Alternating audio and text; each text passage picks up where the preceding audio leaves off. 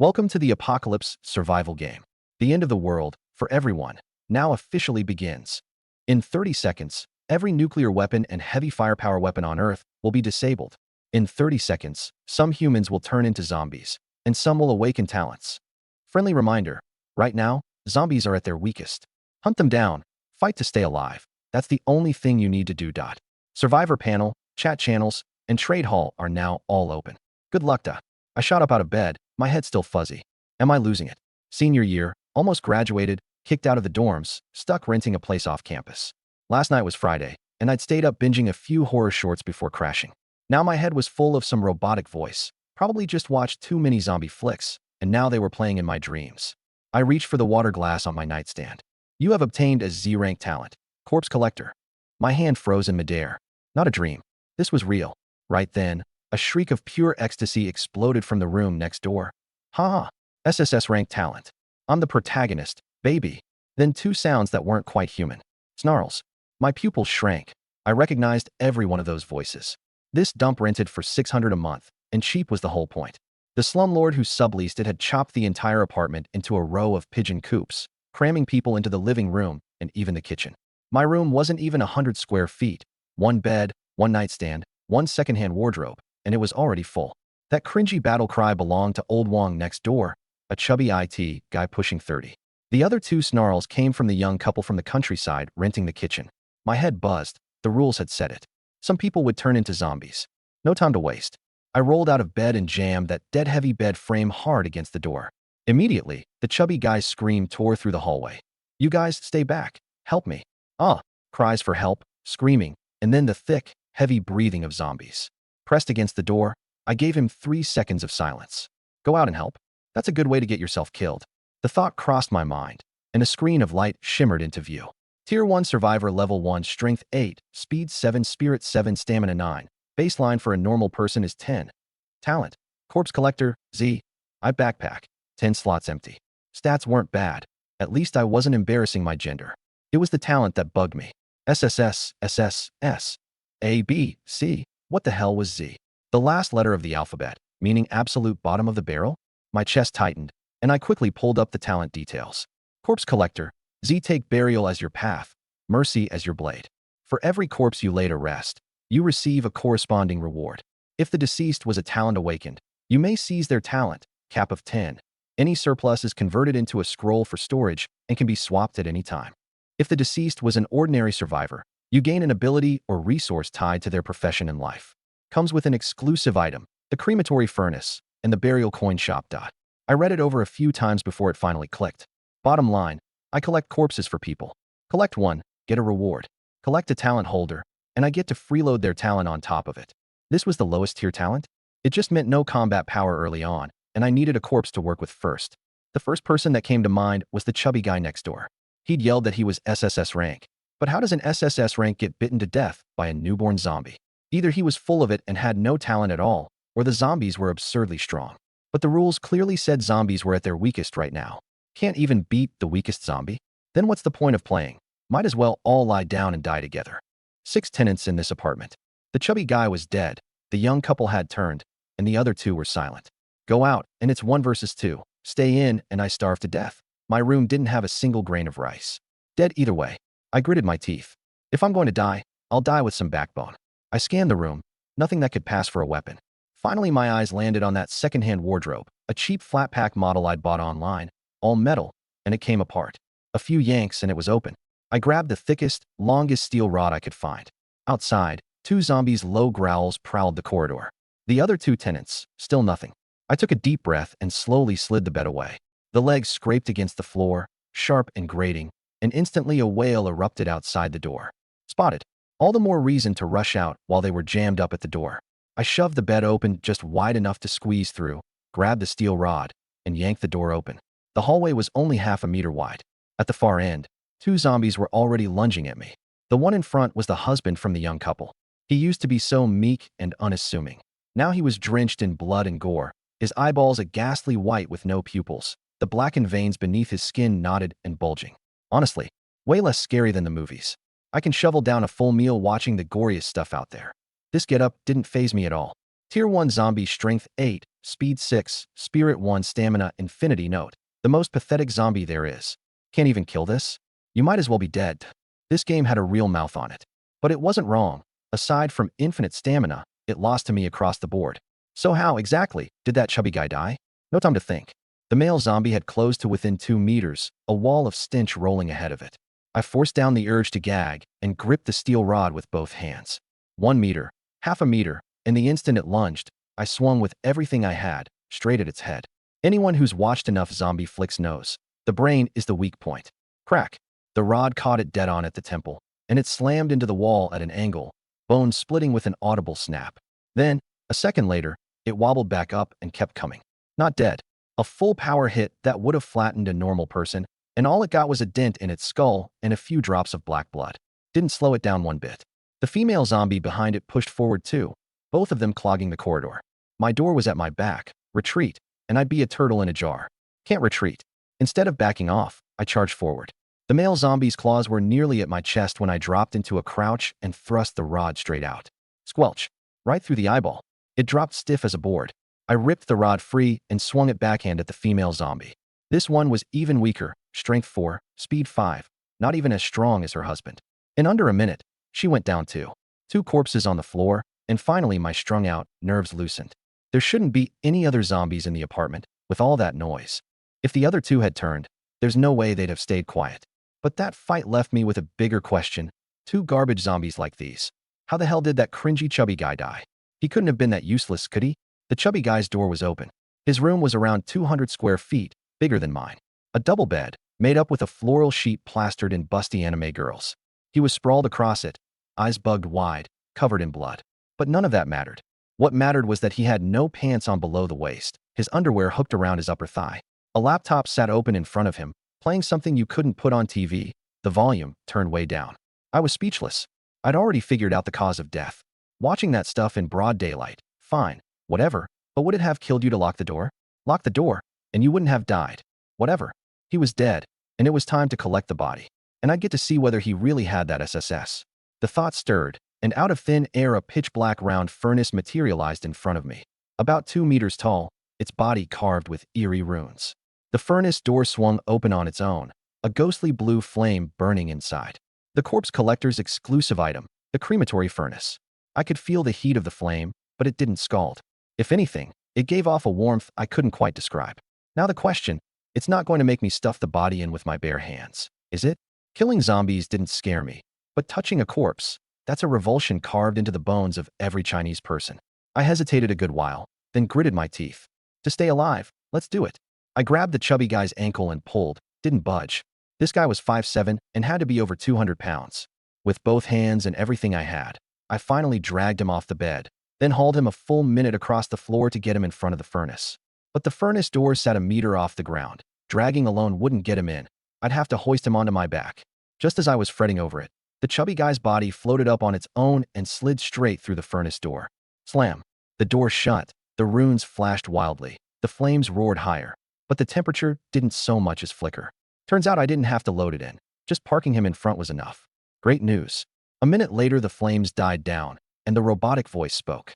This corpse was a Tier 1 talent holder.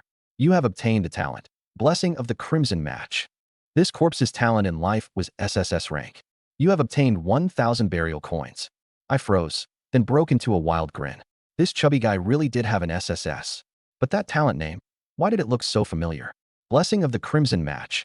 SSS, take good fortune as your guide, mutual protection as your vow. For each qualifying beauty in your care, you receive random survival resources. I licked my lips. Yep, that was it. No wonder he dared shout, I'm the protagonist. This was the standard issue protagonist talent from every apocalypse novel out there. And now it was mine. I'm the protagonist. I grinned, baring my teeth. In the apocalypse, what's most precious? Besides a hard fist, supplies. With this talent, I'd never have to worry about food or water again. Provided I had enough beauties, that is. I'm not interested in women. I only want the supplies. Really.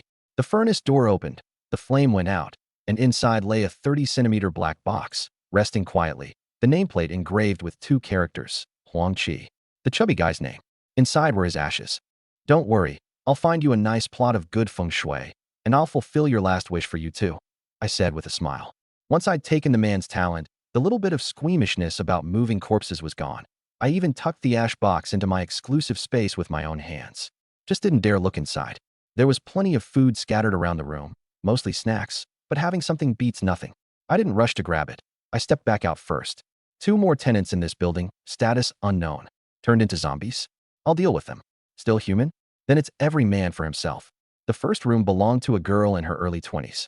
Plain looking, always heavily made up, always came back in the small hours. No idea what line of work she was in.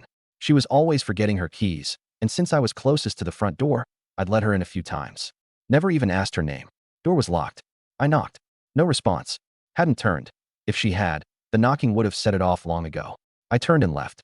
The last room, one push and the door swung open.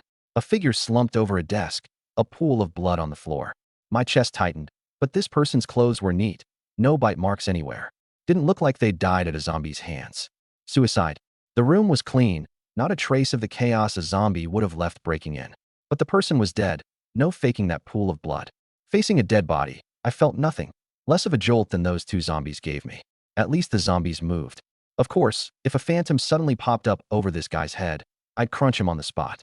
It was only up close that I saw it clearly, a dagger buried in his chest, blood trickling down the hilt. From the moment the rules sounded to the moment people turned into zombies, there was a 30-second window. He'd most likely ended it himself in those 30 seconds. A bad life still beats a good death. I couldn't understand his choice. The apocalypse at least handed you a way out. And what if you awakened in SSS? He didn't even gamble on the chance to be the protagonist. He folded before the hand was dealt. Still, he was a roommate under the same roof, so I figured I'd bury him. The crematory furnace surfaced and solidified, and I dragged the body over to it. Having handled the chubby guy already, I could take this in stride now. The body floated into the furnace, the door shut, the flames rose. A minute later the black box appeared, and the robotic voice sounded. This corpse was an ordinary survivor.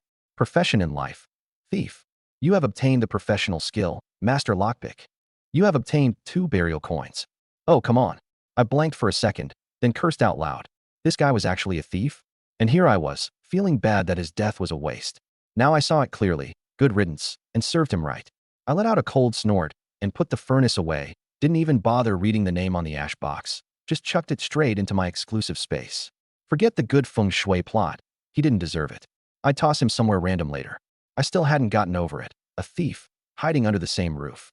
He hadn't robbed us, probably because we weren't worth it. A broke, unemployed student, a cringy fat guy, a working-class couple gnawing on pickles and steamed buns, and a woman of unclear background. If he was going to steal from anyone, it'd only be that woman. Nobody who lives in a pigeon coop like this has cash in their pockets. Still, he didn't die for nothing. At least he left me a skill. Master Lockpick. D can open any common door lock at will. It was a little underwhelming. Calling it Master, but it only opens common locks? He was probably just a small-time crook in life. But it's the apocalypse. No room to be picky. Talent cap of 10, no cap on skills. No reason not to take a freebie this handy. Learned it. What matters most in the apocalypse? Food.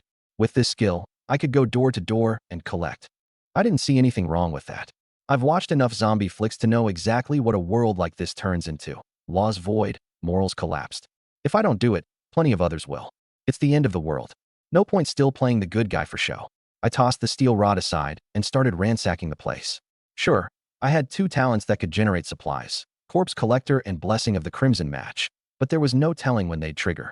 A mosquito's leg is still meat. I'd take everything I could get. I was the only living soul in the whole building, so I searched with a clear conscience. No open flames allowed in the place, so there was nothing proper to eat. All I turned up were 4 bags of crispy noodles, 7 bottles of mineral water, a pile of snacks, and that fruit knife. Didn't grab the phones. They had locks, and they'd be useless in a few days anyway. Out of the thief's room, I headed straight for Huang Chi's. Passing the woman's door, I gave it a glance, locked. No rush. The whole building was mine now anyway. Shut-ins have their upsides, especially an anime-obsessed shut-in like Huang Chi. His room was full of good stuff. Bag after bag of snacks, some I'd never even seen. A few quality, oddball books, swept up along with the rest.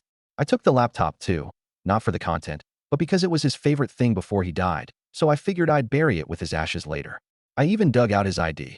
Huang Chi, 27, from Luqing, 3 years older than me. The 10-slot backpack was already full, and the design wasn't even sensible. Same instant noodles, but different brands wouldn't stack into one slot. I had to shove everything into my exclusive space. The space was boundless, a white expanse stretching out with no end in sight. And right now just 2 black boxes and my scavenged haul lay in it. The couple's room had little worth taking. A few packs of pickles, that's it. Except for the woman's room. I'd cleaned out the whole building. Perfect time to hit her place and try out my newly acquired lockpicking skill. I fished out Huang Chi's ID and gave it a firm swipe through the gap in the door frame. Click. Open. The corner of my mouth twitched. I used to watch locksmiths pop doors in short videos and think it was seriously impressive. Now I knew it was no big deal. I could do it too. To a master lockpick. This didn't even count as technique. Any regular person could learn it with a little practice. The room was dark, curtains drawn. I flicked on the light, and my mouth twitched again. Empty, nothing left but a plywood bed. She moved out. When? How did I not know? I'd just let her in the day before yesterday. Thinking about it, she'd most likely left while I was in class the day before. Shaking my head, I headed back. Passing through the corridor, my steps stalled, and I turned to look at the 2 zombies on the floor. Zombies are corpses too, right? Of course zombies are corpses. What else would you call them? And if they're corpses, then I, the corpse collector, should be able to bury them. Besides, that young couple were poor souls too. I dragged both bodies out of the corridor and summoned the crematory furnace. The door opened. The ghostly blue flame leapt up. Both bodies floated in together, shrinking smaller and smaller as they neared the door, a bit like a whole world folding into a mustard seed. The furnace looked like it could only fit 1 person, but in reality, it had a bottomless appetite. A minute later, the door opened, and the chimes sounded. This corpse was an ordinary zombie, profession in life, construction worker. You have obtained the skill, basic bricklaying. You have obtained 1 burial coin. This corpse was an ordinary zombie, profession in life, construction site cook. You have obtained the resource, tomato scrambled eggs times 100. You have obtained 1 burial coin. It worked. Zombies are corpses too, after all. That garbage bricklaying skill would probably be useless in the apocalypse, but the second one stopped me cold. A home-cooked dish? I sent my mind into the space, and, holy cow, 100 plates of tomato and scrambled eggs, stacked neat and tidy, the sweet and sour smell wafting straight up my nose. Still hot. I grinned. This corpse collector talent was the real deal. Talents, skills, supplies, it took everything. Blessing of the Crimson Match had conditions to meet, but corpse collector didn't. Zombies are everywhere out there. Just bury them, and I'd never go hungry again. A black box lay in the furnace, engraved with 2 names, Zhao Guozhu, Li Xiaomei. They can be buried together? No idea whether the rules recognized them as a married couple, or whether it was because they went into the furnace together. I'd have to test it later. Just as I was about to put the furnace away, I spotted something at the bottom. 2 gray crystals the size of fingernails. There'd been nothing when I buried Huang Chi and the thief. This time I'd buried zombies, and these appeared. That was the difference between humans and zombies. I picked up a crystal, cold and hard, and a description floated into view. Tier 1 energy crystal can be used to raise your level. My eyes lit up. I'd been puzzled earlier. The panel plainly said level 1, but killing zombies gave no experience. Turns out leveling didn't run on experience, it ran on this. How do I use it? I squeezed it for a while, no reaction. Don't tell me I have to eat it.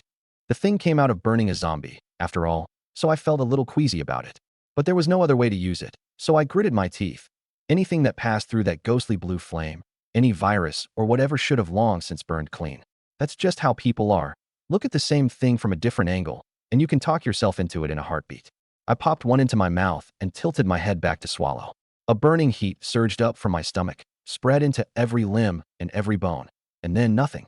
I checked the panel, still level 1, and I hadn't started turning into a zombie either. Not enough of them. If 1 crystal only bumped you a level, that'd be ridiculous. In for a penny, in for a pound. I swallowed the last one too. Same burning heat, slowly settling, level didn't budge. I curled my lip and dropped it. No danger left in the building, and the second I relaxed, hunger and exhaustion came rushing in. Good timing. Let's see how these tomato eggs taste. Back in my room, I made a bucket of the pickled cabbage noodles I'd swiped from Huang Chi's. Then set out a plate of tomato and scrambled eggs. You can't fill up on veggies alone. While the noodles steeped, I pulled out my phone to check the situation outside, and the first thing my eyes hit was a big X over the signal bars. What now? The rules didn't say the signal would cut out. I shook it for ages. No use. No internet was fine, though. A flick of thought, and I pulled up the chat interface. It split into 3 channels: regional, national, and world. And right now, only regional was lit. The moment I tapped in, a screen full of messages slapped me in the face. Sweet little yin. Uwu, can someone save me please? My mom and dad turned into zombies and cornered me in my bedroom. One punch crybaby. Where you at, cutie? Drop your location. Call me daddy. What kind of crap apocalypse is this? The zombies are this weak. I'm out of here. For real, they're weak. I'm a scrawny high schooler, and I already killed 2. CPDD. Any bros near Jianyan Estates want to go zombie hunting together? I've got an S-rank talent. Smack you one. It's the apocalypse. What good is being rich now? Any reincarnators, time travelers, or system holders out there? Big shots? I'll be your loyal dog. I'm a reincarnator. Bro, that's me. DM me. I am Emperor Wu. Don't trust him. Trust me. Lingjiang City official account. Residents, please remain calm. Officials are drafting a rescue plan. Please find a safe location where you are and wait for rescue. I clicked my tongue and closed the channel. Still, I panned a few useful things out of all that noise. 1. People who get bitten or killed also turn into zombies. Roughly half an hour later. Huangqi hadn't turned because it wasn't time yet. 2. In the chat, people were flexing talents ranging from E to SS, but not a single SSS. If Huangqi hadn't died, he really could have been the protagonist. And no one was Z-rank either. The more I thought about what my Z meant, the more baffled I got. 3. Not one person mentioned energy crystals. Were they all keeping quiet about them? Or had nobody discovered them at all? As for the official rescue, it was a lifeline for people with no talent, but useless to me. In the early apocalypse, with nukes and heavy firepower all disabled, rescue wouldn't be easy to pull off.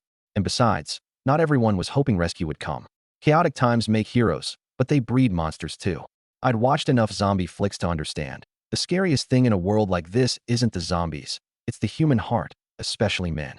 Men are the symbol of strength. The more their power grows, the easier they lose their minds. Women, by comparison, are easier to control, and conveniently, Blessing of the Crimson match only worked through women, too. After I ate, I'd head out and look around, burying corpses while I scouted for qualifying beauties. Survival supplies were the top priority. But before heading out, there was one more thing to check.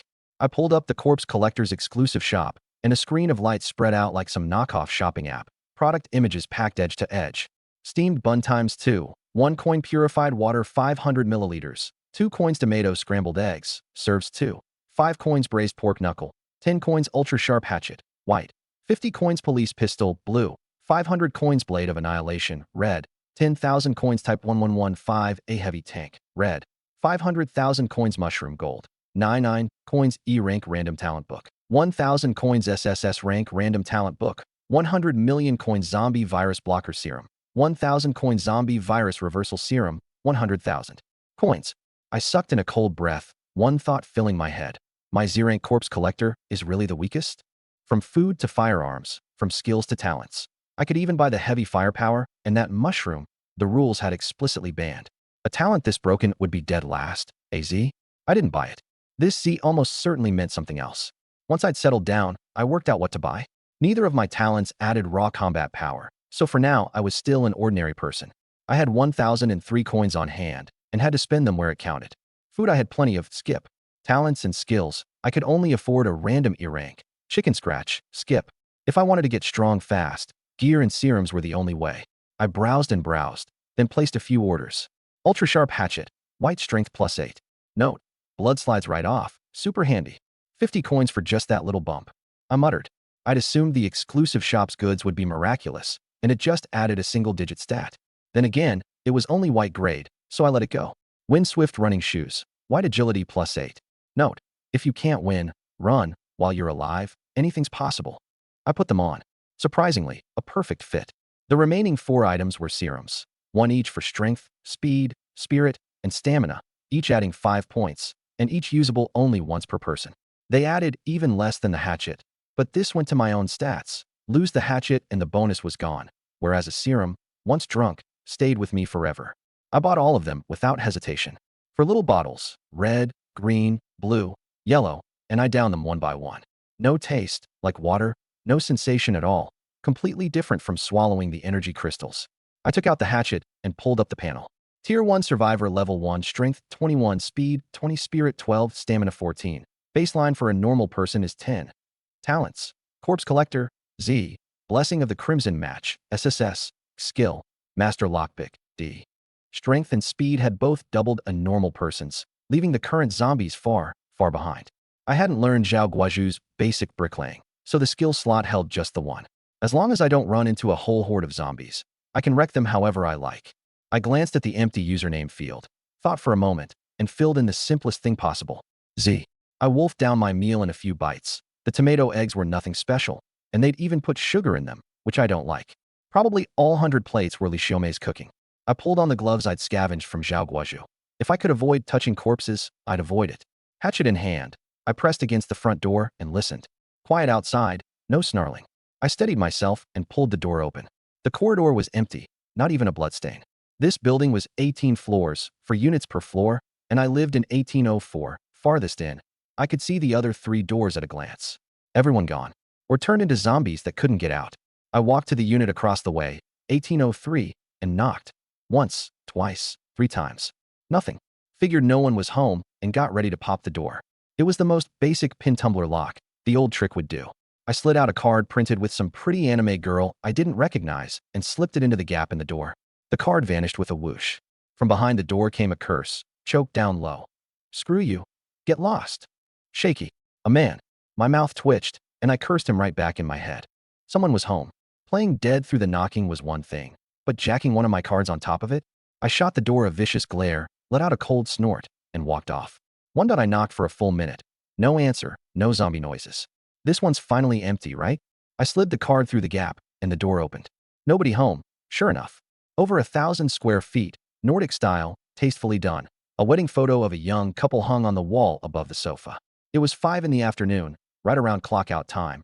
The 2 of them weren't back, maybe still on the way, maybe not off work at all. Whatever. It was all prime scavenging time for me. I made straight for the kitchen, and a dozen odd minutes later, I came out feeling a little deflated. Slim pickings, a few boxes of sketchy processed meatballs, a bit of frozen beef, and for a staple, half a bag of weevil-infested rice. Clearly this household didn't cook much. Those meatballs were probably left over from some hot pot night and long since forgotten. But hey, I was already here, so it all went into the space. Z doesn't leave empty-handed. I swiped some household basics too. As for the pricey electronics, I didn't so much as touch them. Useless, worth less than half a bag of rice. Across the hall, 1801. One knock, and the snarl of a zombie shot out from behind the door, and not just one. Sounded like 2. My eyes lit up, and I tightened my grip on the hatchet. I'd been itching to see how this new body of mine measured up against a zombie. The door swung open, and 2 vicious figures lunged out, one behind the other. I instinctively stepped back, both zombies' stat panels surfacing at once, and I grinned. A pair of elderly zombies, both around 60. The old man's mouth was full of blood. The old woman was covered in bite wounds. Obviously, the old man had turned first and killed her. Their stats were absurdly low. Aside from infinite stamina, they didn't even measure up to Li Xiaomei. And my 4 core stats were now 3 or 4 times theirs. The old man reached me first. I raised the hatchet and brought a cold flash of steel down onto the crown of his skull. SHK. That wasn't the sound of bone breaking. It was the blade slicing straight in without the slightest resistance, like splitting a dead ripe watermelon. Smoother, even. I barely felt a thing as the hatchet ran all the way down. Crown, brow, bridge of the nose, chin, chest, and only stopped when it lodged in his lower belly. The whole old man was cleaved open in a single seam from head to chest, nearly split in 2, black blood gushing out.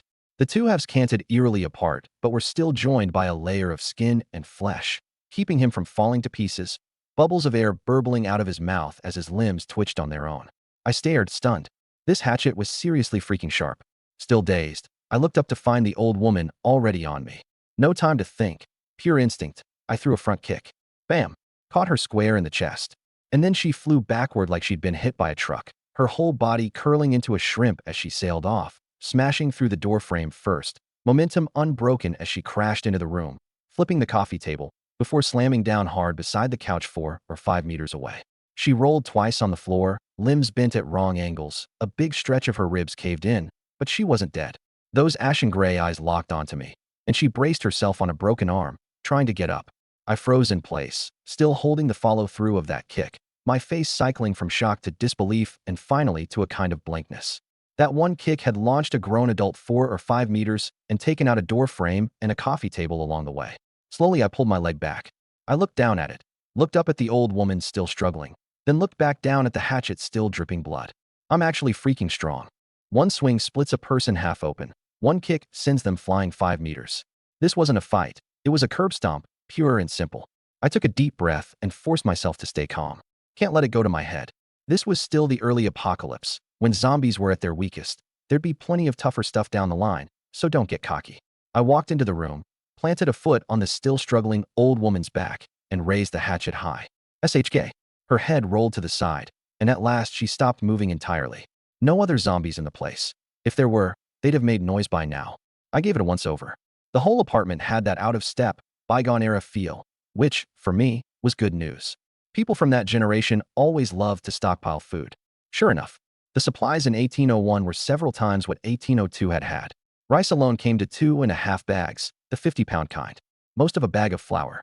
The fridge was crammed with frozen chicken, duck, fish, pork, spare ribs, plus a pile of fresh green vegetables. I swept it all into the space and nodded, satisfied. Between this one household staples and those 100 plates of tomato and scrambled eggs, I had a month or two of food. When it comes to hoarding, you really can't beat the elderly. Nothing else worth taking in the room, so I fixed my eyes on the two corpses. Supplies were good, bodies were better. I summoned the crematory furnace into the living room, hauled the old man over, and set him beside the old woman. Devoted to each other for decades, might as well be buried together. The bodies drifted into the furnace, and a minute later, ordinary zombie, steel mill worker in life. You have obtained the skill, grade, 8 bench fitter, plus 1 coin. Ordinary zombie, infected, textile mill worker in life. You have obtained the skill, weaving technique, plus 1 coin. I opened my mouth and had nothing to say. I'd buried 7 bodies now, and setting aside Huang Chi's talent. Only the thieves and Li Xiaomei's out of the other 6 had given me anything usable. Grade, 8 bench fitter is the ceiling of traditional fitting work, sure, but in the apocalypse? Useless. And weaving technique wasn't even worth mentioning. I shook my head and swallowed my irritation. At least 2 energy crystals and 2 coins were the real deal. The box was engraved, Zhang Ming, Wang Shufang. I'll find a chance to lay you 2 to rest properly. Rest easy.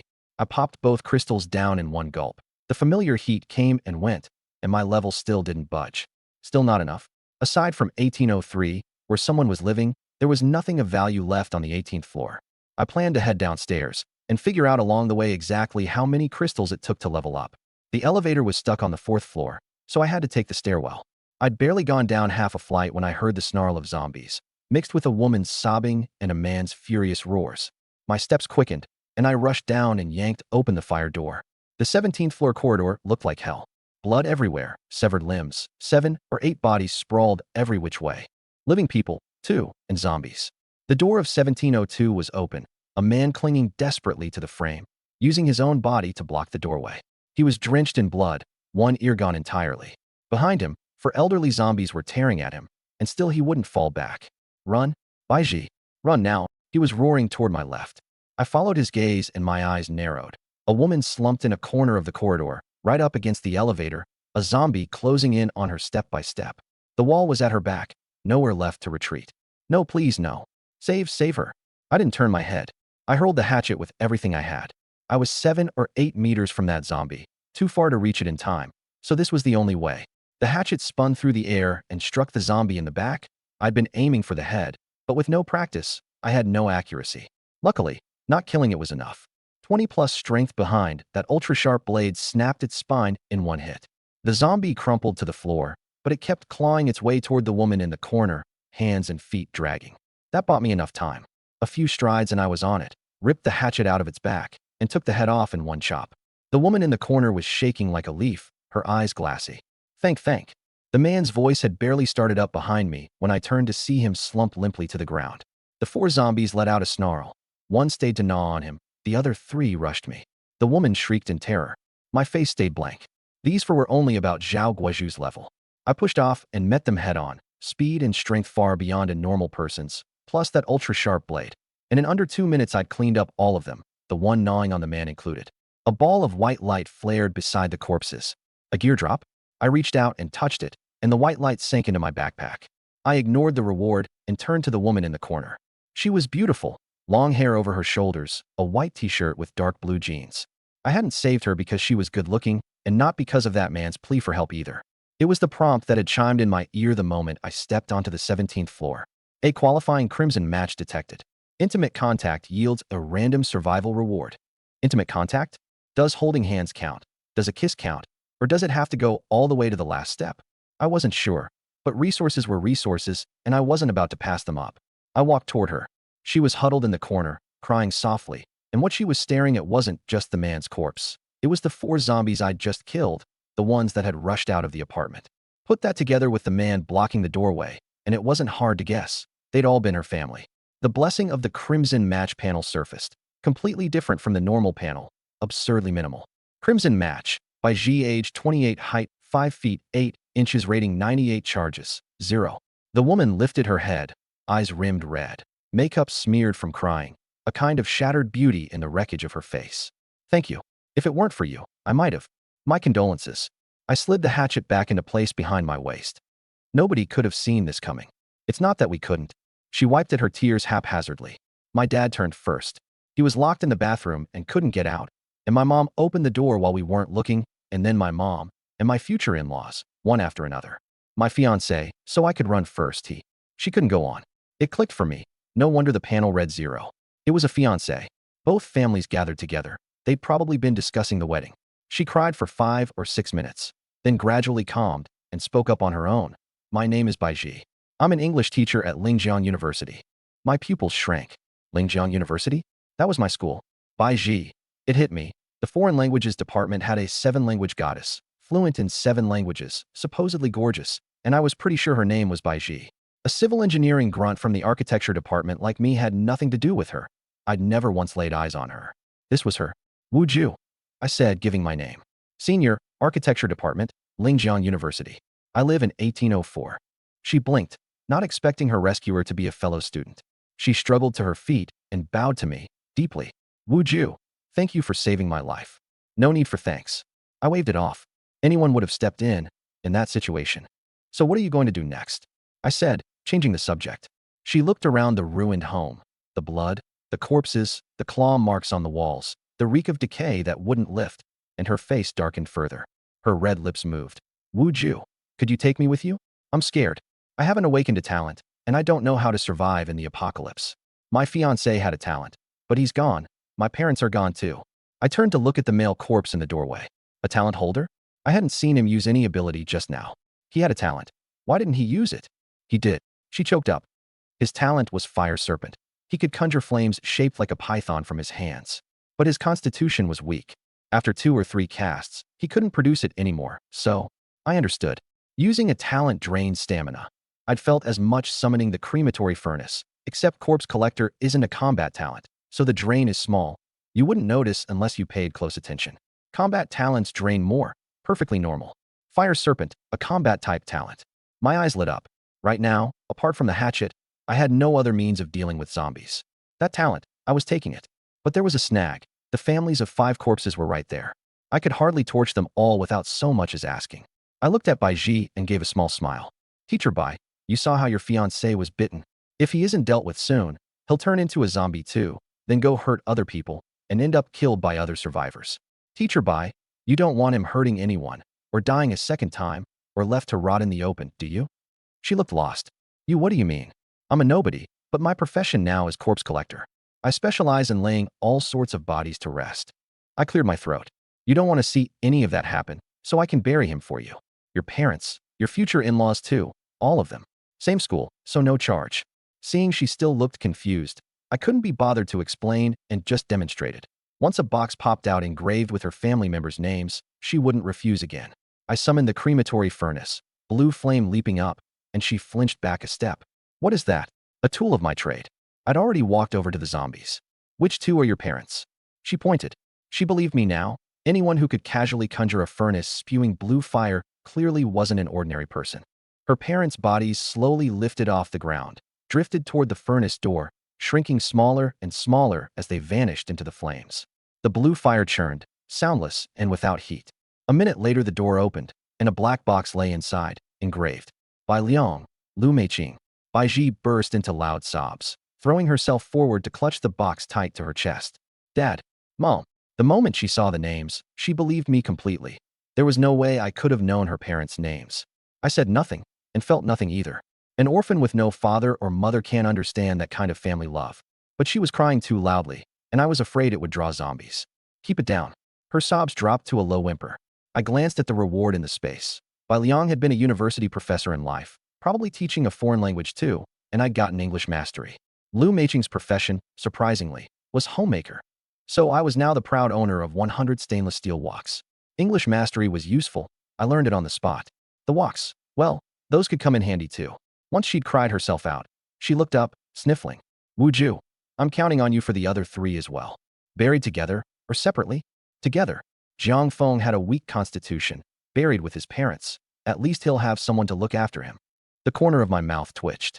I didn't believe a word of that, but I wasn't about to argue with the client's wishes. The blue flame rose again. Ordinary zombie, infected, civil servant in life. You have obtained the skill, office backstabbing. Plus 1 coin. Ordinary zombie, infected, doctor in life. You have obtained the resource, rubbing alcohol times 200. Plus 1 coin. This corpse was a tier 1 talent holder. You have obtained the talent, fire serpent. C-rank talent in life. Plus 50 coins. My eyes went wide. A C-rank only gives 50? The shop had stuff running into the hundreds of thousands, the millions, the hundreds of millions. How many talent holders would that take to bury? Then I reconsidered. I was being narrow-minded. The prompt clearly said tier 1. The higher the tier, the more coins it'd give. And besides, the main source was never going to be talent holders. It was zombies. Blue Star has tens of billions of people. If they really all turned into zombies. I shook my head. That thought was even more absurd. While she clutched the box and sniffled, I checked the new talent. Fire Serpent. C can condense serpent-shaped flame to attacked. No flare at all. Corpse Collector and Blessing of the Crimson Match both came with a whole prefatory passage. This one was just a bare single line. But shabby as it was my very first attack talent.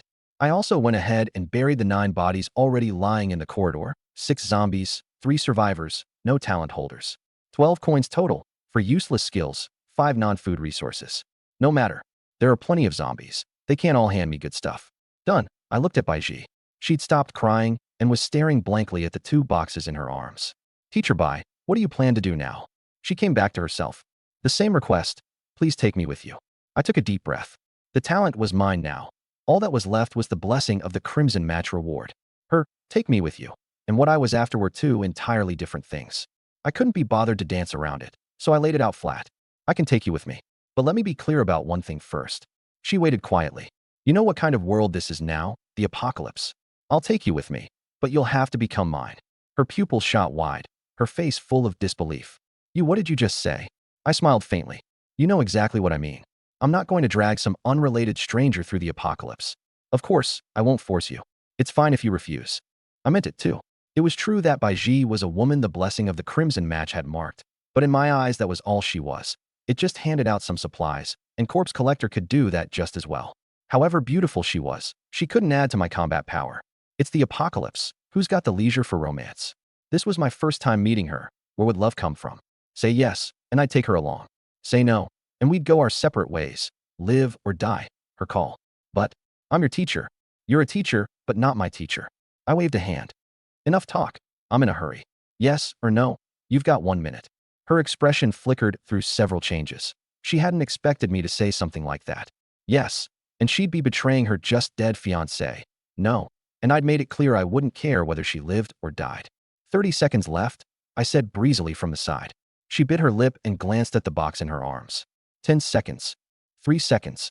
She clenched her teeth hard and took one last long look at the box. I'm sorry, Jiang Feng.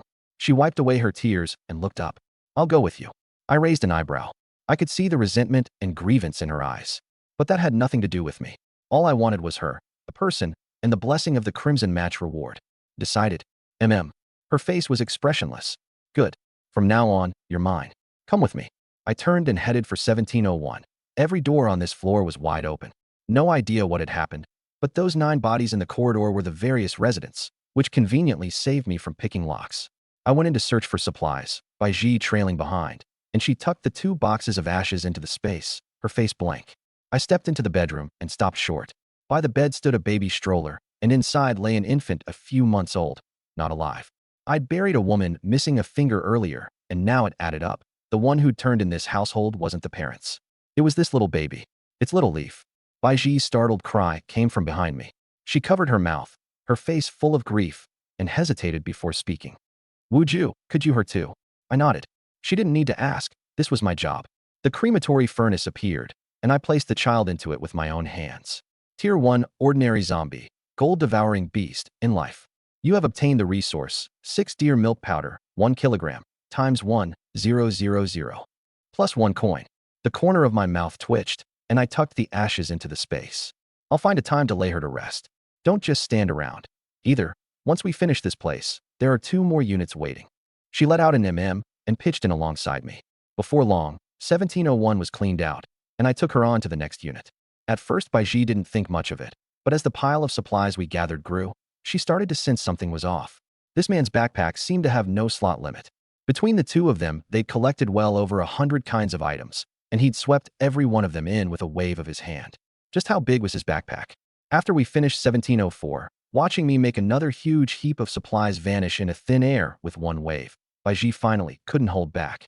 How on earth are you doing that? A normal survivor's starting backpack is only 10 slots, and upgrading it takes energy crystals. Did you upgrade your backpack? I paused. There was a mechanic like that? After getting the exclusive space, I'd never even looked into the backpack. Who owns a mansion of a few thousand square meters and still frets over 100-square-foot studio? How many crystals for one upgrade? You don't even know that? A flicker of confusion crossed her eyes. 10 crystals per upgrade, up to 20 slots. At first, I didn't know where the crystals came from either. It wasn't until I watched you burn the bodies that I figured it out. I nodded, but inside I was working out something else.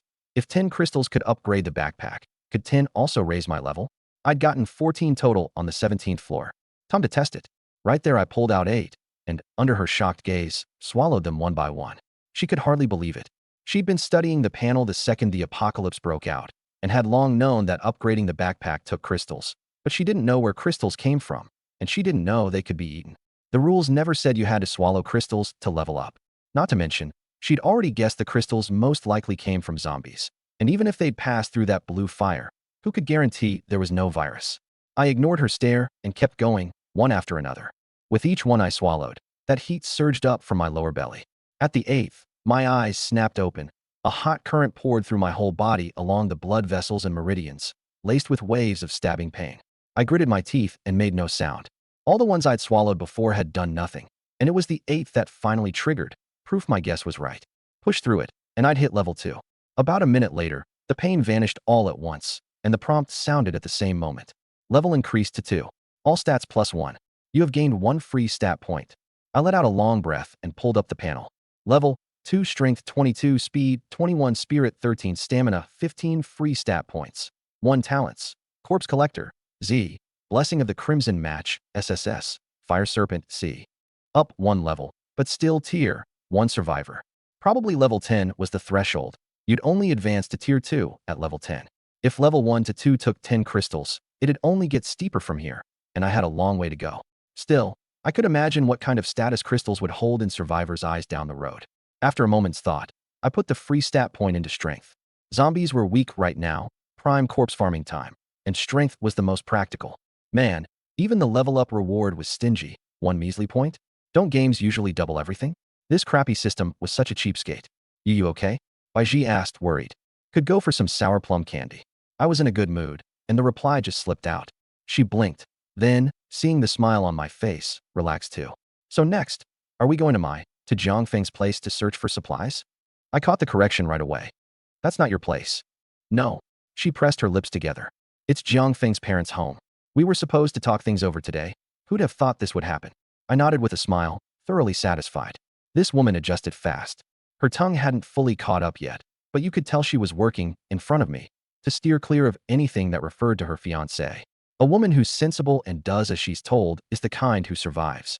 Since she was being this shrewd, I couldn't shortchange her either. A flick of my hand, and I tossed her a crystal. For me? Yeah. This stuff boosts your strength. Swallow it, like I just did. She hesitated. It had come off a zombie, after all, which was unsettling. But at the thought of getting stronger, and seeing that I'd swallowed so many with no ill effect, she steeled herself, tipped her head back, and downed it. How does it feel? She was quiet for a few seconds, then shook her head. I don't feel anything at all. My brow furrowed. That wasn't right. I felt heat from a single one. How could she feel nothing? Really nothing? No fire burning down here, in your lower belly? Nothing. My frown deepened. We were both survivors. Why did it do nothing when she ate it? Then, all at once, my eyebrow lifted. The biggest difference between her and me was that she had no talent. Could it be that crystals only worked on talent holders? But if so, what were all the survivors without talent supposed to do? Stuck at level 1 forever? Zombies would only keep getting stronger. There was no doubt about that. If that was really the case, people without talents were going to die horribly down the line. And even if they didn't die, their standing among people would plummet. But then again, if that was really the case, wouldn't that make me, the corpse collector, invincible? Corpse Collector had an exclusive shop that sold more than food, talents, and skills too. Bury a talent holder and I could freeload the talent. I could use tin myself and convert the surplus into talent books to store away. And those talent books surely weren't for reading. They were for other people to use. I could sell them, trade them, even build a whole squad of talent holders. My eyes shone. Corpse Collector was nowhere near as simple as a bottom-of-the-barrel Z. This thing was fiercer than an SSS. I really was the protagonist after all. Huang Qi hadn't been worthy. Wu Ju. Does that mean I can never level up? Bai Ji wasn't dumb. She figured it out fast, and her eyes reddened. I gave a rakish grin. Normally speaking, yes. She bit her red lips, her face full of resentment. The next second I spoke again. But with me? Yes, you can. I can make you into a talent holder. She didn't dare believe it. On what grounds? I wasn't the system. I couldn't be bothered to explain. Believe it or not, your choice. And with that I turned and left. She stood there staring at my back, that line echoing over and over in her head. Real or not? She gave a small, bitter smile. She'd already agreed to be my woman anyway, so what did real or not matter? 1702 was Jiang Feng's parents' home. I took her through and searched it clean. She stayed expressionless the whole time, and I couldn't read what she was thinking. Once we finished, I looked at her. I'm going to keep heading down. You can wait here for me. Don't worry, there are no zombies left on the 17th or 18th floors. I'll come back. She started, then shook her head, staring at me intently. I'll go with you. She was afraid I'd abandon her. The two of us hadn't reached that point yet, and in her eyes there was no bond between us at all. I could easily just leave her behind. Fine, come along if she wanted. With Fire Serpent, I could handle zombies more comfortably. As long as I didn't get swarmed by a big group, keeping her alive was no problem. On the way to the 16th floor, I went first and she followed. The low growls of zombies kept drifting up through the stairwell, mixed with human cries for help, and Bai Ji couldn't help a shiver. She'd come within a hair of dying in those jaws herself. The 16th floor wasn't as silent as the 18th, nor as bloody as the 17th. Just 3 zombies wandering the corridor, a couple in their 50s and a huge, hulking young man. Out of the 4 units, only one door was wide open. They'd almost certainly come out of it. Bai Ji gasped and backed away. The earlier zombies had at least been her family. These 3, drenched in blood, savage and horrifying, sent a chill through her. I, on the other hand, was intrigued. In my eyes, these weren't zombies. They were 3 energy crystals, precious things with a chance of dropping a talent. And a perfect chance to test out my newly acquired Fire Serpent. The zombies spotted us and charged, roaring. Bai Ji started to run. But seeing me stand stock still, she stopped short too. She knew I was strong, but why wasn't I dodging? The next second, she saw something she couldn't believe. I raised my right arm, and a rope of flame as thick as an arm blasted out from my palm, coalescing in midair into a python that whipped its head and tail as it lunged at the 3 zombies, lighting one ablaze first, then twisting to ignite the second and the third. In the blink of an eye, 3 balls of fire tumbled through the corridor, shrill snarls rising and falling one after another. Bai Ji stood there open mouthed, her eyes full of disbelief. She'd seen this before, not long ago, in Jiang Feng's hands. But Jiang Feng's Fire Serpent had been only finger thick, not recognizable as a snake at all, more like a rope that had somehow grown eyes. My Fire Serpent, though, flicked a clearly visible forked tongue, its flame scales distinct, and though a few of them sat a little unevenly, it was leagues beyond anything Jiang Feng could manage. But what she couldn't accept most of all was the question underneath it. Why could I use Jiang Feng's talent? She licked her lips, and a thought surfaced. Maybe this man really could make her into a talent holder. The way she looked at me now carried a strange new light. Me, though, I was frowning, staring down at my right hand. I was happy with the Fire Serpent's power, but the drain was brutal. My stamina was visibly plummeting. At this level, I could manage maybe 5 casts of the serpent, each under 10 seconds, before my stamina bottomed out. Attack talents burn through you this fast? I muttered. And this was only C rank. What happened at higher ranks? Corpse Collector could carry 10 talents, but I couldn't possibly sustain 10 talents worth of stamina. Looked like I'd have to start piling points into stamina down the line. I summoned the crematory furnace, ready to bury the 3 of them, just in case one was a talent holder. The furnace had barely solidified when a figure slipped past me from behind and walked straight up to one of the corpses. Bai Ji, what are you doing? She paused and looked back, blinking.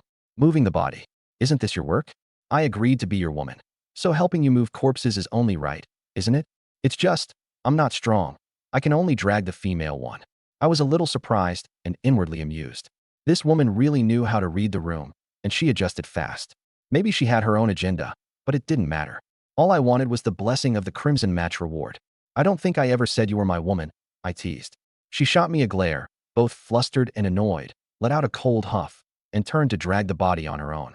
I grinned. So this was what it felt like to have it both ways. Her brows were knit tight, her lips pressed into a hard line. You could tell she still couldn't stomach this work, but she said nothing and hauled the corpse toward the furnace bit by bit. I was satisfied and pitched in to help. 12th floor. The moment we stepped into the corridor, Baiji said in surprise. It's so clean here. I nodded. About the same as the 18th floor where I lived. No bloodstains, no signs of a struggle, all 4 doors shut. In the 3+ hours since I'd left my room, I'd already swept 6 floors. The 14th had been the worst. The 4 units seemed to be friends, a dozen odd people gathered in 1404 for hot pot. And the ending doesn't need spelling out. By the time we passed through, there wasn't a living soul left on the whole floor, just a dozen zombies shambling around. The other floors weren't much better. Only a man living alone on the 15th was fine, neither turned nor awakened. He wanted to come with me, and I flatly refused. I was bringing Baiji for the reward on her, so why would I bring along some grown man? This isn't San Francisco, and I'm not a bottom. Though, granted, the blessing of the Crimson Match never actually said a Crimson Match couldn't be a guy. Aside from him, I hadn't run into any other living people. But they couldn't all be dead. I'd only killed 30-odd zombies total, more than half of them on the 14th floor.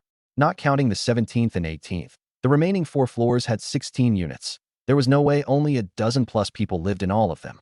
There were plenty of bloody footprints and severed limbs in the stairwell too. Some residents had fled, and whether they were alive or dead, I had no idea. The hall was less than satisfying. 30+ zombies, and somehow not a single talent holder among them. All ordinary zombies or infected people. So aside from the 30-odd crystals, no new talents. What I did rack up was a pile of oddball skills, most of them useless, advanced calculus mastery, postpartum nanny experience. Still, 30 crystals in hand. Once I finished this floor, I'd head back and see if I could push up another level. Baiji came back over. No answer from 1203 or 1204, and no zombie noises either. But we can skip 1204, just do 1203. Why? She blinked and spread her hands. 1204 has a keypad lock, and the newest model at that. Can you crack it? That was another thing that had surprised her, an unemployed college student who could pick locks. But she'd accepted it fast. It's the apocalypse. What's there left you can't accept? I opened my mouth, ran through master lockpick in my head, and sure enough, there was no entry for cracking keypad locks. So this skill had its limits too. Fine, skip 1204. I gave a snort and went straight for 1203. Baiji snickered behind me, seeing me stumped for the first time. The man was strong, sure, but he wasn't all-powerful. The two of us reached 1203's door one behind the other. I just pulled out Huang Chi's card when there was a creak behind me. My brow furrowed. Behind me was 1204. Baiji had just said there was no answer, and now the door was opening. Zombies don't have the brains to open doors, so that left only one option, a person. I'm not afraid of zombies. I'm afraid of people. Someone who played dead through a knock. Why would they suddenly open the door now? I spun around and gave a slight start. It really was people, and more than one. 1204's door was half open, and 2 heads poked out of the gap, one high, one low. Who are you? What are you doing at the unit across from us? A woman in her 30s, her loungewear rumpled, hair tied up carelessly, her face full of scrutiny and wariness, and a boy of 7 or 8 hiding behind her, only half his face showing, his eyes darting around.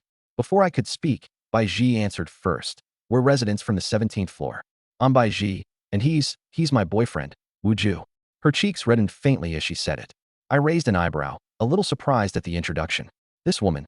The woman gave us a once-over, her gaze landing on the hatchet in my hand, a barely perceptible glint crossing her eyes before she piled on a smile. Oh, little sister, your boyfriend's so capable. Could you take my son and me with you? I can't cook, and my husband's not home. What am I supposed to do in a situation like this? Sis, take us along. She shoved the boy forward. The boy played along, mouth quivering, looking pitiful. Miss, I'm hungry. Baiji frowned and glanced at me on reflex. My face stayed blank. Do you have any food? Seeing me unresponsive, the woman got straight to it. My son hasn't eaten all day. Give us some food first. We don't have much. I said it flatly.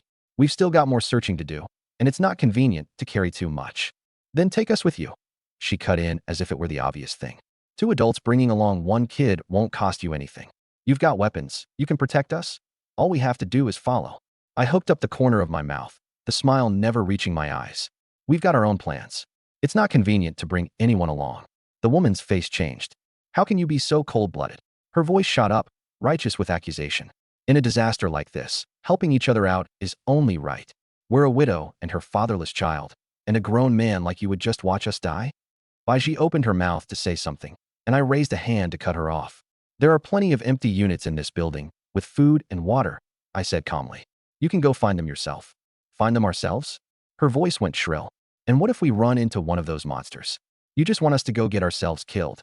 She yanked the boy over, her voice thick with tears. Look at him, he's only 7.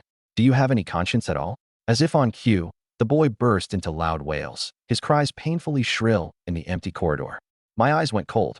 So people like this really did exist. Shut your mouth. Not loud, but carrying a pressure that brooked no argument. The woman was cowed, her crying hitching to a stop. Then she caught herself, her face going even angrier. What are you being so fierce for? A grown man bullying a widow and her child. What kind of ability is that? The more she talked, the more worked up she got. When the apocalypse first hit, Zhang Fong had meant to take her son and flee the building. But she'd barely reached the stairwell when she saw a man with a severed arm come running down from above, several zombies chasing him. Terrified, she'd shrunk back into her unit, hiding behind the door, hoping a neighbor would run first so she could follow. But the other 3 units were dead silent, no movement at all. She'd begged for help in the chat channel. No one paid her any mind, and some even cursed her out for being crazy. Full of frustration and out of options, she could only press against the door and listen. Baiji was the first living person she'd seen, but she hadn't intended to show herself at all. One woman couldn't protect the 2 of them. Even if Baiji had knocked, she'd have pretended not to hear. Until I showed up. A man, armed, and one who'd fought his way down all the way from the 17th floor. Zhang Fong thought, saved. Too bad. She'd picked the wrong man. All she had to do was follow me, and she could get out of here. Zhang Fong hadn't expected me to refuse. A woman with a child. Wasn't helping her only right? I'm telling you, if you don't take us with you, I'll scream. I'll scream every one of those monsters over here. We're not going to survive anyway, so let's all die together. Her face twisted savagely. The boy beside her stopped crying and glared at me viciously. You're a bad guy. My dad flies planes, and if you don't save me, I'll have my dad fly his plane over and kill you. Baiji's face changed abruptly. Zombies come toward sound.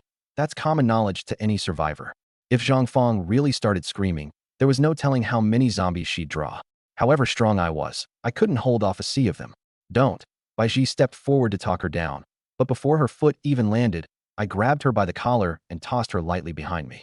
With people like this, you don't reason. I smiled at her, then turned to face the mother and son, my eyes fixed on the boy. Kid, your dad flies planes? Yeah. He craned his neck. My dad's super powerful. His plane's got machine guns and bombs. If you don't save me, I'll have him blow you into a meat paste. Zhang Fong stood there, mortified. It was true her husband flew planes, but it was an ordinary passenger jet. The machine guns and bombs were nonsense she'd made up to keep the kid entertained. I scratched my head and honestly felt a flicker of hesitation. If it were true, I'd have a harder time acting. I do hold soldiers in respect. Your dad's in the military? No, yes. The boy had barely gotten out a no before his mother talked over him.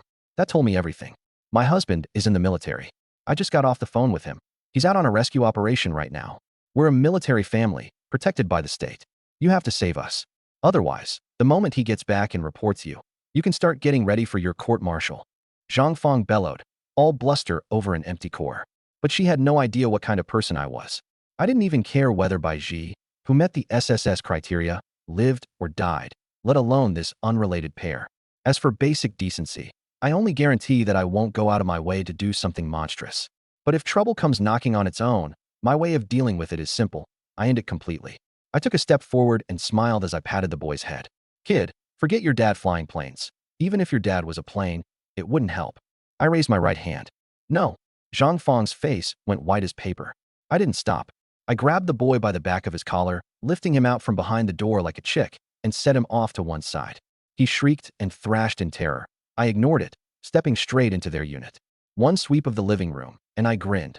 On the TV cabinet sat a model airplane, the most ordinary passenger jet. Looks like your husband isn't military. You're lying. I turned back to her, full of scorn. Zhang Fong's face cycled through one shade after another, her lips trembling, unable to get a word out. I strolled back to the doorway, hatchet in hand, and crouched to meet her at eye level. Listen, I don't care whether your husband flies planes or drives a tractor. My voice was soft, but it drove into her ears like nails. There are plenty of empty units in this building with food. Want to live? Go find it yourself. I won't take you along, and I won't give you a single thing. As for the moral blackmail, that stuff doesn't work on me. You picked the wrong man. You cold-blooded. Before she finished, I flicked my hand. Slap.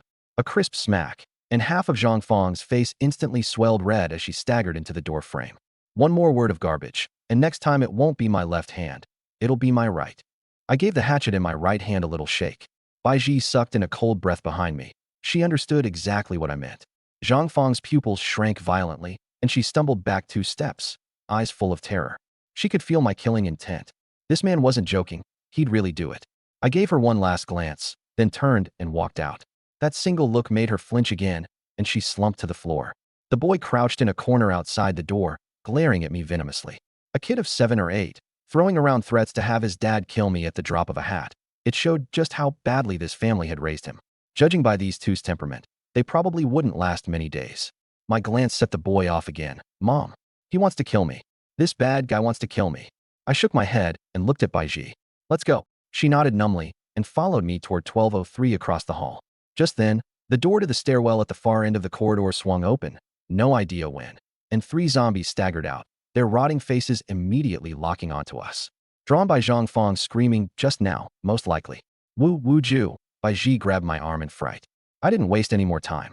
Card in the gap, door open. Get in. Before shutting the door, I glanced across the hall. The boy had seen the zombies too, and his scream tore through the whole floor's dead silence. Stay back. Help. Mom. Save me. He scrambled backward. His legs gave out, and he fell to the floor. Inside the unit, Zhang Fang heard the commotion and tried to save her son. She got up and immediately toppled over too, her legs like springs. Moving even a meter was a struggle. The zombies didn't care about any of that. Snarling, they lunged. Slam. The door shut. I stood with my back to the corridor, the mother and son's cries for help and the zombie snarls on the other side of it. My face was blank. Bai Ji clenched her fists, her lips white. Wu Ju, they. My gaze went cold. You want to save them? Go yourself. She shivered. I lit a cigarette and looked at her. This is the first time, and it'd better be the last. You want to play the savior? I won't stop you, but don't bring it to me. I don't want to hear that kind of talk again.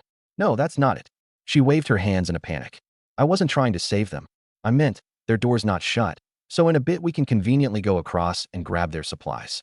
My hand paused, and I rubbed my nose, a little embarrassed. So that's what she meant. And here I'd figured her bleeding heart savior complex was flaring up. I'd nearly split her open with the hatchet, and only held back because the blessing of the Crimson Match reward wasn't in hand yet. All right, good point. Let's grab the supplies. I changed the subject and walked past her into the living room. Behind me, Bai Ji sniffled, feeling a little wronged. She did feel a bit of sympathy for the mother and son, but she really hadn't been thinking of saving them. She couldn't even guarantee her own safety. Still, after that little episode, she'd seen my nature clearly, an extremely selfish, extremely cold-blooded man. But she also understood that in the apocalypse, only people like this survived. If she wanted to live well, she'd better not cross me. The snarls and screams outside didn't last long before they went quiet. Bai Ji and I finished searching 1203. The moment we stepped out, the 3 zombies lunged. I swept my right hand up, the fire serpent coiled around them, and by the time Bai Ji followed me out, all 3 were charred husks. I looked at the corpses of the mother and son. They hadn't turned into zombies. It wasn't time yet, but they were good and dead. Character is character, but I still meant to bury them. It's my job. Bai Ji came over on her own to move the bodies, already quite practiced at it. Ordinary survivor, homemaker in life. You have obtained a resource. Bird brand laundry soap times 100.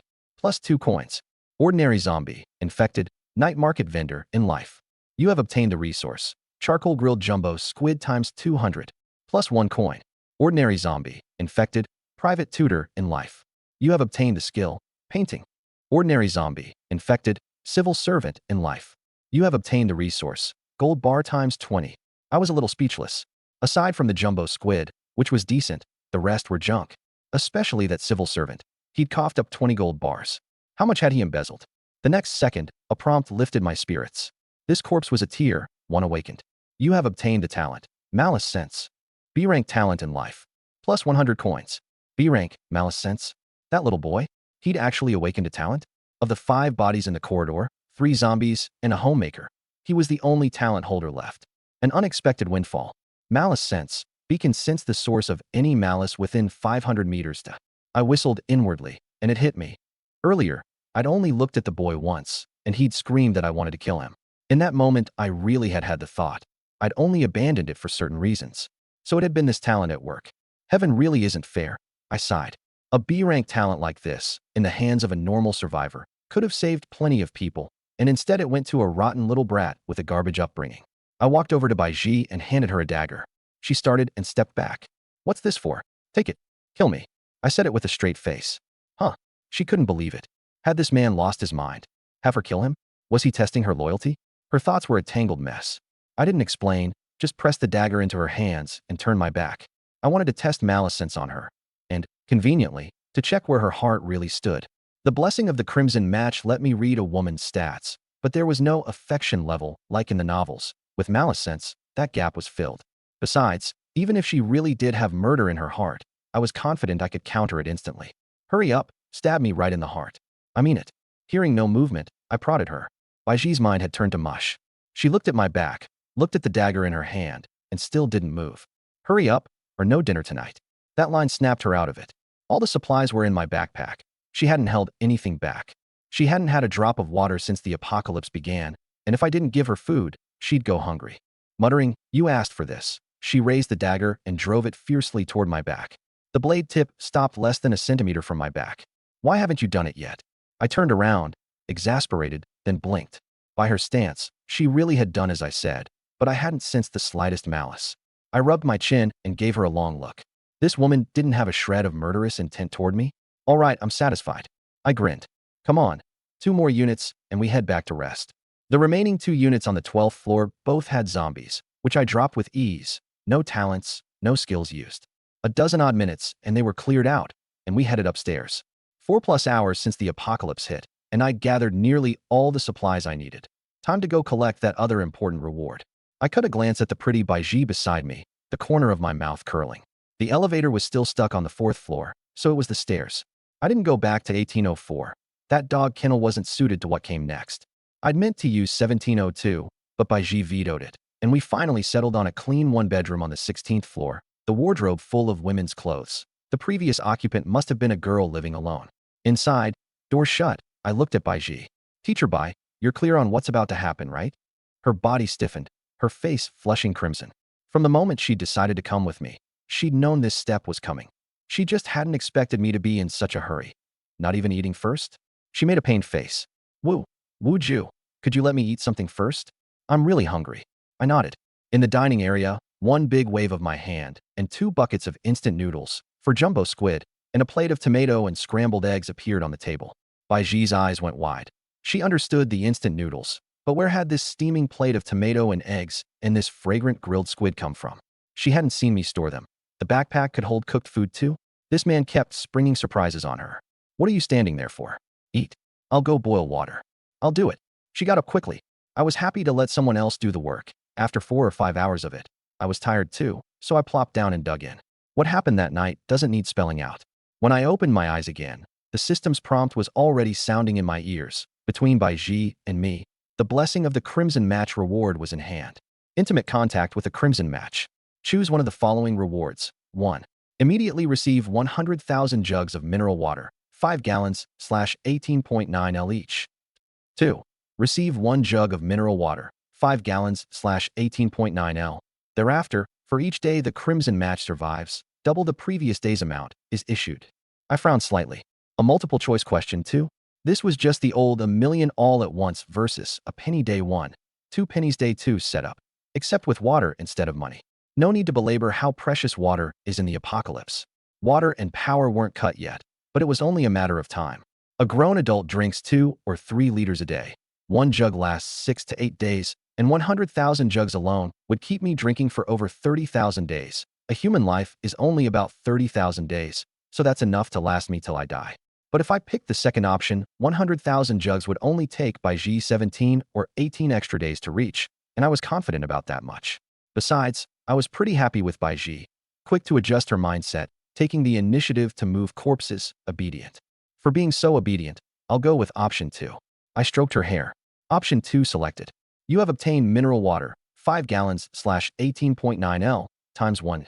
I clicked my tongue, and suddenly thought of Huang Qi. If that guy hadn't died, with a talent like this he might really have carved out a good life in the apocalypse. Shame. Then there was one more thing. From the 16th floor down to the 12th, I'd accumulated 42 energy crystals, and I wanted to see if I could level up again. I swallowed them one after another, and at the 20th, the stabbing pain hit. I gritted my teeth and pushed through. A minute later, level increased to 3. All stats +1. You have gained 1 free stat point. Keep going. I wanted to blitz straight to level 4, but I knew the math. Level 1 to 2 took 10 crystals, 2 to 3 took 20. At this rate, 3 to 4 would be 30 or 40, and the 20-odd I had left wouldn't cover either. Still, hoarding them was hoarding them. I swallowed the lot. Sure enough, the crystals ran out, and the level didn't budge. I wasn't disappointed either. It was only day 1 of the apocalypse, and hitting level 3 was already pretty good. Right now, there were probably barely any people leveling up. Most didn't even know energy crystals existed. Why isn't there even a leaderboard, so I could see where I rank? I grumbled, chalking up another petty grievance against the system. I put the free point into stamina. Attack talents burned through it too fast. Level 3 Strength 24, Speed 22, Spirit 14, Stamina 17 talents. Corpse Collector, Z. Blessing of the Crimson Match, SSS. Malice Sense, B. Fire Serpent, C. I also pulled the ball of white light out of the space. It had dropped while I was saving by G earlier. Dozens of zombies, and this was the only thing to fall. Wooden Bow, White Strength +3. Note, shoot right through them. I curled my lip. Junk, nowhere near my hatchet. But it was still a fair bit better than this world's original weapons. I tested it. Wooden sticks, iron rods, kitchen knives, daggers, none of them added stats in hand. Seemed only things dropped from killing zombies gave stat boosts. Then something unusual caught my eye. Same white grade, but this wooden bow had no star, whereas every weapon in the Corpse Collector shop, high grade or low, had a star. What a 1-star difference means, I don't need to spell out. The Corpse Collector talent, incredible. The next morning, I opened my eyes to find Baiji turned toward me, staring at me intently. Seeing I was awake, her pretty face flushed. You're up. What? Waiting to get your morning workout in. I teased with a wicked grin. She glared daggers at me and pouted. As if, I was waiting for you to wake up so we could eat. I'm hungry. You're a greedy little glutton, aren't you? Food's all you think about. That made her even madder, and she bit down on my shoulder. You're still talking. It's all your fault. You wore me out so much last night, I've got no strength left. Of course I'm hungry. I laughed and pecked her on the lips. Come on, let's eat. We got up and cleaned ourselves off. Her clothes had gotten soaked in the shower the night before, so she had to throw on my t-shirt. The previous occupants' things were here, and the outerwear was fine, but she wouldn't wear the underwear, afraid of some disease. I agreed. If she caught something, I wouldn't dodge it either. Breakfast was grilled squid with tomato and scrambled eggs again, plus freshly steamed rice. Once she'd eaten her fill, she suddenly spoke up. Wu Ju, are you going out to collect supplies again today? By the sound of it, she wasn't planning to come along. What? You don't want to go? She bit her lip and let out a weak mm. I wouldn't be any help tagging along, and if we run into a lot of zombies, you'd have to split your attention protecting me. I want to stay and gather some apocalypse intel. Is that okay? I thought it over. It made sense. It had been a full day, and I'd done nothing but fight zombies or spar with her. No time at all to pay attention to the outside world. Intel mattered too. Having her collect it would save me the effort. Also, when I first woke up, I gave the supply situation some thought. She cleared her throat. It's not just food we need, it's water and power too. Neither is cut yet, but they will be eventually, so we should stock up ahead of time. For water, I'll keep more here in reserve. You just need to get me containers to hold it.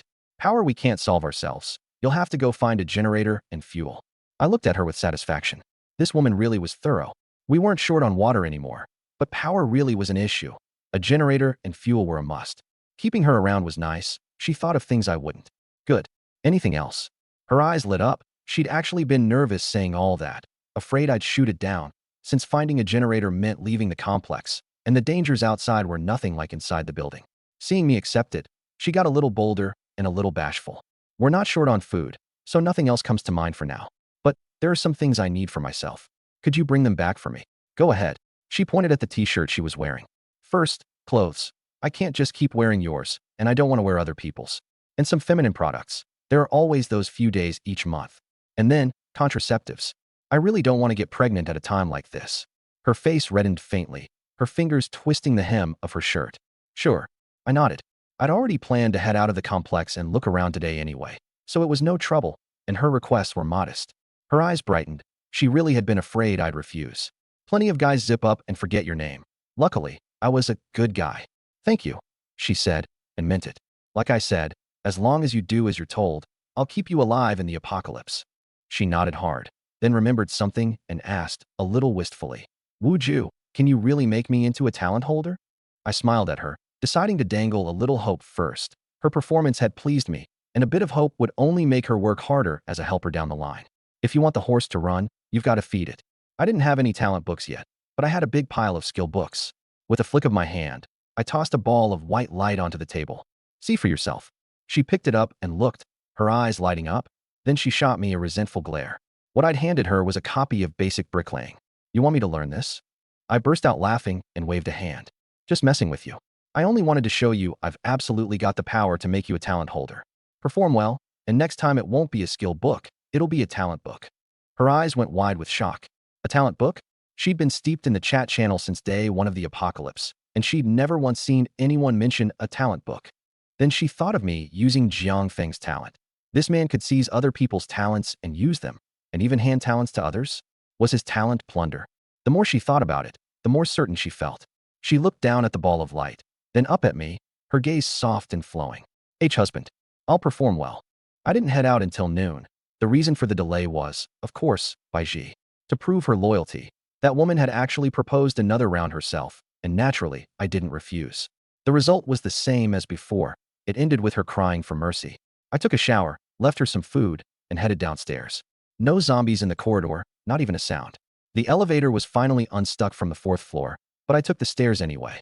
On the 11th floor, I figured I'd casually clear a few zombies, crystals and supplies, and maybe a talent. But the sight before me gave me pause. All 4 doors wide open, the corridor covered in blood, a few zombies sprawled across it, and not a single living person. More importantly, every unit's food was gone. Someone else is scavenging too? I muttered, staring at the corpses on the floor. Same playbook as mine.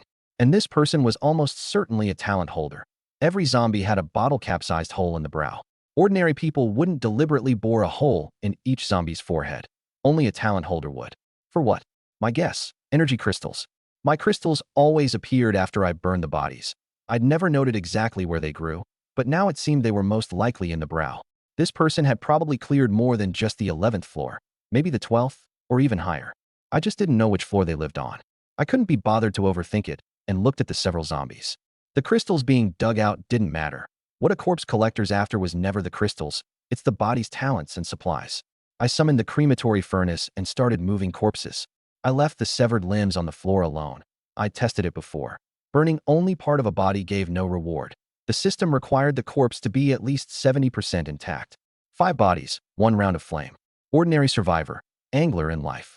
You have obtained the resource, Mandarin fish times 100, plus 2 coins.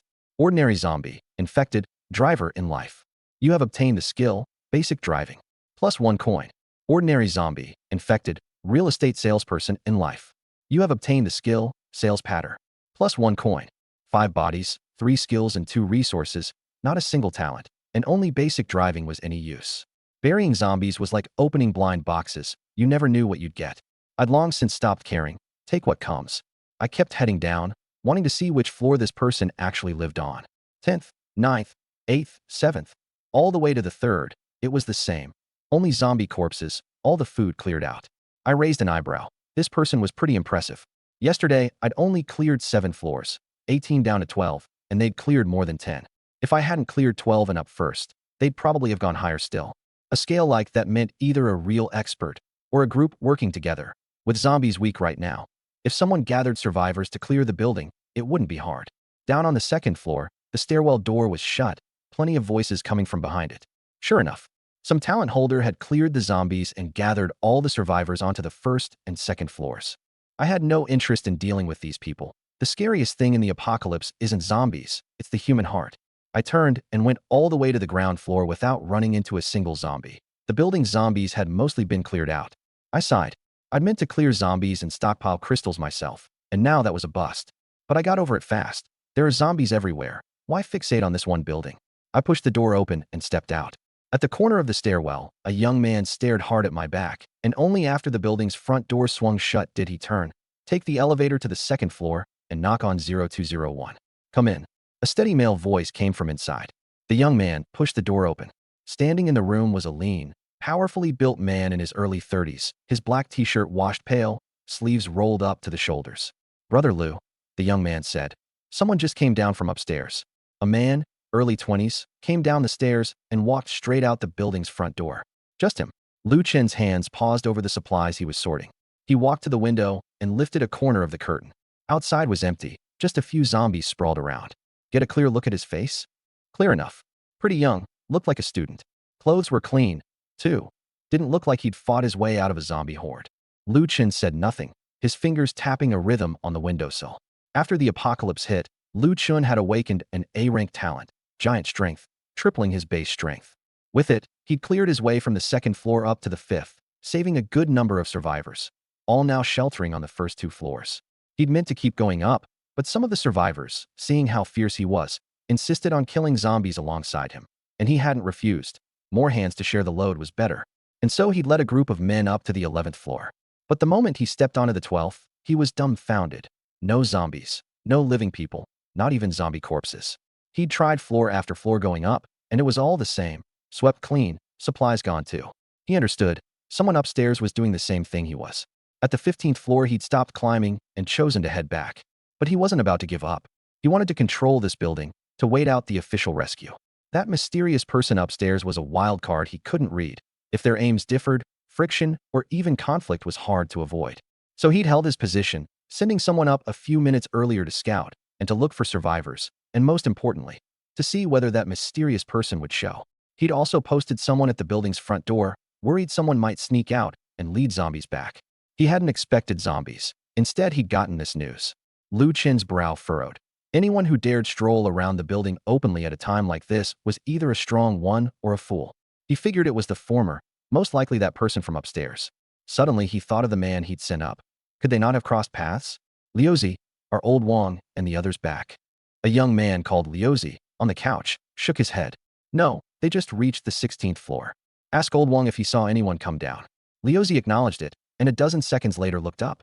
Brother Lu, Brother Wang says he didn't see anyone come down. They only found one ordinary survivor on the 15th floor who's already agreed to join. The other units were empty. Lu Chen nodded, calculating. Yesterday, he'd only gone up to the 15th floor without a thorough check, so that mysterious person probably lived on the 16th floor or above. Tell old Wang to be careful. Got it. He looked at the young man from before. Who's he? Keep watching the building's front door. The moment that guy comes back, report to me. You got it, Brother Lu. Zhang Hu acknowledged it and left. Lu Chen sighed. It had been a good plan, and now there was a hitch. Old Wang's full name was Wang Zhangwo. Before the apocalypse, he'd been the boss of a small company, glib and quick-witted. Lu Chen kept him around precisely because he was good at handling people. He could smooth over all the petty interpersonal messes for him. Over 20 people crammed onto the first two floors meant every kind of character.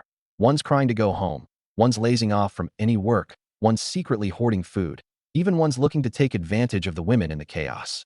Lu Chen could kill zombies, but he couldn't handle that stuff. Wang Jingwo could. He wasn't sure whether he was doing the right thing. He only wanted to keep this group alive until rescue day. But he knew it wouldn't be easy. On the surface, those people followed his lead, but each had their own little schemes. Last night, he proposed pooling everyone's food for unified distribution, and apart from Liuzi and old Wang, not one agreed. And some even said behind his back that he wanted to hog it all. He didn't understand how those people thought. It was clearly for everyone's good. Brother Lu, something's up. Liuzi suddenly called. What is it? There's a survivor in 1603, a woman. Brother Wang's right at her door, but she absolutely won't open it. Says her husband just left, and she'll deal with anything when he's back. Lu Chen's expression sharpened. A woman? A husband? Just left? That had to be the person Huzi mentioned. Tell old Wang to leave right away. Don't block her door. Huh? We're not having her join us. Liuzi blinked. Lu Chen shook his head.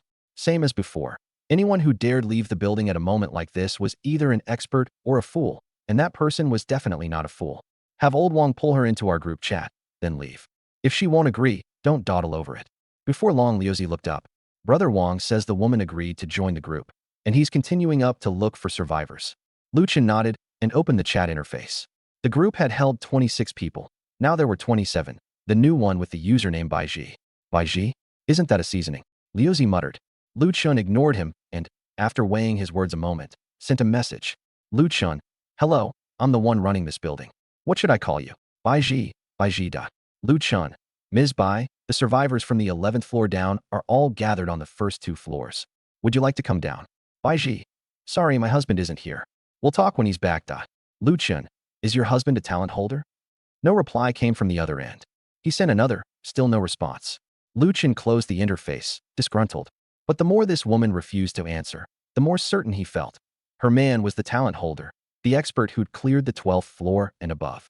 I pushed the building's door open, and the afternoon sun made me squint. In just one day, the outside world had turned unfamiliar. Bodies lay sprawled every which way across the greenbelt. Zombies, humans, both. A faint reek of decay drifting in the air as flies began to circle. From here to the complex gate was about 200 meters, and along the way there were at least a dozen bodies. The apocalypse had erupted at 4 on a Saturday afternoon, no school, right when people came out after their meal to play. These bodies were mostly folks who'd been out getting some air with their kids at the time. Who could have imagined it turning out this way? No zombies in sight. They'd probably all chased living people off into the distance when it broke out. I stared at those bodies, felt an urge stir, then pushed it back down. Every corpse was a coin, and every one might hide a skill, supplies, even a talent. But this was open ground, no stairwell cover.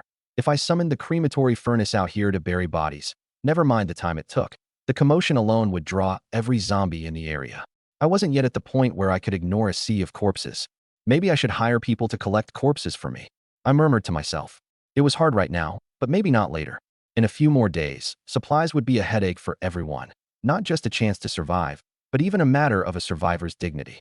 I wasn't short on food. I could easily use it as capital to hire people to collect corpses and do work for me. I filed the idea away to act on when the time was right. Passing a young woman's body, I paused. In pajamas, a deep claw mark across her back, the blood long dried black, eyes still open, staring emptily at the sky.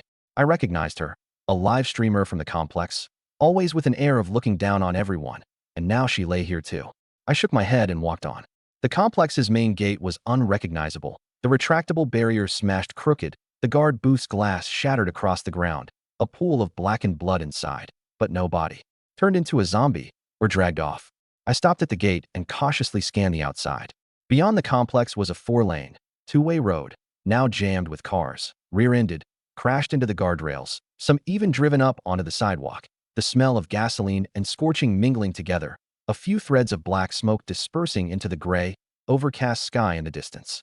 Most windshields were spattered with blood, and some cars still had people inside, or rather, what had once been people. One car held a man and a woman who looked like a couple, both without breath, and in the back seat I could faintly make out a child's safety seat, empty. I drew my gaze back and took a deep breath. Whether that child had fled, turned into a zombie, or been rescued by someone, I didn't know, and it wasn't mine to worry about. I had no standing to. I looked across the road. There was a small commercial strip over there. The reason there was a strip here was that Lingjiang University lay 2 kilometers to the east. I'd rented here to be close to campus. Supermarket, dining, clothing, everything but a big shopping mall. Right now some signs were still flickering, some dark, most of the glass doors smashed, too far to see clearly inside. Now and then a zombie or two loitered at a shop entrance, sluggish, not yet aware of me. My eyes locked onto one sign, Hualien Supermarket. They lit up. A supermarket meant a mass of food, water, daily necessities. Everything on Baiji's list would be in there. And a supermarket had a back door and a stockroom, so there'd be plenty of good stuff. I didn't need any of it, but by the time that pack of survivors came out to scavenge, it'd all be spoiled. Better it went into my pocket. Decision made. I crouched low and hurried across the road. The road was worse than inside the complex. I threaded through the stalled traffic, the asphalt underfoot covered in dark red bloodstains, some dried, some still glistening tacky. A bus lay across the middle of the road, its doors wide open, packed with a dark mass of 20 or 30 bodies, some in school uniforms, some clutching shopping bags. I glanced over and my pupil shrank. One of those uniforms I recognized. Lingjiang University Affiliated High School. My alma mater. I pulled my eyes away and pressed on. The commercial strip was even more jarring than the road, the once bustling street now rubble. Display windows smashed to bits, merchandise scattered across the ground, steeping in pools of blood.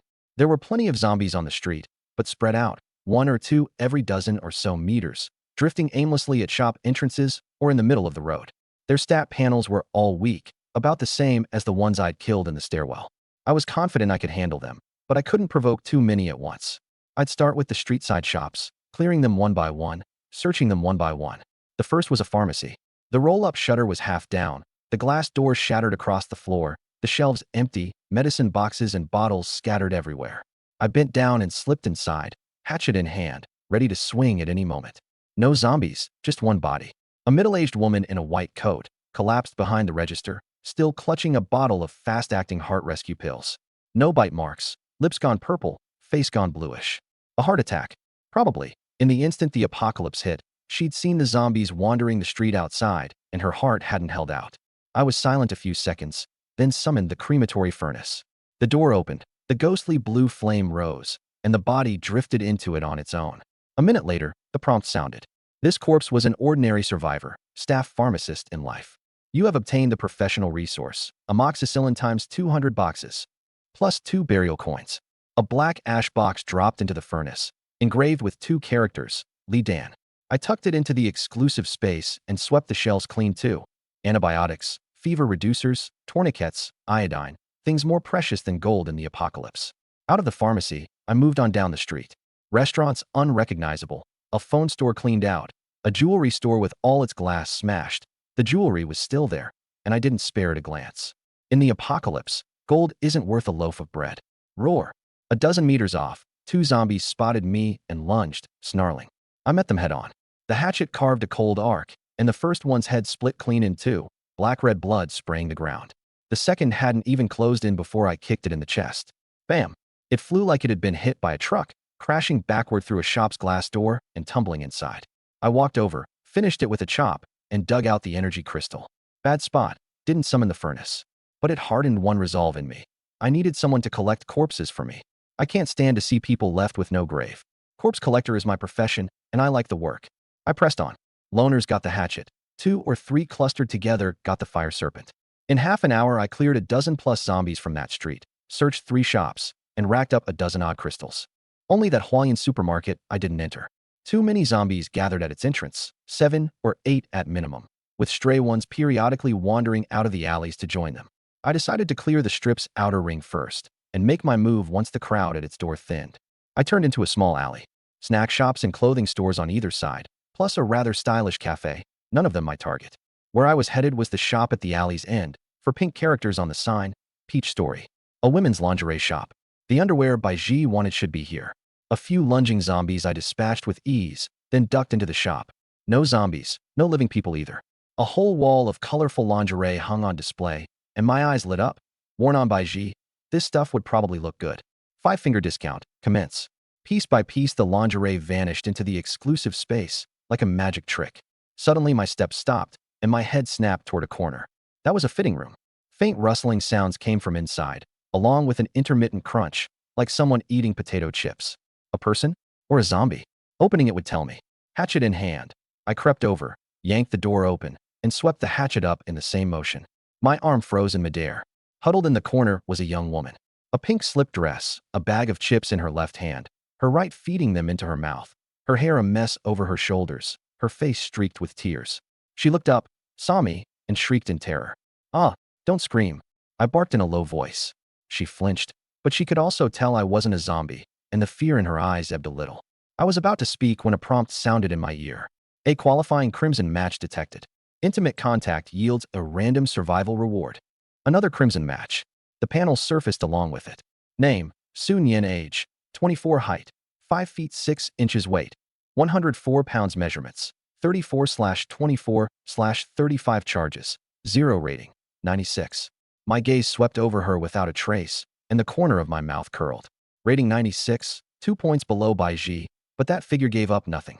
The curves under that pink slip, paired with that pretty, tear-streaked face. Running into someone like this in the apocalypse was pretty good luck. I slid the hatchet back behind my waist and softened my tone as much as I could. Don't be scared. I'm not a zombie, and I'm not a bad guy. You're a person? Genuine article. Just came out of the complex across the way, passing through. She stared at me for a few seconds, then glanced at the door behind me, confirming no zombie had followed in. How long have you been here? Since yesterday. Her voice was very small. When the apocalypse hit, my mom and I were doing inventory in the shop. My mom suddenly turned into one of those things and lunged at me. I pushed her away. She fell, hit her head on a shelf, bled a lot, and stopped moving. Outside was full of zombies. I couldn't get out, so I could only hide in the fitting room. I paused. I hadn't seen a body in the shop. Where's your mom? The bathroom, she answered softly, grief flickering in her eyes. It clicked for me. She'd moved her mother's body into the bathroom. None of my business. But I still spoke up. My profession is corpse collector. If you're willing, I can lay your mother to rest for you. She looked at me, puzzled, that look as good as saying, is this guy's head not right?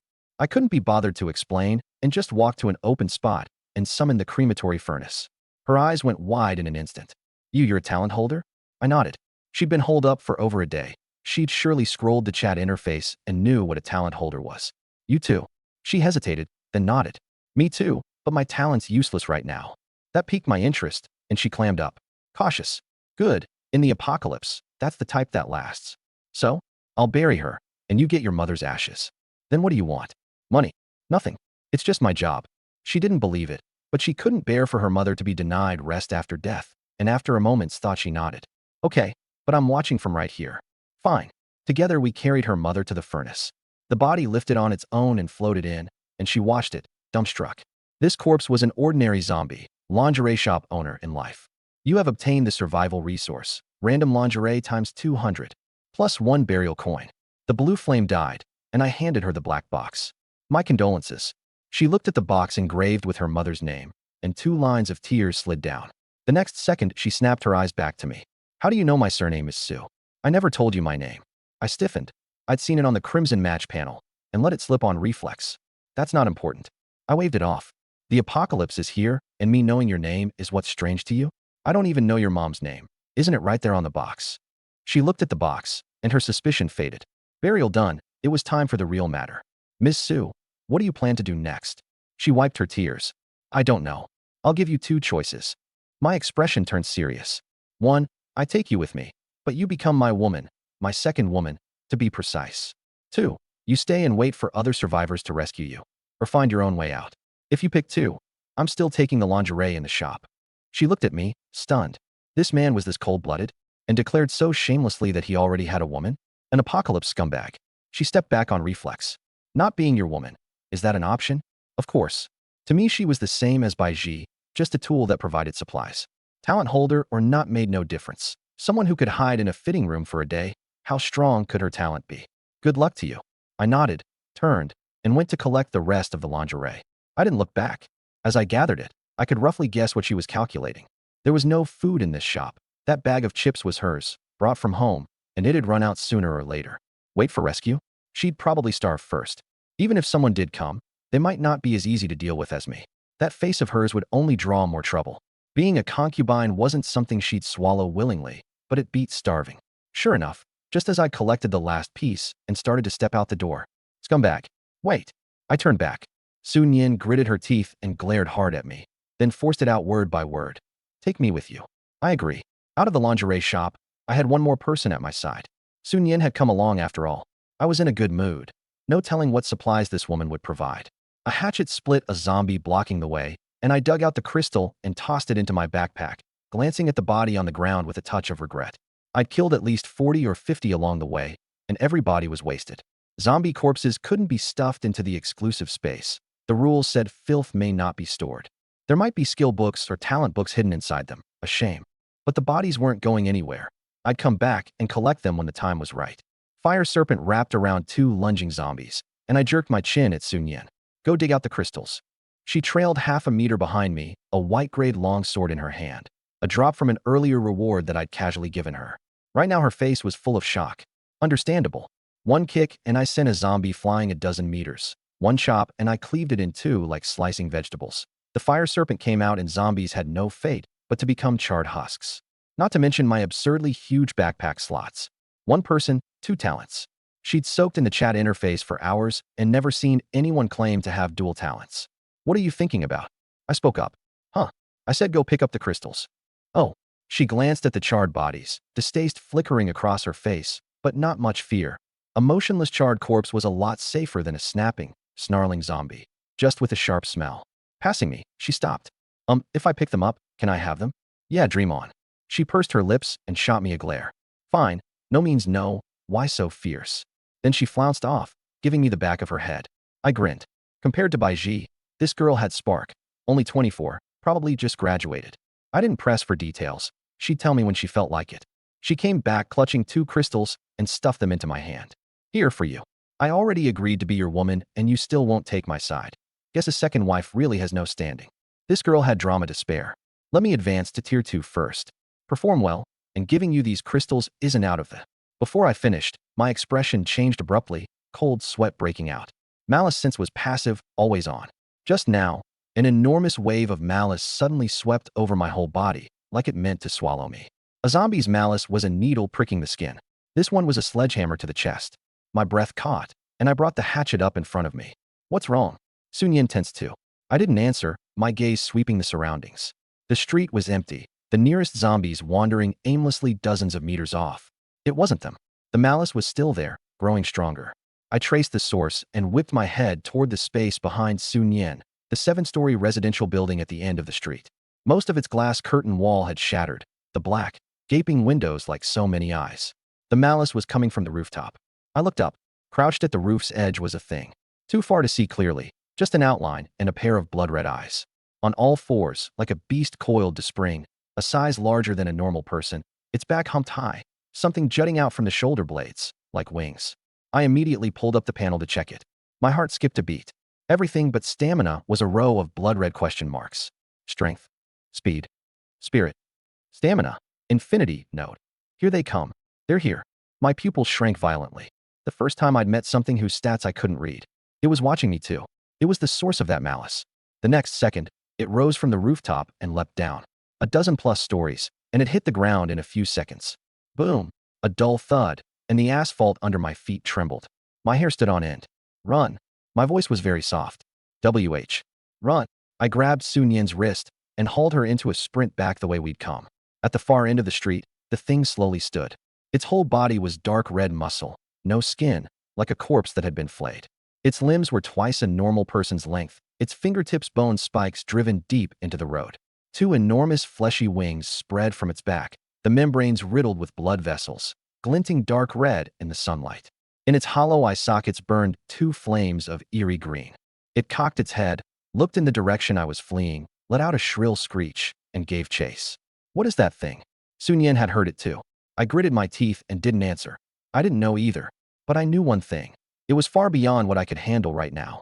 Hadn't the rules said the current zombies were weak?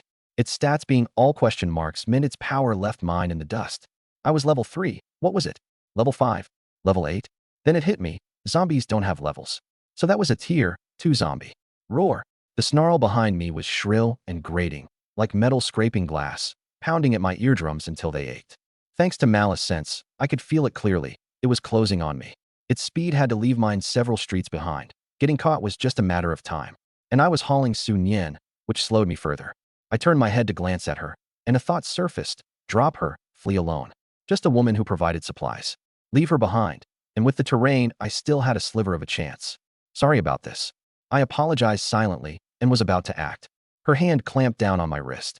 Carry me and go. I blanked. Hurry. I can get us out of here, but I need time. She hadn't seen the thing, but from the snarl she'd guessed the gist. A zombie even I couldn't handle, that we could only flee. Hurry. I gritted my teeth and trusted her. Just once. She was a talent holder, after all. Without breaking stride, I scooped an arm around her slender waist and hoisted her onto my shoulder. My hand met softness. Any other time it'd have been worth lingering on a couple seconds. But with something hunting my life behind me, all I cared about was running for all I was worth, and I was faster now. More than a little. But compared to that thing, still nowhere close. Less than 200 meters. At this rate it'd catch us in 6 or 7 seconds. I could only bet my life on Sun Yin. Her right hand welled up with white light, spreading along her arm, over her whole body, and onto mine too. 3 seconds. Give me 3 more seconds.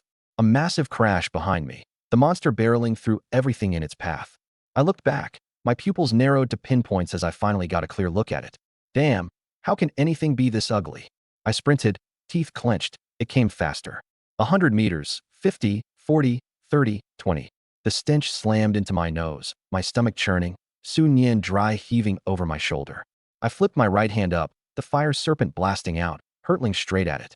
It ignored the thing entirely, throwing a fleshy wing up in front of itself, and the fire serpent scattered on impact. The loose flame struck the wall, blooming into a scorched black patch. Roar! It bellowed to the heavens, and its speed climbed another notch. Under 10 meters. My heart went to ash. My only attack talent couldn't so much as singe its hide. Today, I might just go down here. 5 meters, 3-1. Wind roared and burst behind me, its fleshy wings. Its talons raked toward the back of my head.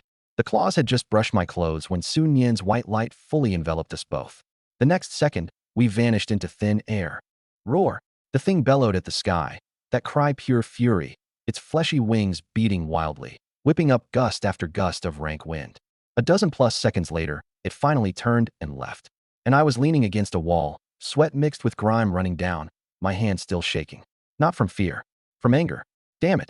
I carried 4 talents, an SSS among them, and maybe the even stronger Z. From the apocalypse until now I'd sailed along, killing zombies like slicing melons. I thought I was strong. That thing just now sobered me up. In this apocalypse, I was still a little brother. Phew. I let out a long breath, wiped the sweat, and finally saw where I was. I raised an eyebrow. It was Sun Yan's mom's lingerie shop. I looked down. Sun Yan lay limp in my arms, eyes shut, long hair splayed across my chest, her breath puffing against the side of my neck in soft little bursts, ticklish. That trace of softness from before hadn't faded. This is your talent. Don't talk to me. Let me recover. She couldn't be bothered to even open her eyes, burrowing weakly deeper into my arms. I licked my lips, feeling a little guilty about that impulse to abandon her. I owed this one to her. If not for her, I really might have gone down. But that feeling lasted only an instant. Next time it happened, I'd do the exact same thing. Still, this round she had saved my life. Fine. From now on, I'd be a little better to her. I fished chocolate and an energy drink out of my backpack and handed them to Sun Yan, swiped from the corner grocery. She ate and drank, then rested another 20-odd minutes before she got a little strength back, pushing up against my chest to slowly rise, her face slightly flushed. In 20-some years of life, this was probably the first time she'd been this close to a guy. She shot me a glance and tilted her chin up proudly, an obvious, hurry up and praise me look on her face. So, isn't your second wife amazing? I found it funny and reached up to give her upturned bottom a light pat. Amazing. I'll reward you properly when we get back. Sun Yan glared, her lovely eyes wide. She'd clearly caught that this reward wasn't anything wholesome. That was your talent just now. Teleport S rank. I raised an eyebrow. Didn't expect the rank to be this high. And, as expected, not an attack type. As for why she hadn't just teleported to safety earlier, she hadn't sent us somewhere else. She'd sent us back to the lingerie shop, which meant there were limits. Sure enough, she explained, I can only teleport to places I've marked. When the apocalypse broke out, I was trapped in the shop, so I could only come back. 3 marks max, 5 people max, but the more people the longer the prep and the bigger the stamina drain. Right now, 1 person is my limit. I nodded and glanced at her panel while I was at it. Tier 1 Survivor Level 1 Strength 6, Speed 7, Spirit 8, Stamina 5. Survivors could see each other's stats, but only level and the 4 core numbers. 5 points of stamina able to teleport 1 person along was already decent. This ability was useful. I planned to pile stamina into her going forward, call it a reward for the save, provided she stayed obedient. Another dozen-odd minutes of rest, then up. Are we still going to Hualien Supermarket? Sun Yan asked in a small voice, terror flickering across her face. She'd glanced back at that zombie too, and she'd seen the string of blood-red question marks clear as day. Never mind a little weakling at her level, even I was no match. Her stamina wasn't fully recovered. If we ran into it again, there'd be no teleporting at all. I frowned too. Damn, that thing really had put no small pressure on me. I wasn't sure whether it had left. What if it was still lurking there, waiting to ambush me? It was just a little food. I could get it by burying a few zombies. No need to gamble my life. Nope, we're going home. That score, I'd settle sooner or later. Sun Yan raised both hands in agreement. She had zero desire to see that thing again. On the way back to the complex, I didn't idle, taking her to search the shops I hadn't bothered with before, the salon, the nail place, the kind I'd figured were useless, but she talked me into it. Plenty of zombies along the way, all dispatched offhand. Compared to that flesh-winged monster, these were pushovers. Killing them, most of that earlier fear faded away. By the time we reached the complex, my backpack held 70 or 80 more crystals. Swallow them back home, and I should be able to push up another level or 2. Sun Yan was long used to how strong I was, but right now she was a little tense. She hadn't forgotten what I'd said in the lingerie shop. I already had a woman, and she was only the second. Was that woman easy to get along with? Would she accept her? Would they have to serve me together? Her eyes went vacant, her mind a tangled mush. It wasn't until I pushed open the building's front door that she came back to herself, her step faltering. What's wrong? She bit her red lip like she'd made up her mind about something. I agreed to do that with you, but it can only be me alone. She paused, then added, This is my first time. I chuckled. Didn't expect this to be what she was agonizing over. But I didn't refuse. I hadn't planned to have her share it with Baiji anyway. First time and all, with someone else around. she'd probably be too shy to loosen up. Of course, that only counted for the first time. How things went afterward wouldn't be up to her and Baiji to decide. Fine, let's go. I took her in through the front door and headed straight for the elevator. 15th floor. No way I was climbing. In the elevator, I noticed her hands wringing together, tense as anything. This household ran on my say-so. I patted her shoulder. Relax, no one's going to do anything to you.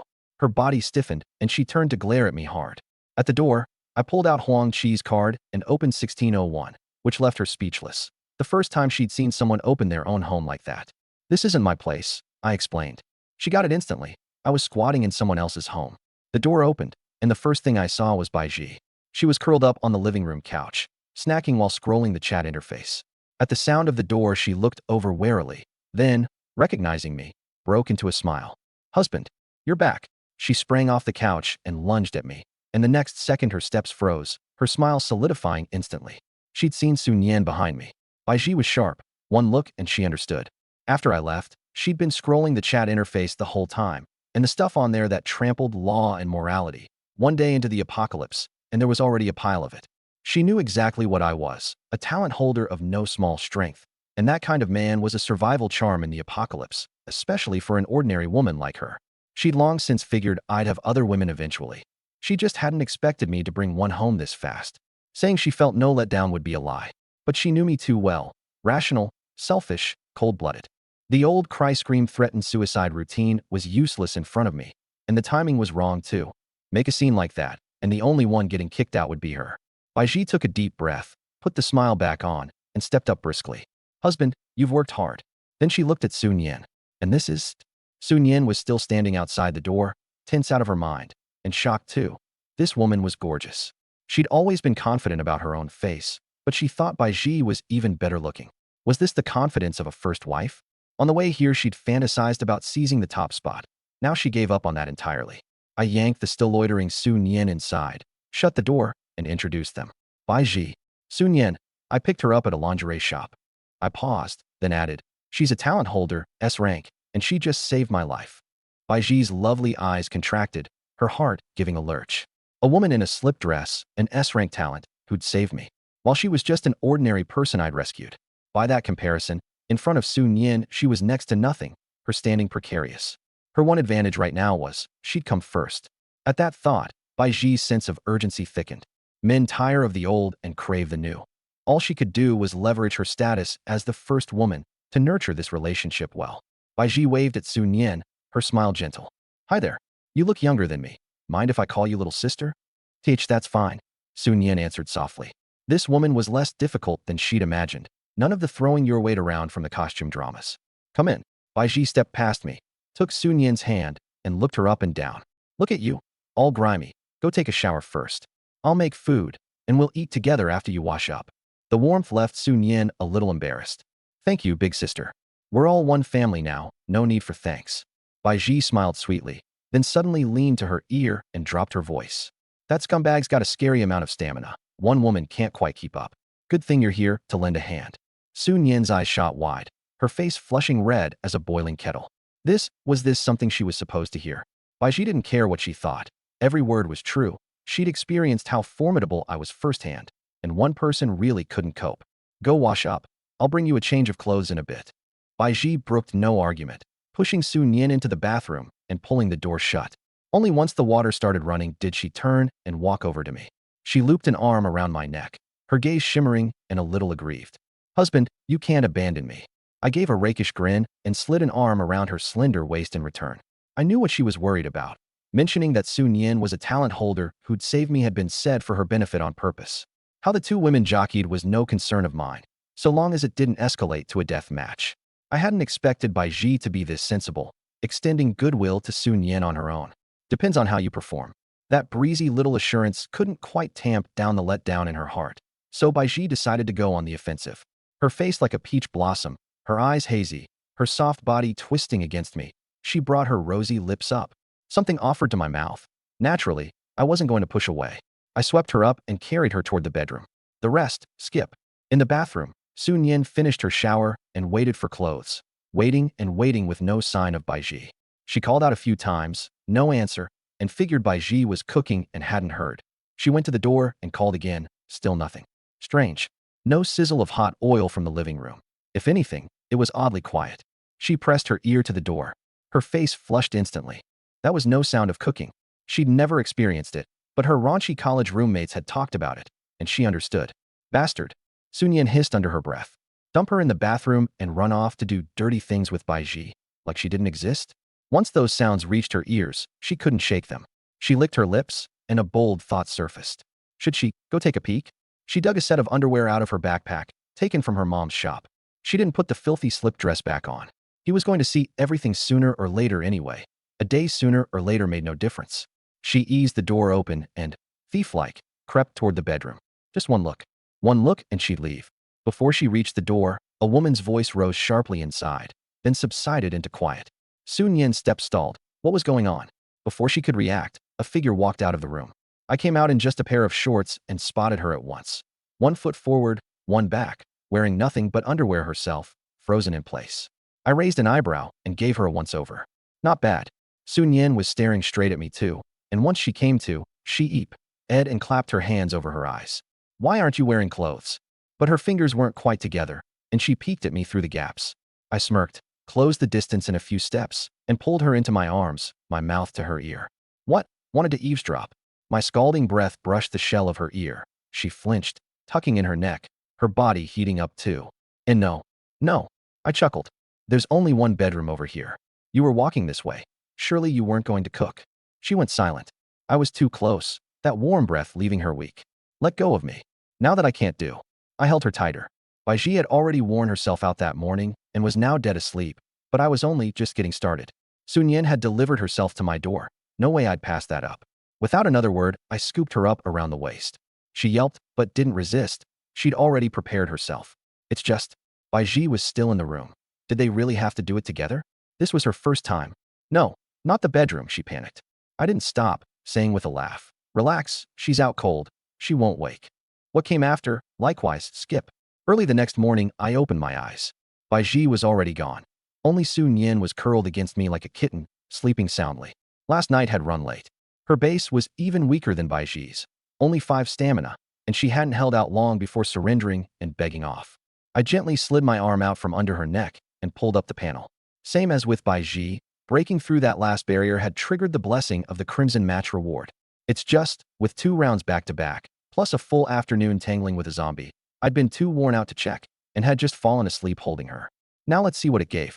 Intimate contact with a Crimson Match. Choose one of the following rewards. 1. Immediately receive 100,000 energy bars, 48 G each. 2. Receive 1 energy bar, 48 G. Thereafter, for each day the Crimson Match survives, the reward doubles on the previous day's basis. Energy bars. A little surprising. The stuff was SOSO for me, but for other survivors, down the line it'd be a treasure people fought tooth and nail over. Why energy bars? I'm molded over. Most likely it tied to the Crimson Match's personality. Bai Ji, the gentle, sophisticated big sister type, gave purified water.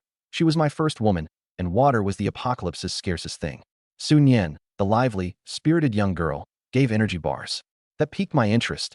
What type would the next Crimson Match be, and what reward would she give? The blind box thrill was a little addictive. I actually found myself hoping to run into the next one. But you can't force these things, leave it to chance. I planted a kiss on Sun Yan's lips, dressed, and went to the living room. Bai Ji was sitting on the couch sipping milk in little sips. Seeing me come out, her face reddened, and she shot me a hard, dirty look. She really had been dead asleep last night, and when she woke that morning she'd found 3 people in the double bed. You've got some nerve, still hung up on that stuff? I didn't flinch at all. It didn't happen anyway, did it? You slept like a dead pig. You're the dead pig. She glared, teeth clenched, like she wanted to bite me. But she knew this was inevitable. She just hadn't expected it so soon. Would you? Let's move somewhere else. I paused, walked over and sat, and scooped her onto my lap. Why? Isn't this place fine? She wriggled into a comfortable spot before speaking. You tell me. Down the road it definitely won't just be me and Sun Yan, right? There's only 1 bedroom here. How's everyone supposed to fit once there are more? I was a little surprised that this was what she was thinking about. Very sensible. Truthfully, I agreed too. For one, the commercial strip and the complex were only a road apart, and that flesh-winged monster might come wandering over any day. For another, just as she said, there'd only be more people ahead, and this place wasn't nearly big enough. It's just, for now I hadn't decided where to move. And, even if we did go, I'd have to bury every body in the complex first. That monster had put fear deep in me, and I was in a hurry to grow stronger. Those bodies in the complex were a key link in getting there. I wanted to find someone to collect corpses for me before, and now it was time to act. I had my candidates in mind, those survivors on the first 2 floors. Only 2 or 3 days into the apocalypse, most people probably still had food in hand. But it was finite. There'd come a day it ran dry. What I meant to do was trade supplies for their labor. Kill zombies and move bodies inside the complex, which beat braving greater danger outside. They ought to agree. I was pondering whether to head down and talk to that survivor.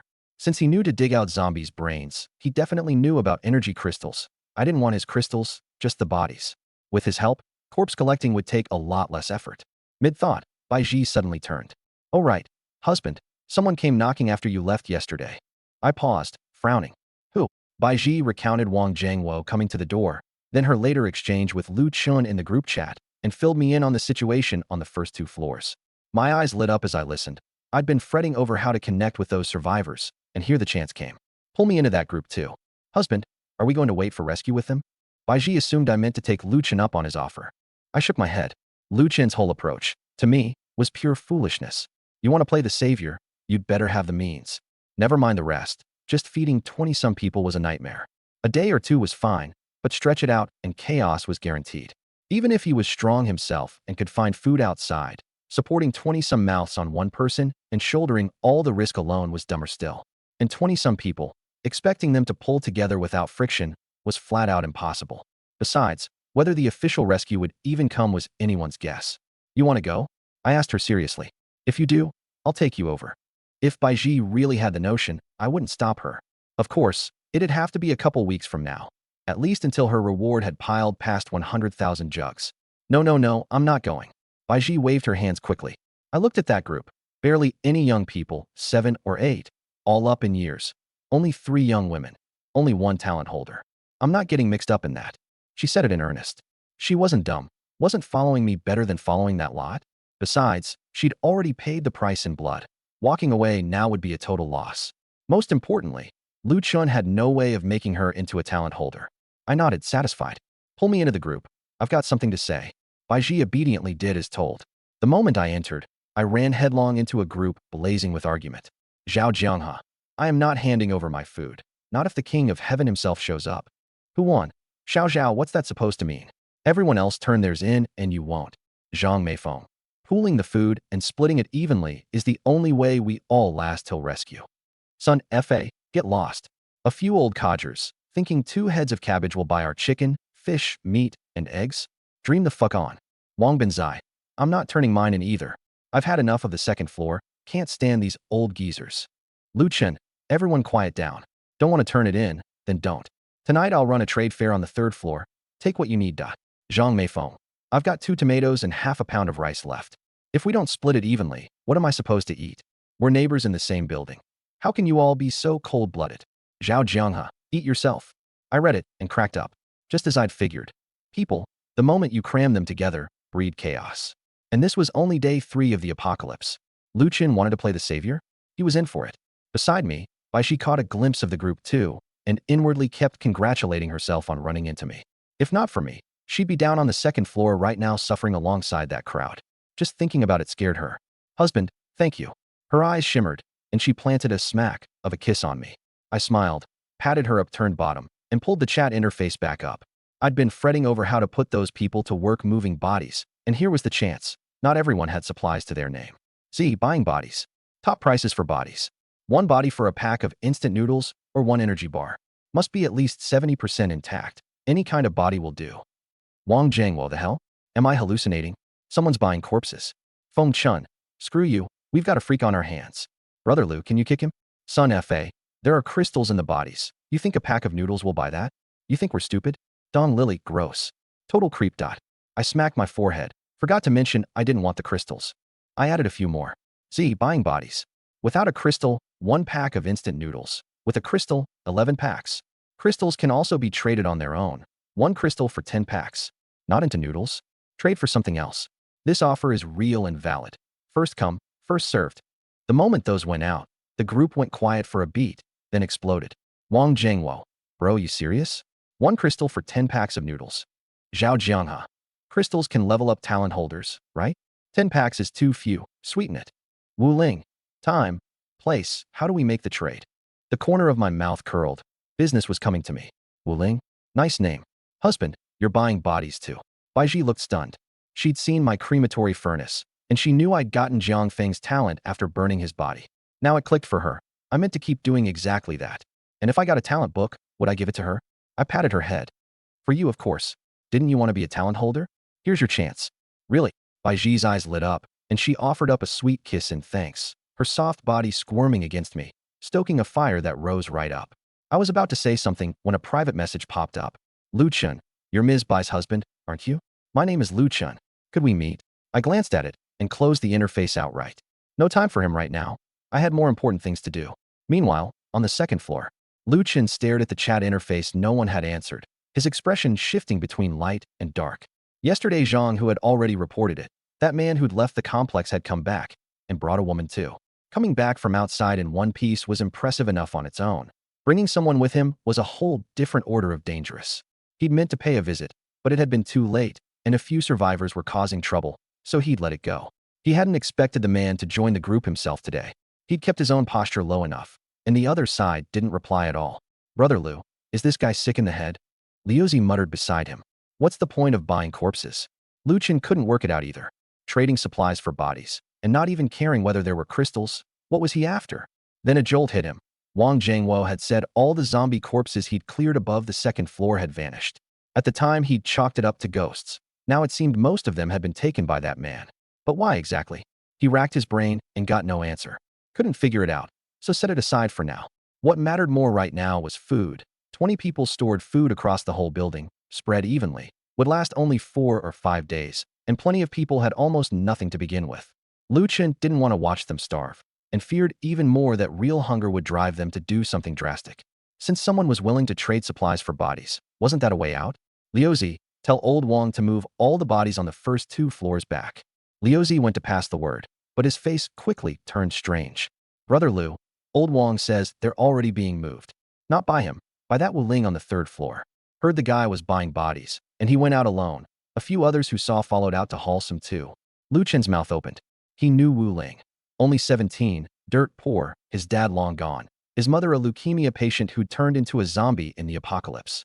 Before Liuzi finished, he cried out again. Brother Liu, a fight broke out. Someone tried to take another family's relative's body, and it came to blows. Lu Chen's face darkened, and he ground out through his teeth. Come on, let's go see. In 1601, I lounged against the headboard, Sun Yin on my left, Bai Ji on my right, experiencing for the first time what it meant to have one in each arm.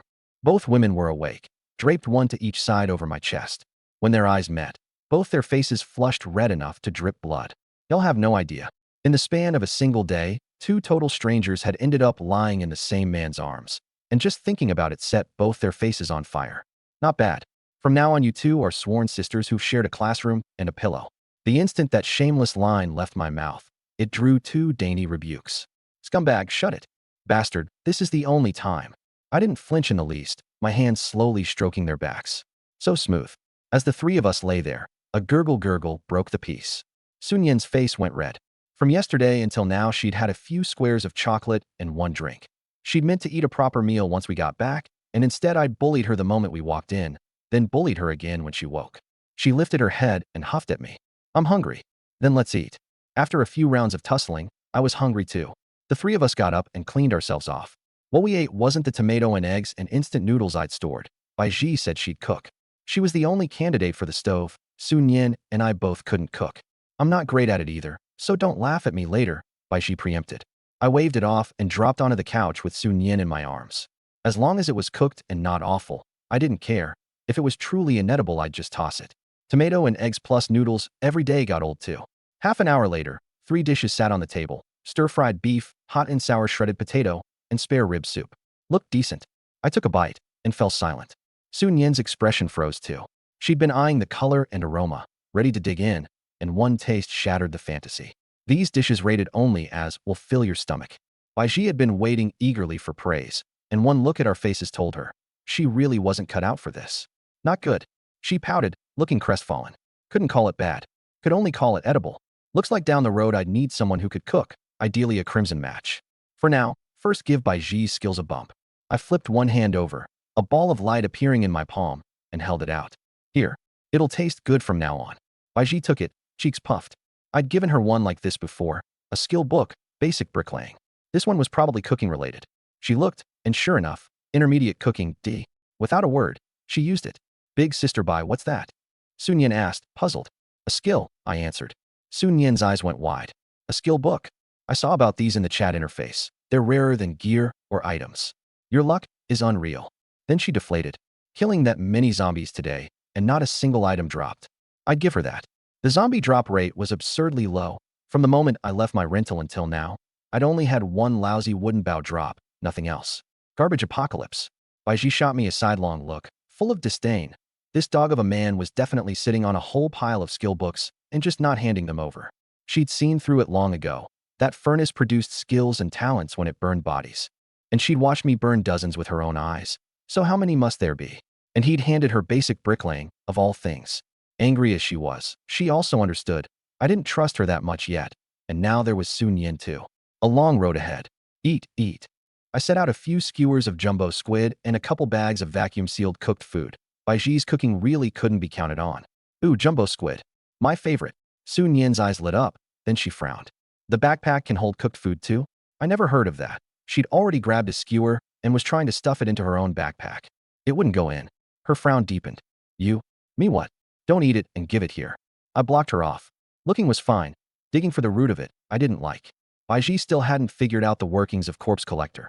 I certainly wasn't going to tell Sun Yin, whom I'd known less than a day. Bottom line, I didn't trust her that much yet, even if she had saved my life. Sun Yin tucked in her neck, let out an, oh, and buried herself in the squid to vent, but she filed a note away. This man had secrets. She glanced at Bai Ji. The head wife should at least know, right? Then came another wave of dejection. Yep, a second wife really has no standing. The meal ran over half an hour. Sun Yin polished off 3 skewers of squid herself and now lay sprawled on the couch like a salted fish. I checked my watch. Lu Chin's trade fair should be about to start. Come on, let's go walk off the food. Huh? It's dark out, and we're going to kill zombies. Sun Yin made a pained face. I remembered she wasn't in the group. Bai Ji explained it to her, and her eyes lit up in a flash. A trade fair. She sprang upright in one motion. I've never been to something lively like that. Let's go, let's go. The 3 of us headed out, the 2 women still in their old clothes. After running into that flesh-winged monster, I hadn't gotten a chance to collect clothing. On the 3rd floor, I pushed open the fire door and raised an eyebrow. 20-some survivors crowded the dozen-meter corridor, seated in rows against the walls, various supplies laid out before them. Except the goods left me a little speechless. Food, fine, but the electronics, figurines, tables and chairs, what was that about? I strolled to the left with the 2 of them. Nothing I wanted to trade for. Mainly it was Sun Yin who was excited. The survivors spotted us too, and started whispering. Who's that guy? Never seen him. From another building, maybe? Bull. Who'd dare go outside with that many zombies? Damn, isn't that the corpse-buying guy? How's he got 2 beauties like that with him? The chatter reached my ears. My face didn't change. One loop around, and I saw nothing I wanted. The only useful thing was food, but these people weren't dumb either. Everything laid out was snacks, not a single filling item among them. Lu Chin's idea was good, just badly timed. 3 days into the apocalypse, those with grain wouldn't trade it, and those without had nothing anyone wanted. I lost interest, walked to the middle of the corridor, and cleared my throat. Everyone. 20-some people looked over in unison. I'm the one buying bodies. Anyone want to trade with me? The moment the words landed, the corridor went quiet for a beat. 20-some pairs of eyes turned to me, scrutinizing, sizing me up, curious, and some with greed they didn't even bother to hide. A few seconds later, murmurs rose like a tide. Real or fake? 1 body for a pack of noodles plus an energy bar. 11 packs for one with a core crystal? That guy's got to screw loose. Gotta be a scam. A middle-aged woman in a floral shirt squeezed out of the crowd, looked me up and down, her tone entitled enough to earn a slap. Young man, you're saying you'll trade instant noodles for bodies? That's right. Her eyes rolled, and she piled on a smile. So, my old man's body is out there dumped somewhere. Why don't you go haul it off? 1 pack of noodles will do. I nearly laughed from anger. She wanted me to go haul it? The whole reason I went to the trouble of recruiting people to collect corpses was that I was too slow doing it alone. She'd turned freeloading into an art form. I couldn't be bothered with her. Seeing me not take the bait, her voice shot up. Say something. Didn't you say bodies for noodles? I've told you to go haul it, and now you're backing out. Everyone look. This guy's a swindler. Bai Ji frowned and edged closer to me. Sun Yin couldn't hold it in and muttered, "The nerve, honestly." I raised a hand to stop her, my face blank. "Want noodles? Haul the body here yourself." The floral shirt's face fell. "How can you be like this? I'm an old lady. How am I supposed to move it? You're a big, strapping young man. Just go do it yourself. We're all neighbors in one complex. We'll be seeing each other around." "Who's your neighbor?" I cut her off. "I live on the 18th floor. What floor are you? Want something? Haul it over yourself. Don't want it? Get lost and stop blocking the way." She glared and started to say more, but one look at the silver hatchet that had somehow appeared in my hand, and at my eyes, and she swallowed it whole, muttering, "Don't trust him. He's a swindler," as she retreated into the crowd. That actually worked. Everyone's eyes on me picked up a few extra notes of suspicion. But there's always someone who wants to try. A balding man came out clutching a plastic bag with a few limp cucumbers inside. "Bro, I don't have a body. Can I trade this for some stuff? Bought it before the apocalypse, still fresh." The cucumber skins were already wrinkled. "No deal." His face changed. He muttered, "Big deal," and shuffled back, embarrassed. The chatter grew louder. "I say he's all talk. You actually make him hand something over. Think he can?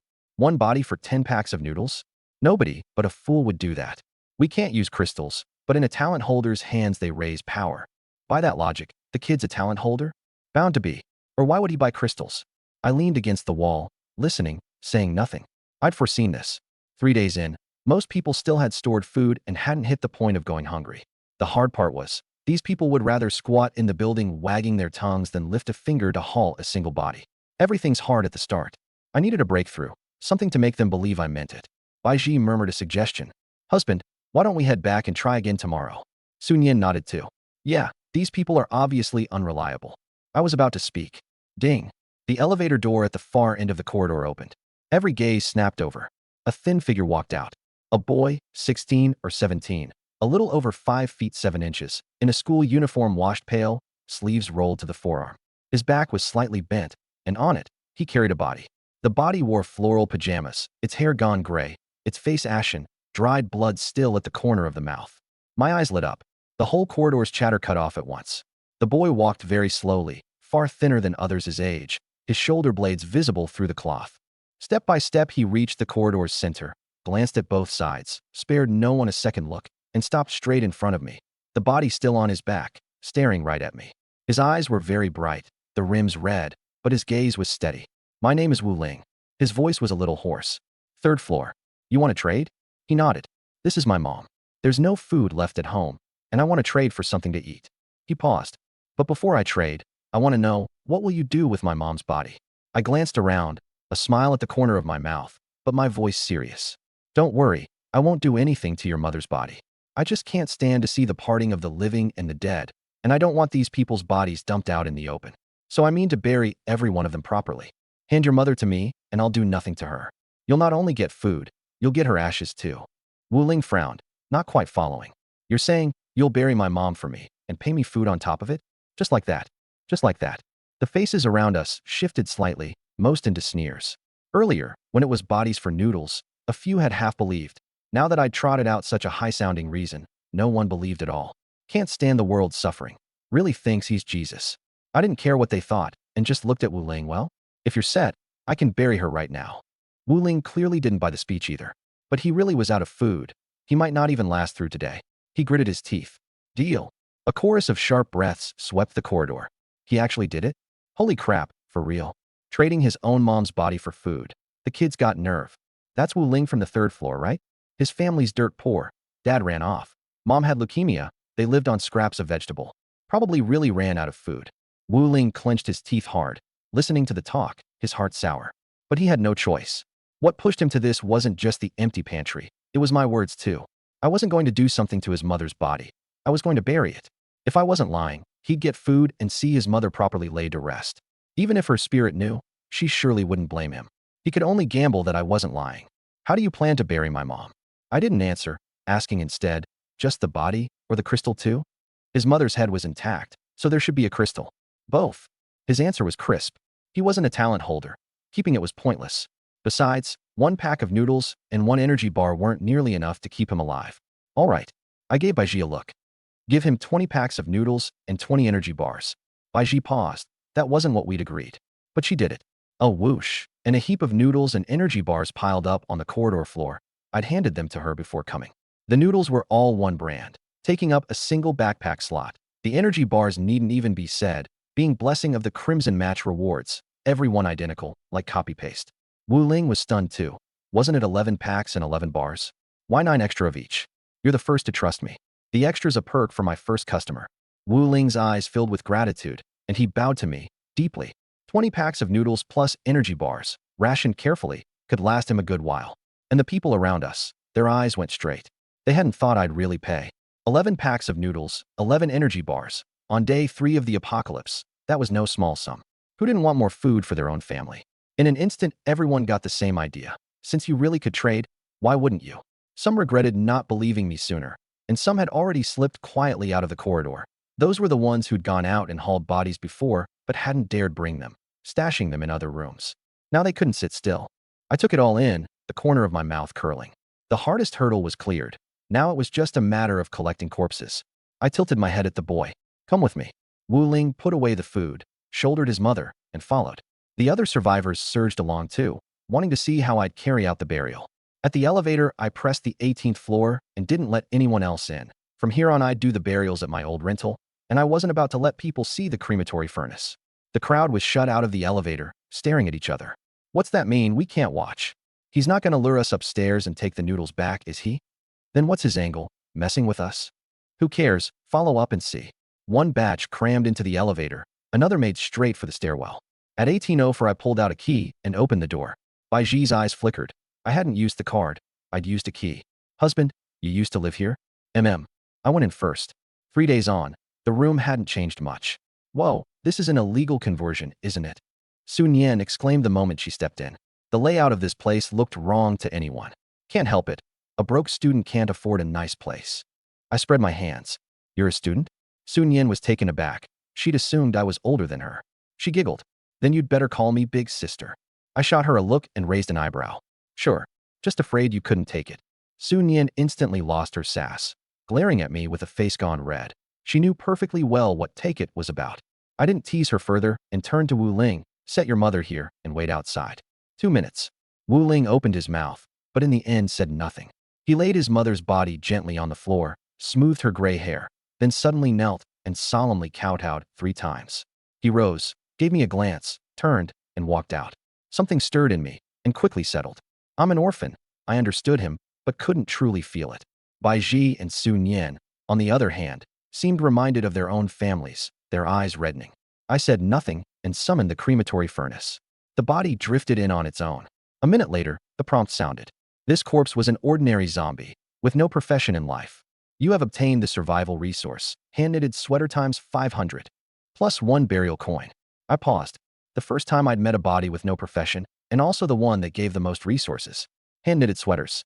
Probably a mother's love, left behind for Wu Ling. I shook my head, took out the ash box, and handed it to Baiji. Let's go. Outside the door, Wu Ling stared at it, on edge, the other survivors crowding around too, all eyes fixed on 1804. The door opened, and every gaze converged.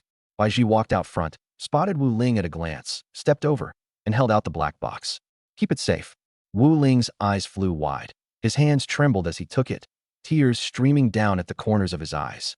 He didn't know how I'd done it, yet he had not a shred of doubt. Because on the box was engraved a name. Zhongwan.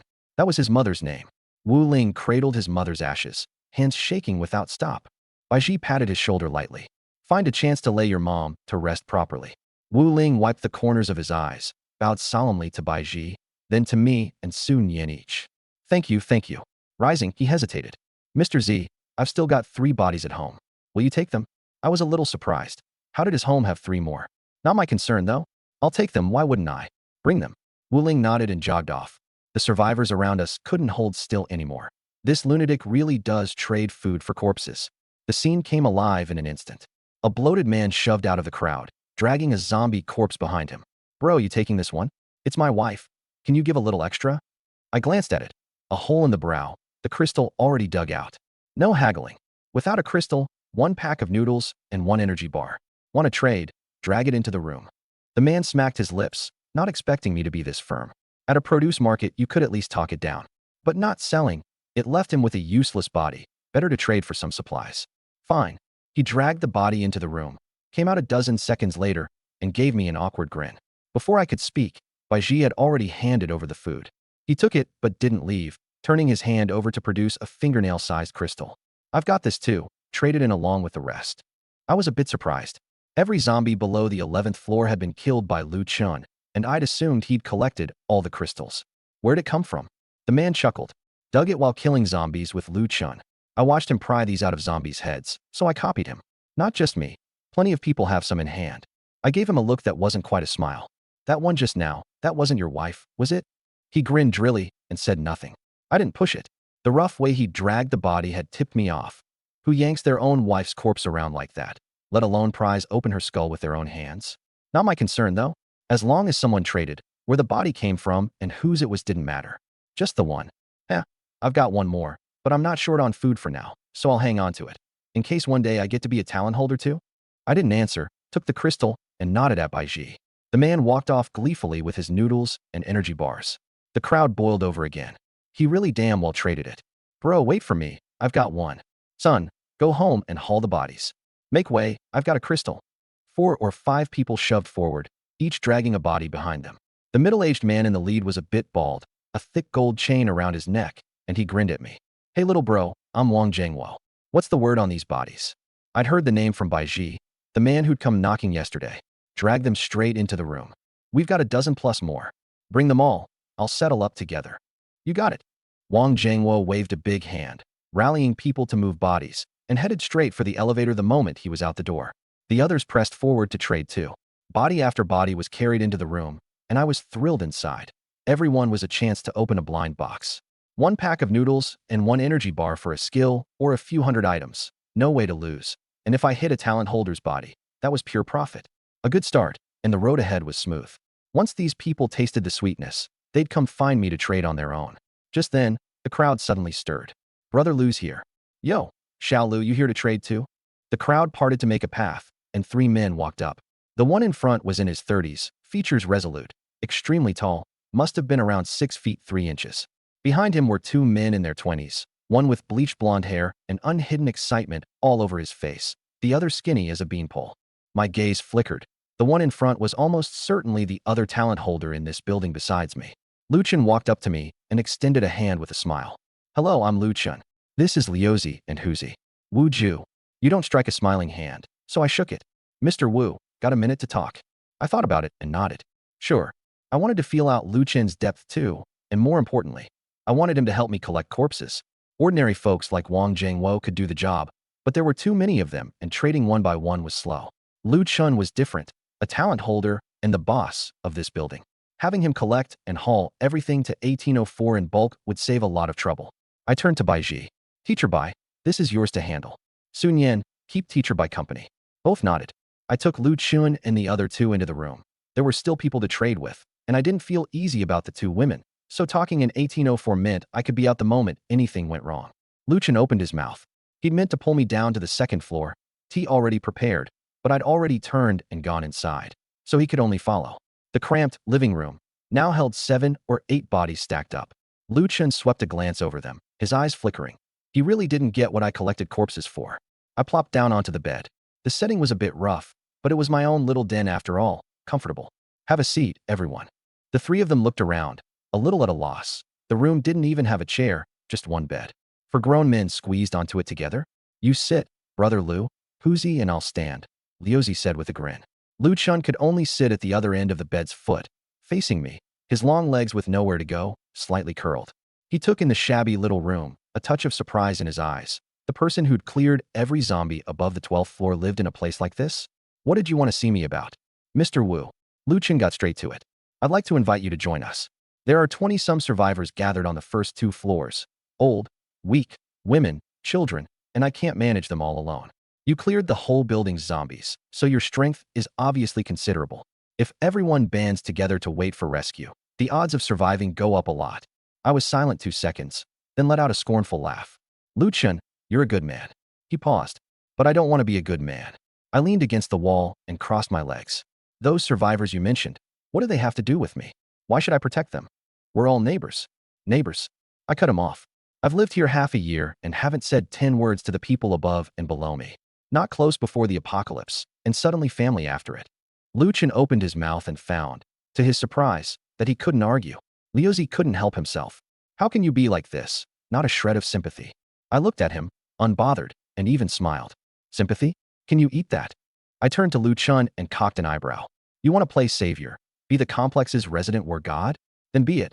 I'm not interested. And don't worry about me tripping you up. I won't be here long. Once I've collected enough bodies, I'm gone. Lu Chun smiled bitterly and shook his head. You're right, and it's not that I haven't thought about all that. He sighed. 3 days in, and already people are hiding food.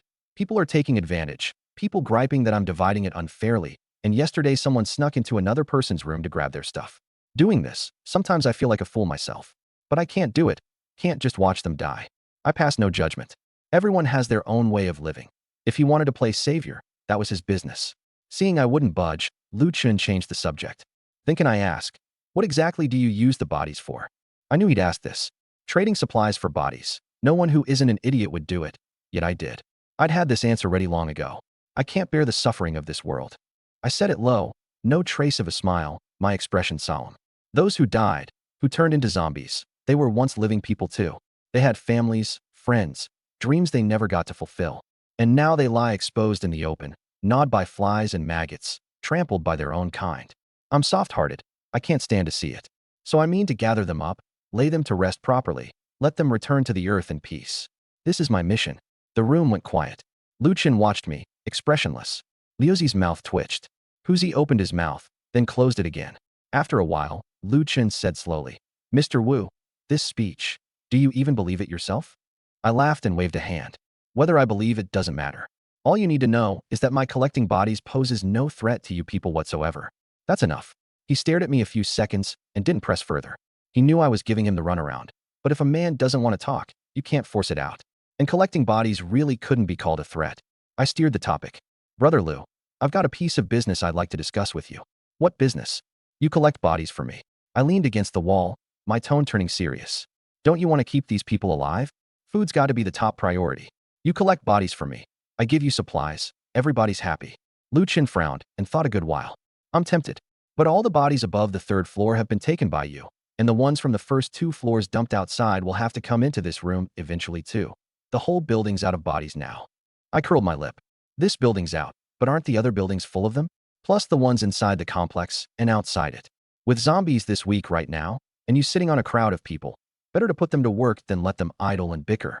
You lead a team to clean up the stray zombies. No real danger there. Other buildings, other blocks, no shortage of bodies, and they don't even know I'm buying. That's an opportunity, Brother Lu. Whether you sneak them, grab them, or trade for them off other survivors, I don't care. 1 pack of noodles per body. What you flip them for on your end is your business. I didn't mention crystals. Lu Chun was a talent holder too.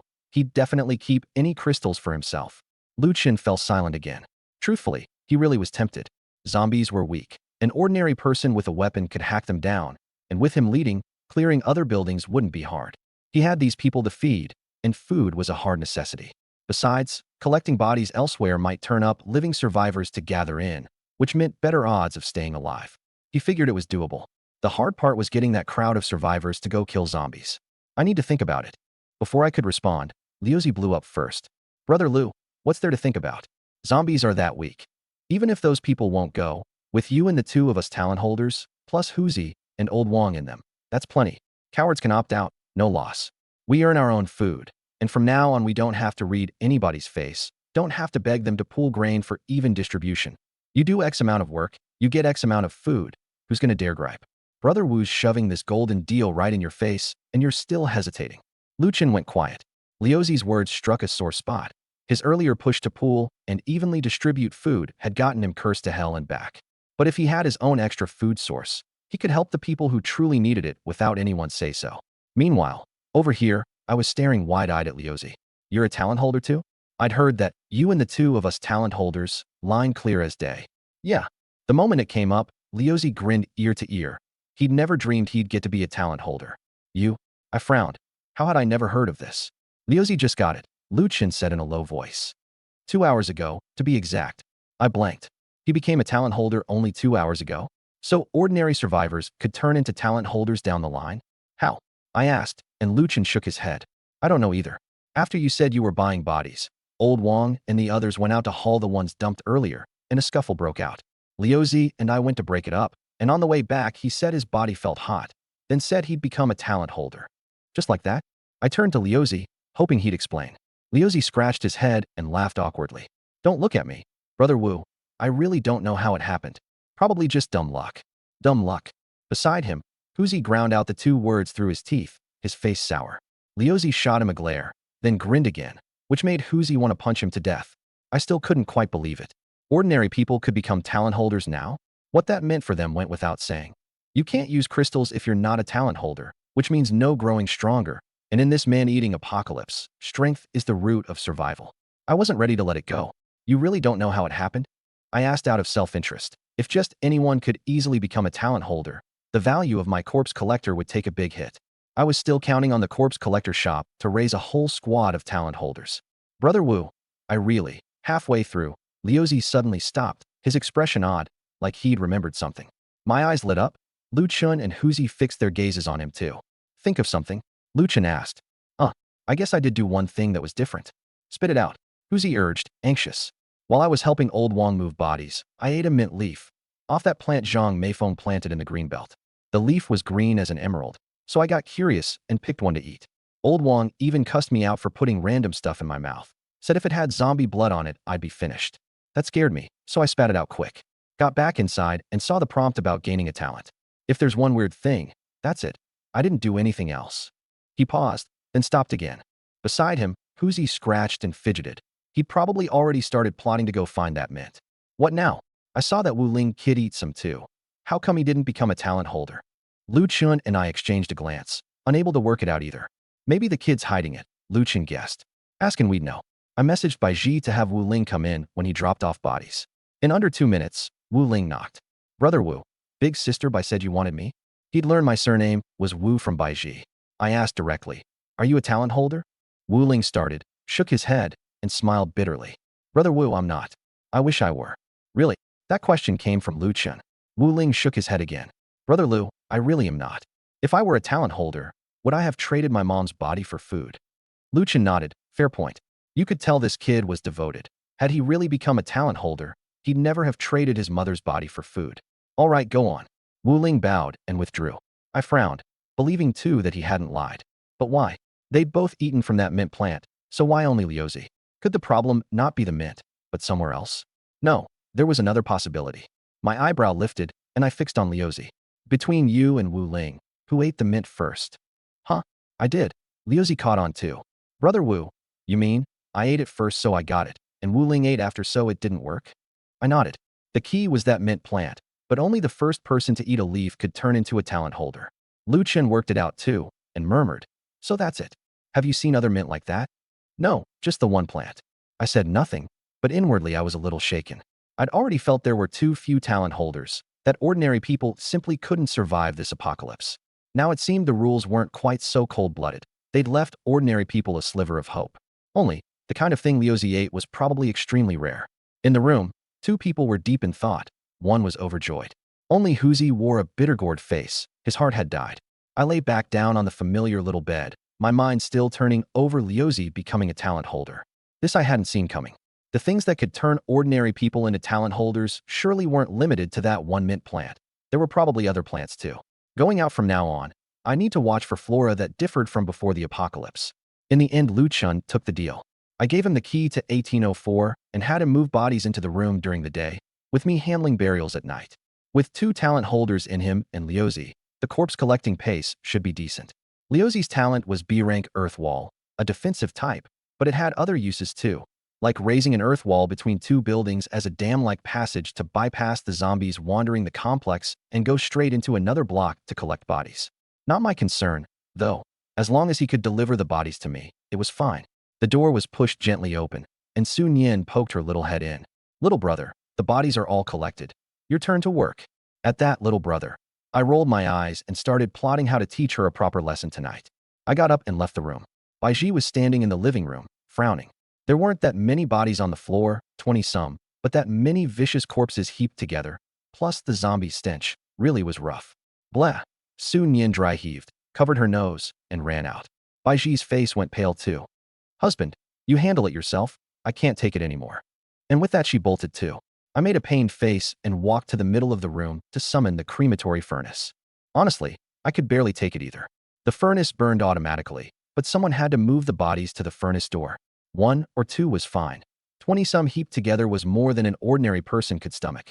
Just imagining bigger piles down the line made me shudder. No good. I needed someone to help me burn them. I didn't want to do this work myself, but I couldn't have Baiji and Sun Yin, 2 girls, do it either. As long as I didn't actively dismiss the crematory furnace, it stayed put, and maintaining it cost hardly any stamina. The one thing I didn't know was, could I have someone else do it for me? Let's test it. I left one body aside and moved the rest to the furnace. The door yawned open, and 20-some bodies all floated up at once and drifted slowly in. Talk about a whole universe packed into that furnace. First time burning this many, and it turned out the furnace didn't care about quantity at all. The prompts sounded one after another. This corpse was an ordinary survivor, waiter in life. You have obtained the professional resource, Old Village Chief Liquor times 100 plus 2 burial coins. This corpse was an ordinary zombie, infected, insurance salesman, in life. You have obtained the professional skill, Silver Tongue Deception, plus 1 burial coin.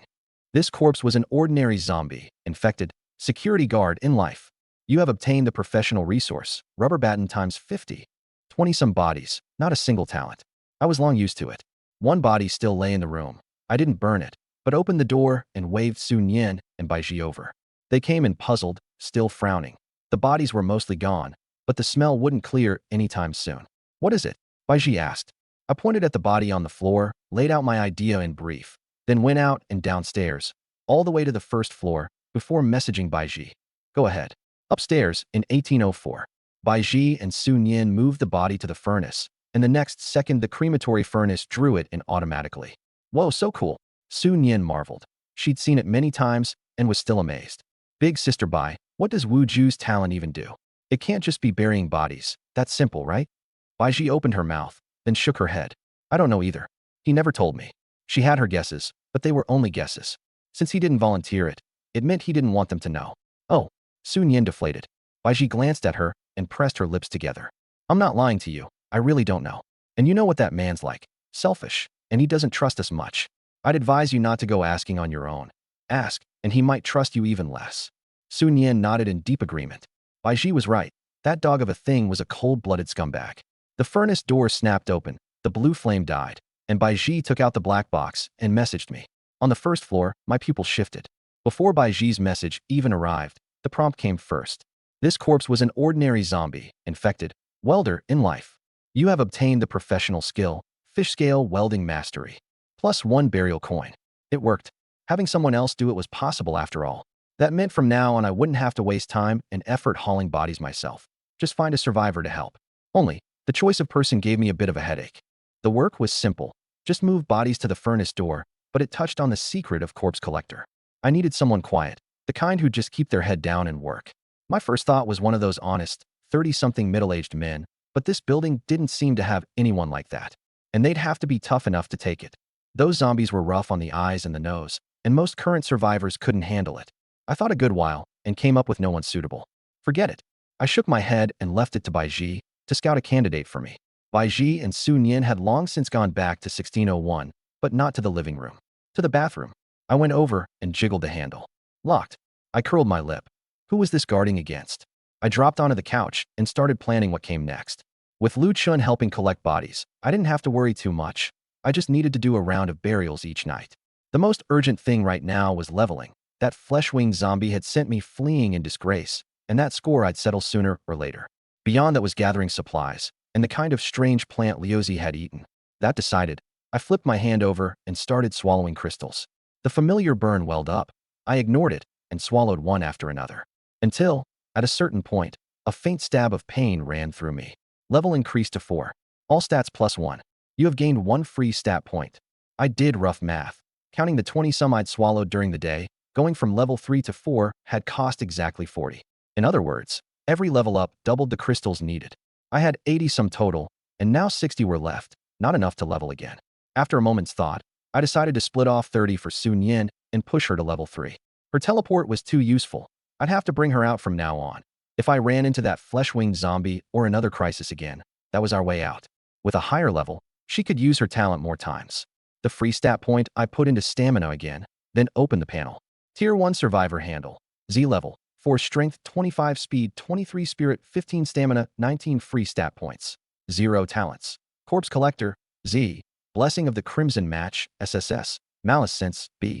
Fire Serpent. C. Skills. Master Lockpick. D. Driving Mastery. C. Not bad stats. I'd seen Lu Chen's panel. The guy hadn't hidden his. Survivors could choose to hide their stats, but right now most hadn't. I had, though. My stats left the vast majority in the dust. Take Lu Chen. Only level 2. Only his strength in double digits. The rest all single. The bathroom door opened, and Bai Ji and Sun Yin came out wrapped in robes. I closed the panel, looked over, and my eyes lit up. Bai Ji's heart clenched, and she waved her hands quickly. No, go find Sun Yin. I still have to cook. Sun Yin's head snapped toward Bai Ji, her face stunned. I gave a low chuckle, got up, and pulled both of them into my arms at once. Locking the door for a shower, that earns a punishment. Amid 2 startled cries, 1 in each arm, I carried them back toward the bathroom. They'd finished washing, but I hadn't. The rush of water rose again, threaded with something sultry. Omitted here. An hour later, the 3 of us were crammed on the bed, the 2 women lying one to each side, faces still flushed. Bastard, is that all you think about all day? Bai Ji huffed and bit me. She still hadn't gotten to show off her freshly learned intermediate cooking. I stroked her hair and chuckled. What else? It's the apocalypse. No telling when we drop dead, so seizing the day is what matters most. Bai Ji had nothing to say. Crude but true. In a world like this, there really was no telling. You going out again tomorrow? She changed the subject. Yeah, the more supplies the better, and I need to level 2. Sun Yin's coming with me. You in or out? On the right, Sun Yin lifted her head, wearing a pained face. Huh? I have to go too. I gave her upturned bottom a peevish smack. You're going, no question. What if we run into that thing again? Sun Yin shivered, that zombie's shadow surfacing in her mind again. A single fleeting glimpse, yet branded deep. What thing? Bai Ji was curious. Sun Yin perked up and recounted the whole encounter. The more Bai Ji listened, the wider her eyes went, her face full of after-the-fact dread. She hadn't seen it, but she could imagine the danger. In her eyes, I was already plenty strong, and if even I didn't dare fight it, how terrifying must that thing be? Husband, when you go out, stay away from the commercial strip. Bai Ji's face was full of worry. I could tell it wasn't just talk. And it was exactly what I'd planned. Until I had enough strength, I wouldn't touch the commercial strip. Relax, I won't. Tomorrow I'm heading west to get some gasoline. Only then did Bai Ji breathe easier. I was her one support now, and she didn't want the slightest thing happening to me. And you? Really not coming with us? I asked again. There were no zombies in this building right now, but there were people. Compared to zombies, I thought people were scarier. And this building was full of men.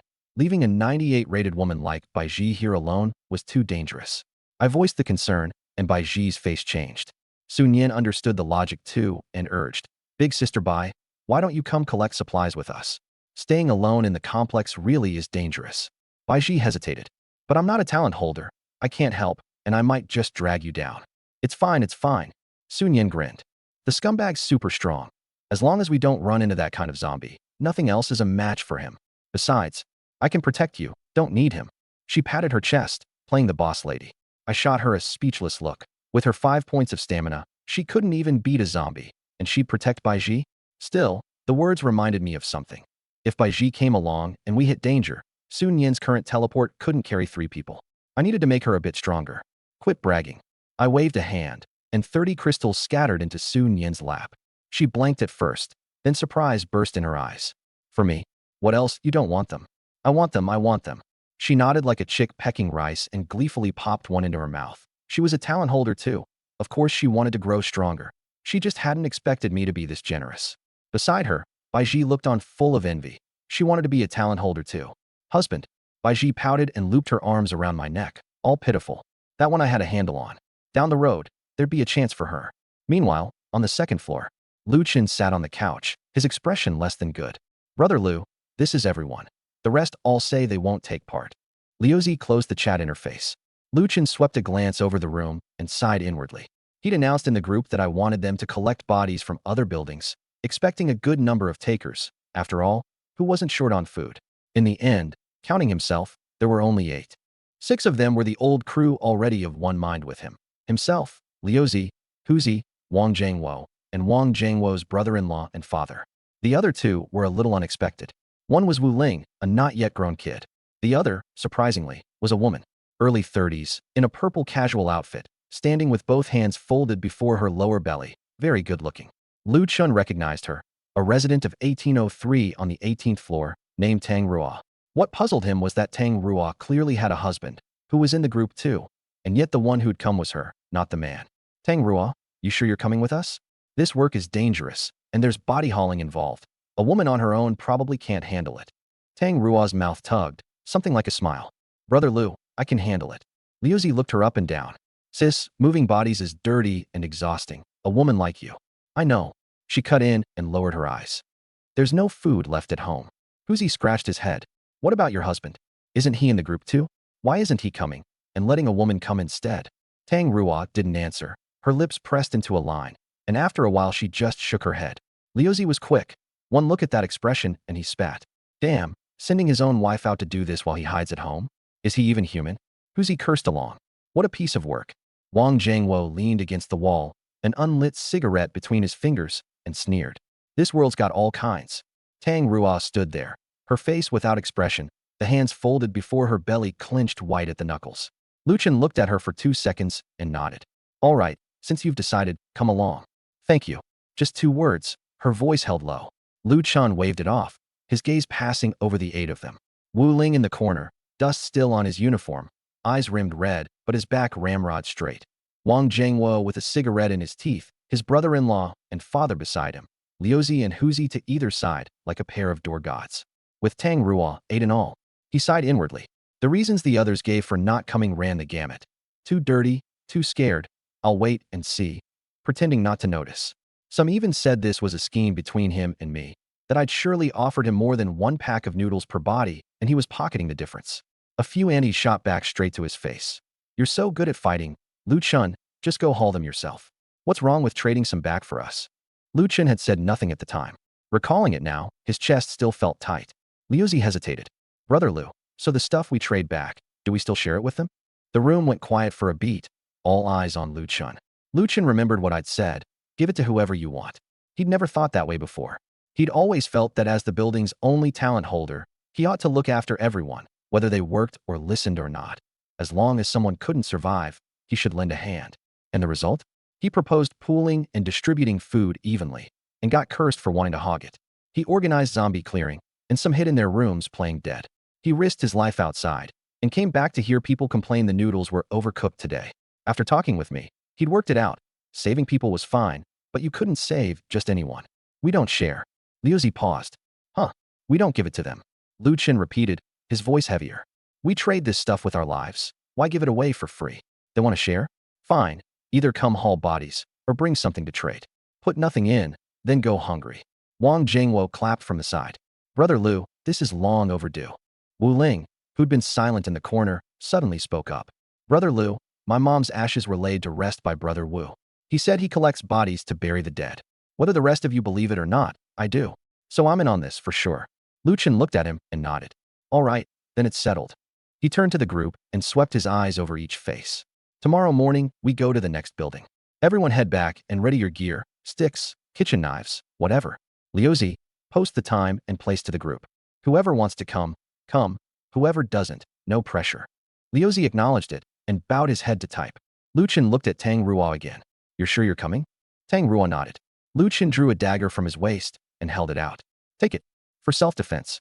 Tang Rua took it, her thumb brushing the hilt once, and without another word of thanks, she tucked it away, turned, and walked out. Watching her back, Huzi scratched his head. Hang on. What's actually going on with her family? Letting a woman come kill zombies with us. At that, several pairs of eyes landed on Wang Jiangwo. He'd lived in the complex nearly 10 years, knew all walks of life, and had the best tuned ear for gossip. Wang Jiangwo sked. Tang Rua, yeah, I know her. She's a bank manager, makes 10 grand a month, give or take. Her man's name is Sun Yuxing. Years back, he opened a little company and made some money, then got into gambling. Lost until the company was gone and the house was mortgaged. The place they live now, 1803, Tang Rua bought herself before they married. If not for the apocalypse, those two would have been on the street sooner or later. Liuzi frowned. The guy doesn't work? Work? Not for a long time. Sits at home drinking every day and goes off the rails once he's drunk. Goes off how? Huzi asked. Beats his wife. Wang Jiangwo rolled the cigarette between his fingers. Drinks, hits, sleeps, wakes up, drinks again. Tang Rua's soft-natured too. Takes the beating without a word, won't call the cops, won't divorce, just endures it. A couple months back I ran into her downstairs, middle of summer, and she's in long sleeves, collar buttoned up tight. I knew right then something was off. He clenched a fist. The guy's in the group, right? I'll have words with him when I see him tomorrow. Words about what? Wang Jingwo cut him a sidelong look. A couple's business is any of your concern? And that Sun Yuxing didn't even come. So where are you going to find him to say anything? He choked, and after a while sighed with feeling. I thought stuff like this only happened in movies. Never figured it'd be right next door. I really am too young. Wang Jingwo's father snorted. Xiao Hu, let uncle tell you. Gambling and drugs. Never touch them. Touch them, and it's ruin. Jingwo lost 70-some grand at cards back in the day, and I damn near broke his legs with a stick. He never dared again after that, or he'd have turned into a second Sun Yuxing. Everyone looked at Wang Jingwo. He just grinned and said nothing. Lu Chun, who'd stayed quiet all along, spoke up. Enough. Let's not get mixed up in other people's family business. He paused. That Tang Ruo showed up at all. Means she's got more backbone than that man. Everyone go get ready. 7 a.m. tomorrow. Gather in the first floor lobby. The group dispersed. 1803. Tang Ruo reached her door and didn't rush to open it. Gripping the key, she drew a deep breath before easing it open. The lights were off inside, the curtains drawn tight, everything pitch black. A thick reek of alcohol hit her in the face, mixed with smoke and sweat, turning her stomach. She changed her shoes and crept toward the kitchen. Stop right there. A hoarse, low, drink-slurred voice came from the couch. Tang Ruo's steps halted. A spark flared and dimmed in the corner. Sun Yuxing sat there, a cigarette between his fingers, only an outline in the dark. Lu Chen let you tag along. Tang Ruo's heart clenched. She murmured a soft then lifted her head, her lips moving. Yuxing, I'm a little scared. Slap. His palm came down hard on the table, his eyes glaring. You're scared? You don't know there's not a grain of rice left in this house. You don't go, and the two of us drink the northwest wind. He lurched to his feet and walked over. Half a head taller than her, his bloated beer gut straining his shirt. He looked down at her, seized her chin, his voice soft, but every word forced out through his teeth. Tang Ruo, I'm telling you, go haul bodies, fine. But you make eyes at one of those men, get tangled up with any of them, and you're the first one I kill. I mean it. Her chin ached under his grip, her eyes rimmed red, but she didn't struggle. I won't. Won't is best. He let go and stepped back, lighting another cigarette. Haul the stuff and come straight back. Don't linger with those people. Especially that Lu Chun. I hear he can fight. Stay away from him. Tang Ruo shivered and nodded mechanically. He thought of something else. Bring back everything you trade for. Don't hold any out. Trade for more food. Didn't you work at a bank? You've got a mouth on you. Haggle with them. I understand. Sun Yuxing sat back on the couch, satisfied. All right. Go cook. I'm hungry. Tang Ruo didn't move. What is it? There's no food left in the house. His cigarette hand paused. Wasn't there half a bag of rice a couple days ago? It's gone. Noodles? Gone too. He waved a hand irritably, fished a bag of crispy noodles out from under the coffee table, tore it open, and started wolfing them down. Tang Ruo watched, unable to keep from licking her lips. Ever since he'd gotten into gambling, money had been tight. Tang Ruo only ever bought discount vegetables, so there'd been no surplus grain to begin with, and once the apocalypse came, that little bit of stock was long eaten. The last of the rice she'd cooked into congee yesterday. The bag of crispy noodles in his hand was the last food in the house, and he didn't spare a single bite for her. Hunger made her stomach growl. She wanted to ask for a mouthful, even one, and opened her mouth, but in the end didn't dare make a sound. She turned into the kitchen and opened the cabinet. Empty. The rice jar was scraped to the bottom, the oil bottle down to dregs, the salt jar nearly empty too. She stood a long while, then finally took a pot, filled it half with water, and set it on the stove. No rice, no noodles, nothing. All she could do was boil a pot of water. When the flame lit, she looked down at her wrist. Beneath the cuff, a dark red old scar. She drew her hand back, tugged the sleeve, and quietly watched the water slowly come to a boil. What are you doing? Are you hiding food? Behind her came Sun Yuxing's low snarl again. Tang Ruo flinched. And no. He walked over, glanced at the water in the pot, looked at her darkly, and swung a slap across her face. Slap? No? Then what are you boiling water for? Tell me, where'd you hide the food? Her face turned aside, her ear ringing, and she cupped her cheek, not crying, only looking at him in terror. Yuxing, there really isn't any. I just wanted to boil some hot water to drink. He stared a good while, gave a cold snort. Tomorrow you'd better go with them. Come back with no food, and don't bother coming back at all. With that he slammed out of the kitchen. Tang Ruo poured out the spilled water, filled a bowl fresh, and set it to boil. Then she leaned against the wall, not a spark of light in her eyes, not a trace of expression on her face. The next day at noon, I was lured awake by a delicious smell. Bai Ji had been busy in the kitchen all morning. Having learned intermediate cooking, she couldn't wait to try her hand. Sun Yin was still burrowed in the covers, hair a tangled mess, eyes half open, like a lazy cat. Food's ready. Bai Ji came in and called. I forcibly booted up Sun Yin, and once we'd cleaned up we came to the dining table. A plate of shredded pork with green peppers, a plate of white-cut chicken, bright and appetizing, the aroma more than a notch above yesterday's. I lifted a bite with my chopsticks, chewed a couple times, and nodded. Big improvement. Bai Ji's eyes lit up, unable to suppress the smile at her lips. Sun Yin leaned in for a taste too, mumbling, "Big sister Bai, you're amazing. Yesterday it was still MF. Today it's this good." We finished, tidied up a bit, and headed out. The elevator descended from the 18th floor, and when the doors opened on the first, several people stood outside. Lu Chen walked at the front, drenched in sweat, dark red bloodstains on his black t-shirt, a zombie hoisted over his shoulder. Liuzi and Huzi followed, each dragging one. The others were grimy and more or less smeared with blood. At the very back was a woman. A deep purple long-sleeve jacket, sleeves rolled to the elbows, dragging a corpse a size bulkier than herself. She dragged it with great difficulty, her back bent extremely low, every step like she was nailing herself into the ground. The stray hairs at her forehead were sweat-plastered to her face, and her face was frighteningly pale. But she made no sound and refused any help, just dragged it step by step. A prompt sounded in my ear. A qualifying crimson match detected. Intimate contact yields a random survival reward. The crimson match panel surfaced along with it. Name, Tang Ruo. Age, 31. Height, 5 feet 6 inches. Weight, 108 pounds. Measurements, 37/25/36. Charges, 2. Rating, 95. A married woman. No telling whether her husband was dead. While I was thinking, Lu Chen spoke. "Mr. Wu, you heading out?" He set the body on his shoulder down and wiped his sweat. I swept a glance behind them. 8 people, 8 bodies, brows intact, crystals not yet dug out. Good haul. Just the 8 of you. Lu Chen nodded with a wry smile. I wasn't the least surprised. At the zombies' current strength, if survivors all dared to go out and hack them, the apocalypse would have turned around long ago. But not everyone dares face zombies, especially those without talents. 7 people following Lu Chen was already decent. All right, carry on. Take the bodies all to 1804. We'll settle up together tonight. Lu Chen acknowledged it and rallied everyone to move them into the elevator. I glanced at Tang Ruo, still dragging her body. She'd fallen behind the rest, the corpse wedged in the building's door gap. She tugged twice with no movement, her back bending lower. Bai Ji followed my gaze and offered, "Husband, I'll go help her." I shook my head and walked over myself. Tang Ruo was straining, teeth gritted, when suddenly her hands went light. She looked up to see a young man lifting the body one-handed by the back of its collar, raising it with an easy tug. "Where to?" She blanked, then pointed at the elevator. Thank you."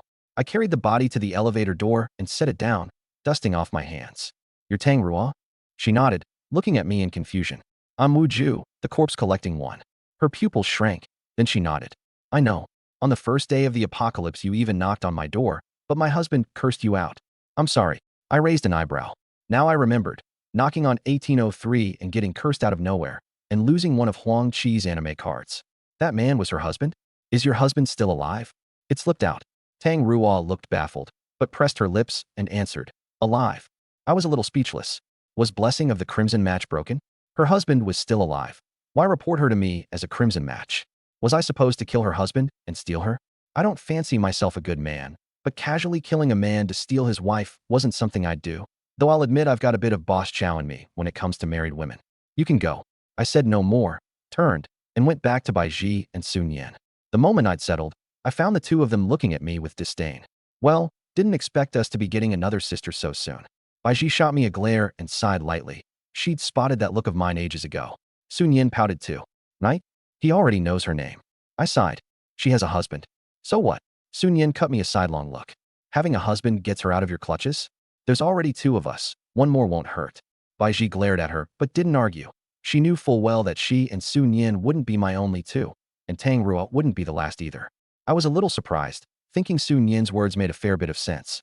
So what if Tang Ruo had a husband? I didn't have to make her follow me. One instance of intimate contact was enough. Besides, a woman going out to haul bodies with Lu Chun probably meant no food at home. That charge count was only 2, so her feelings with her husband probably weren't great either. Put the 2 together, did I maybe have a shot? Fine. I'd feel her out when we got back tonight. If it worked, Great. If not, I'd only be out a bit of supplies. Let's go. I glanced at the elevator and took the two of them out of the building. Outside the door, Sun Yin took a deep breath and was immediately choked into coughing by the reek of decay in the air. Puffed, puffed. When's this smell gonna clear? When we're all dead. She glared at me and said nothing. The sky was overcast, oppressive enough to smother your breath, like it might rain. The complex was worse than yesterday. The bodies on the greenbelt had begun to bloat, flies crawling and buzzing, a few with bellies swollen like balloons, the skin gone blue-purple. I gave one an extra glance and didn't stop. Bodies like that would burst sooner or later, and the smell then, just thinking about it was delightful. Walk faster. We cut through the central courtyard toward the west gate. The commercial strip was to the east, and that winged monster was over there. I didn't want to provoke it today. Outside the west gate was a two-lane back road, flanked by old residential blocks, an auto shop, a hardware store. I wanted to come this way yesterday. Generators, fuel, batteries, that sort of thing should be in the hardware and auto shops. Big diesel generators would mean going somewhere far off like a construction site or factory. Today I'd check the nearby places first. The back road was quieter than the main drag, with fewer zombies. I went 200-some meters before running into three, scattered and standing dazed by the roadside. I couldn't be bothered with the hatchet. One flick of the fire serpent and 3 fireballs writhed a few times in the middle of the road before dropping. Sun Yin, well-practiced, ran off to dig out crystals. Baiji stood beside me watching Sun Yin's back, that little envy she couldn't hide still in her eyes. Husband, when do you think I'll get to be a talent holder? What's the rush? I haven't collected enough bodies yet. She let out an, oh, and stopped asking. She knew my nature. Nagging was useless. When it was due, it had come. Sun Yin jogged back, wiped 3 crystals on her clothes, and handed them over. Here, 3. Plus the 30 left from yesterday, and a few more zombies today. That was enough to push me to level 5. Onward, we entered an auto shop. The roll-up door was half down, dark inside. A car up on a lift with its door open, a big patch of dried blood on the driver's seat. No zombies, just one body, slumped beside the toolbox, in blue coveralls, a blood hole in its chest. Not a bite. More like it had been run through by something. Not killed by a zombie. By a person. I frowned, said nothing, and started searching. No generator, but I found 2 barrels of engine oil, a case of antifreeze, a few empty fuel cans, and a pile of tools. I took the lot, right down to the unopened windshield wipers. Behind the counter, Baiji turned up half a carton of cigarettes and 2 lighters and gave them a shake. Want these? Yes. Cigarettes were hard currency in the apocalypse, more useful than instant noodles. Sun Yin dug out a toolbox, screwdrivers, wrenches, pliers, plus an electric drill, all neatly stacked. This? Yes. Cleaned out, we came out to a darker sky. Is it about to rain? Baiji looked up. Don't know. Keep going, find a gas station. There was a small gas station nearby, 2 streets over, not big, but the pumps should have stock. Passing a small supermarket, half the glass shattered, shelves toppled across the floor, wrappers strewn everywhere, already ransacked. Day 4 of the apocalypse. Looked like some survivors had started coming out to gather supplies. I didn't linger and kept on toward the station. Turning onto another street, I ran head-on into 6 zombies. They were clustered around an overturned van, gnawing on something, and at the sound of footsteps they all snapped their heads up, 6 ashen gray eyes fixing on me. I frowned, casually pulled up a panel, and my heart gave a lurch. Tier 1 zombie, strength 13, speed 9, spirit 2, stamina infinity. Note, they're getting stronger. What are you still waiting for? Strength 13, speed 9. On day 1 of the apocalypse, the zombies I'd faced had strength and speed mostly in the single digits. 5 or 6, 7 or 8. Weak as paper. These few now had stats already approaching, even exceeding, an ordinary adult man. Zombies were evolving. If ordinary zombies were evolving, what about that flesh-winged zombie? Was it getting stronger too? A flicker of urgency rose in me. But there was no time to dwell. The 6 were already lunging with snarls. I pushed off with my right foot and shot out like a cannonball, the hatchet carving a cold arc. The first one's head split clean in 2 on the spot. The second lunged in. I sidestepped, hooked my left hand behind its neck, and slammed it down. Driving my right knee up, crack, its spine broke and it collapsed limp. 25 strength, more than double an ordinary man's, paired with this sharp hatchet. However strong the zombies got, they were no match for me. A dozen odd seconds, and all 6 were down. Sun Yin opened her mouth and shut it. She'd watched me fight, but every time it struck her as absurd. Is this even human? She rolled her eyes and ran off to dig out crystals.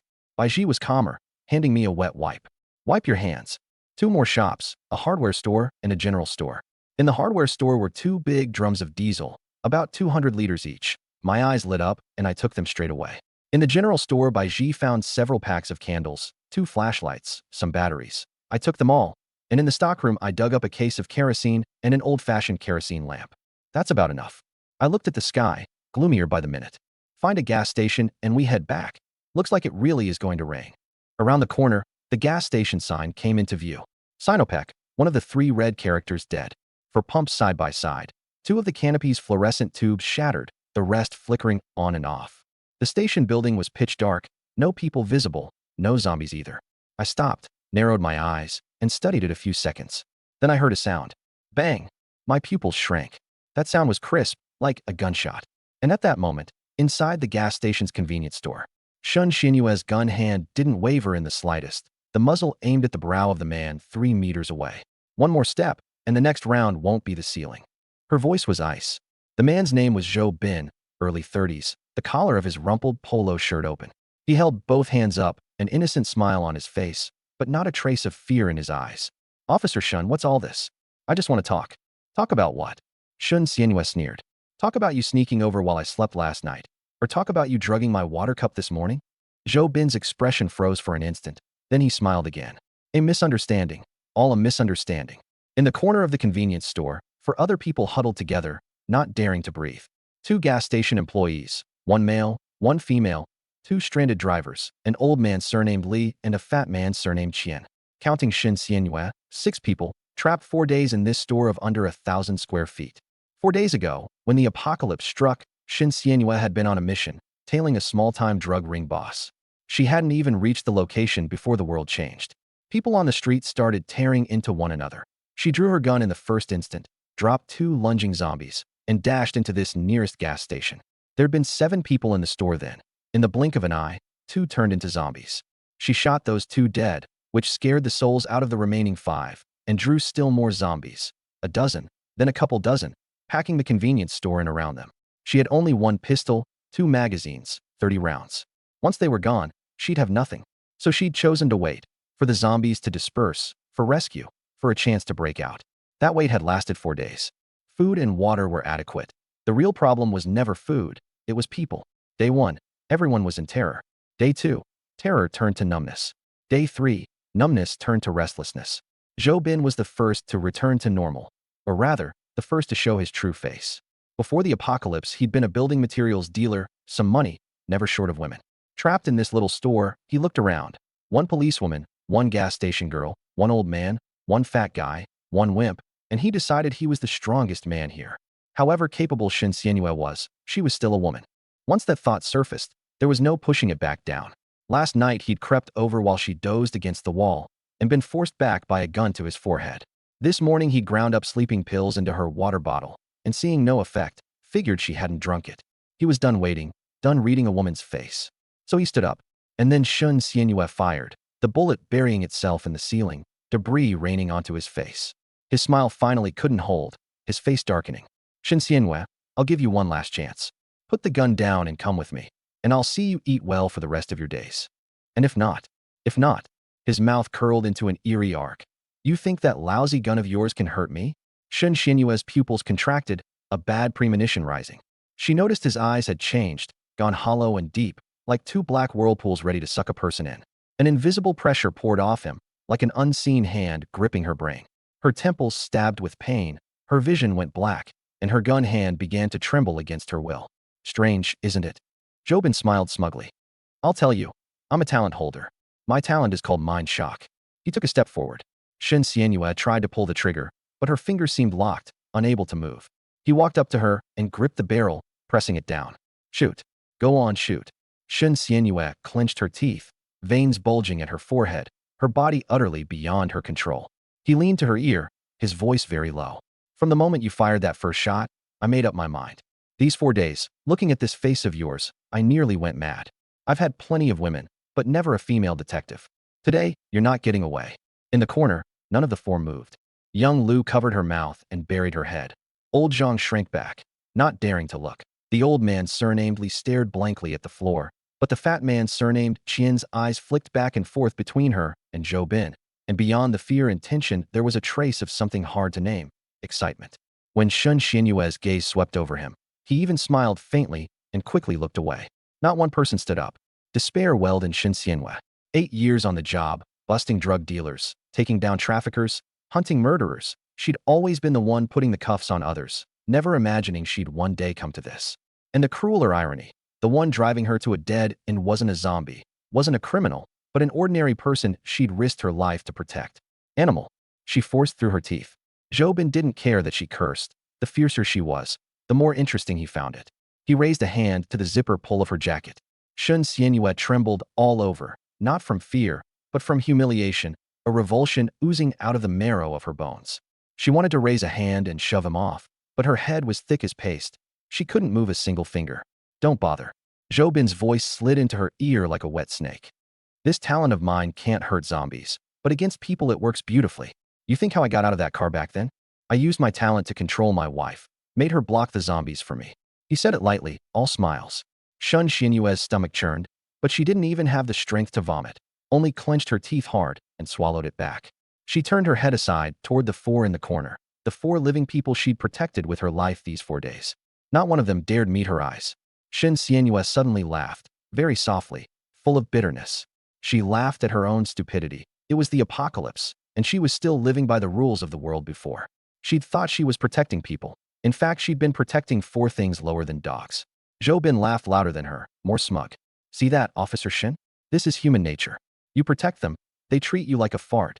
You fall into trouble and still expect them to save you? Dream on.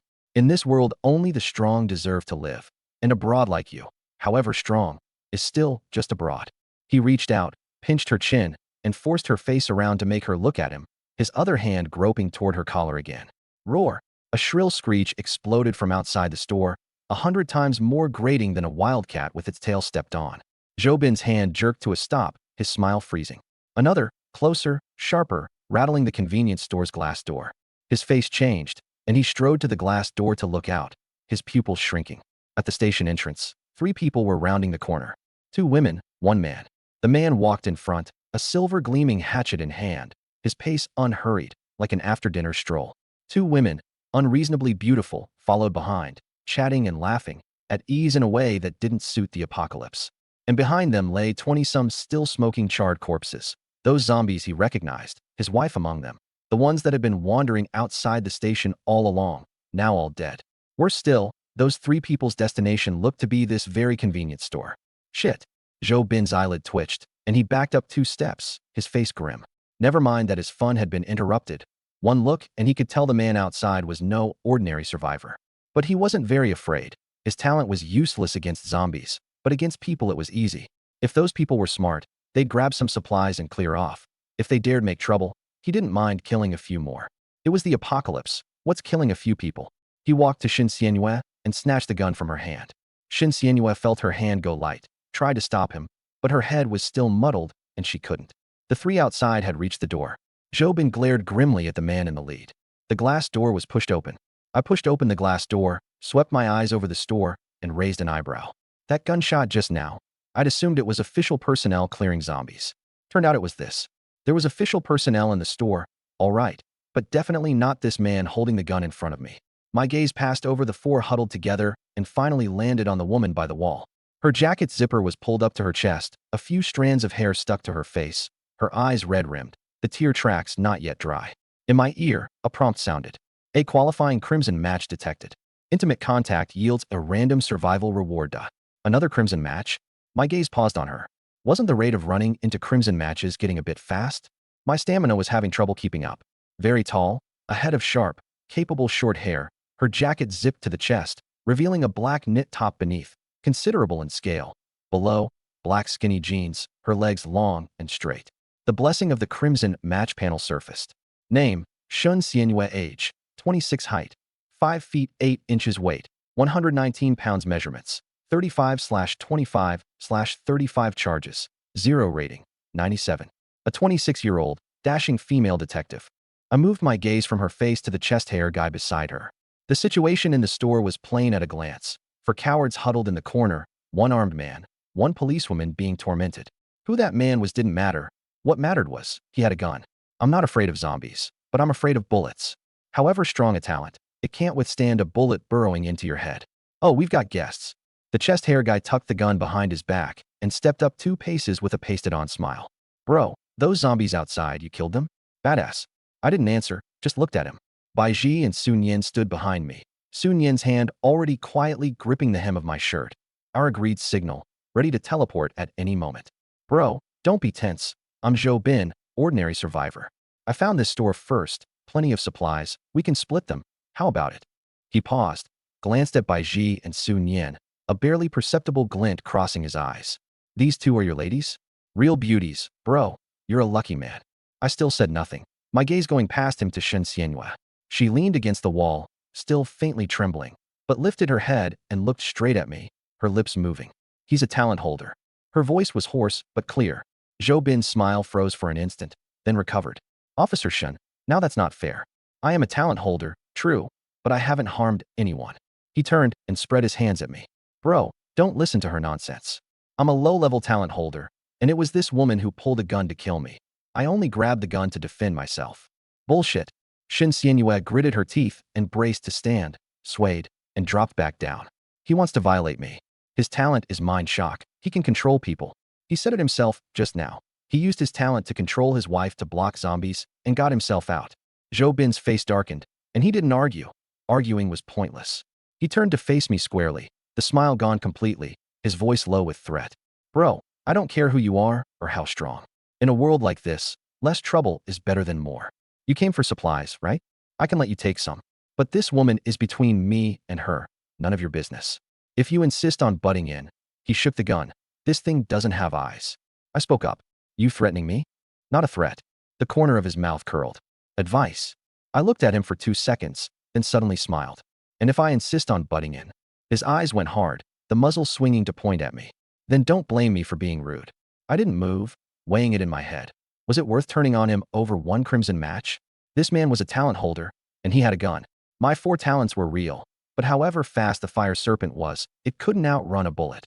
If his hand so much as twitched and my head grew a hole, no talent would matter. Throwing my life away for a woman wasn't worth it. I gave her a mental score, 97, 1 below Bai Ji, 1 above Sun Yin.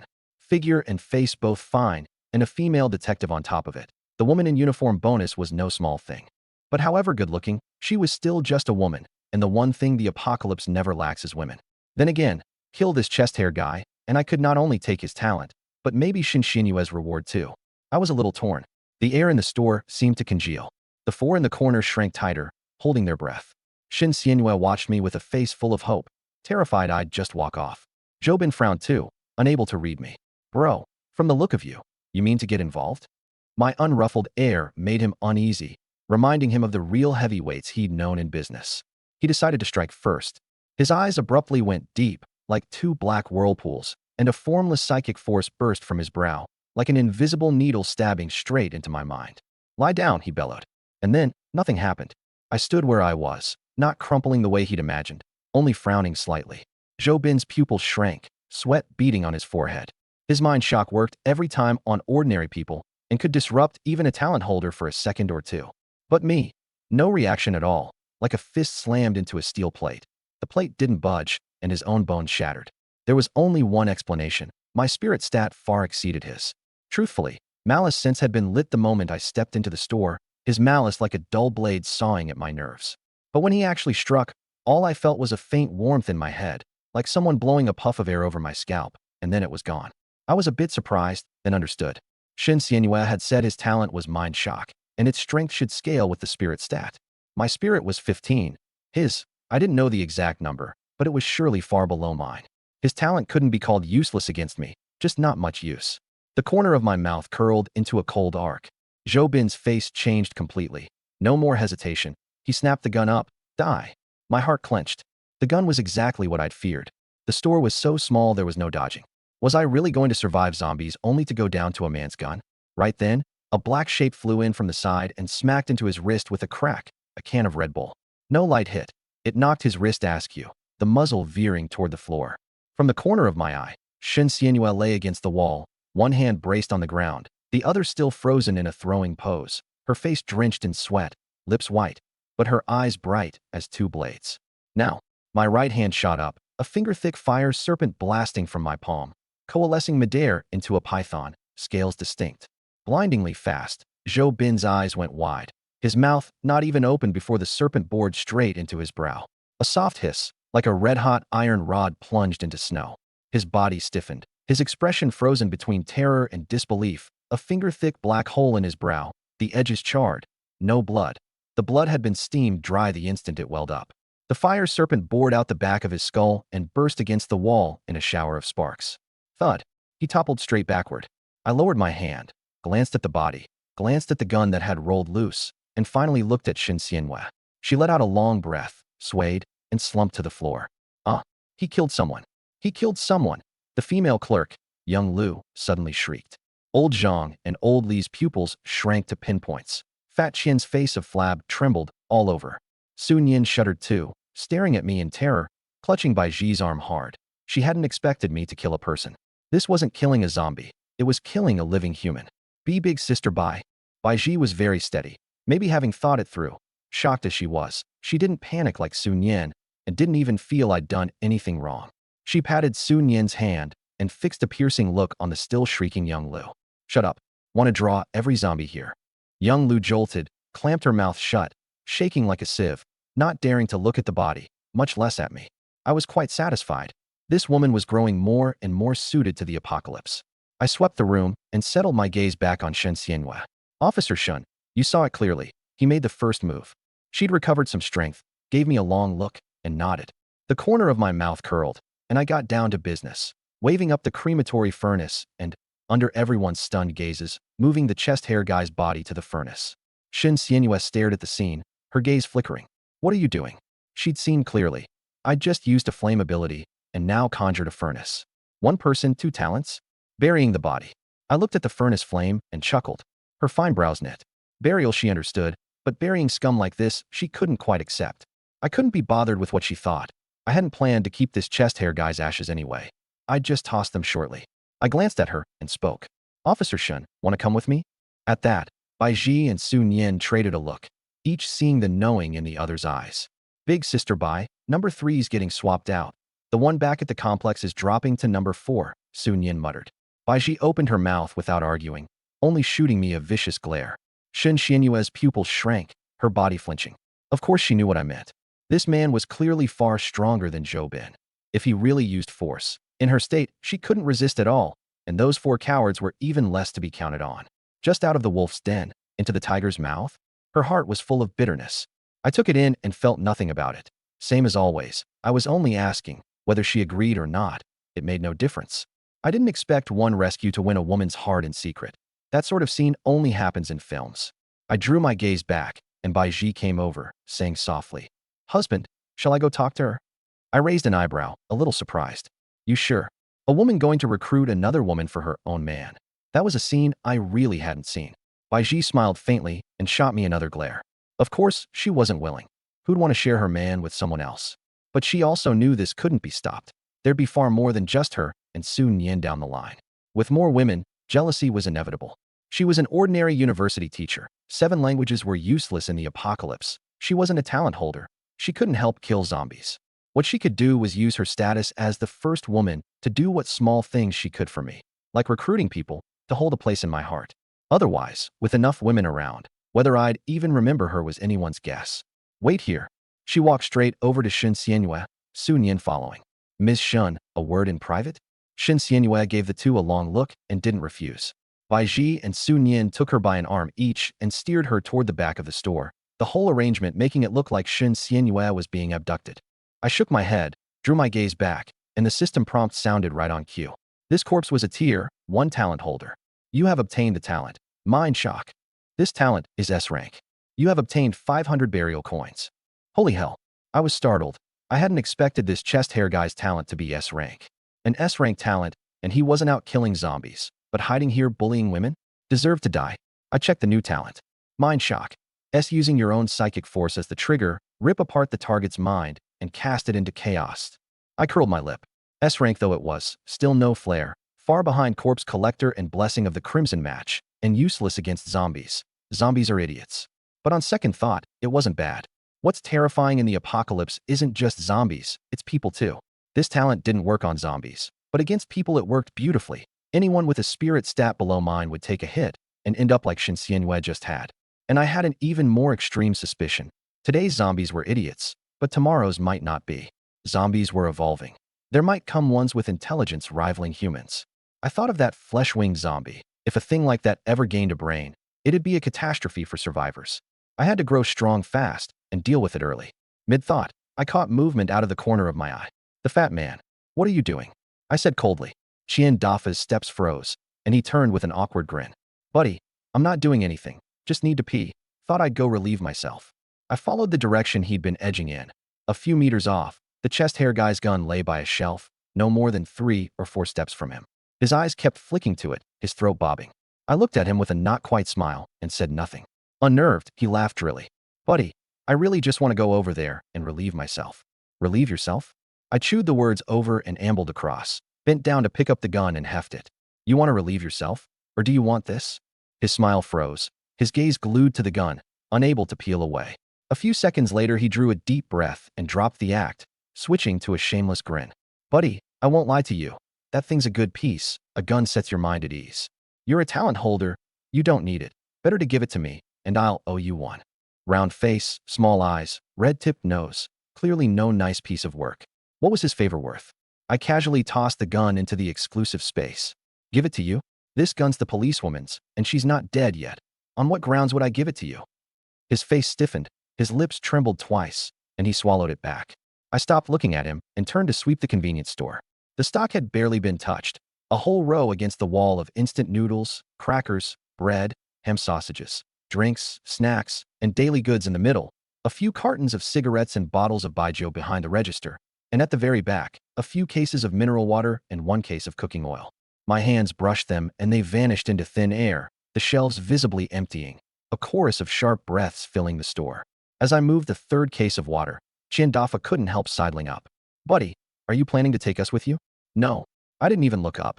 He'd long since seen I wouldn't take them. All I wanted was that policewoman. But he still had something to say. Don't try to guilt-trip me. I don't have a conscience. I cut him off first. Want to leave? Leave on your own. There aren't many zombies around here. He gritted his teeth. Then, could you leave us some of this stuff? This is our lives, a few of us. You take it all, and even if we find our own way out, we'll starve. In the corner, young Lu murmured agreement. Yeah, you take it all, and what do we eat? Old Zhang looked up at me and lowered his head. Old Li stared at the floor and forced out. Young man, leave us a little. I swept my eyes over the 4 and knew exactly what was what. Fine, I can leave some. But there's a condition. What? I pointed outside. You go move those zombie corpses inside, and I'll leave some. Don't, and I take everything. And you can live or die as you please. Move the corpses? Qian Dafa's voice cracked. That's right. He swallowed and looked back at the other 3. All 3 looked at him. Old Zhang and Old Li nodded, and young Lu could only nod too. Qian Dafa wrestled with it a moment, then set his teeth. Fine, we'll move them. The 4 went out to haul bodies, terror on their faces. I kept collecting supplies. A deal's a deal. I'd leave some, but I hadn't planned to leave much. 2 cases of noodles, 2 of water, 2 of ham sausages. Generous enough, I figured. If they didn't leave the gas station to find a way out, no amount left would save them. Monsters like that flesh-winged zombie probably weren't the only one. Leaving was their sole path to survival. Done collecting, I glanced at the back door. Baiji and the other 2 still hadn't come out. No idea what they were up to. I gave Baiji a bit more time and turned to the real task. Fuel. The fuel was the whole reason I'd come to the gas station. Where the storage tanks were I didn't know, but there were 2 employees outside. I went out and called to the male employee moving bodies. Hey you. Old Zhang looked up and pointed at himself, bewildered. Me? Yeah, you're an employee, right? Where are the storage tanks, and how do you pump fuel by hand? He blinked, then pointed at a slab of concrete behind the pumps. The tanks are under there, with covers on them. Open it. He led me over and pointed at a round iron cover on the ground, its edges caked with dried oil. He pried at it with a screwdriver, didn't budge.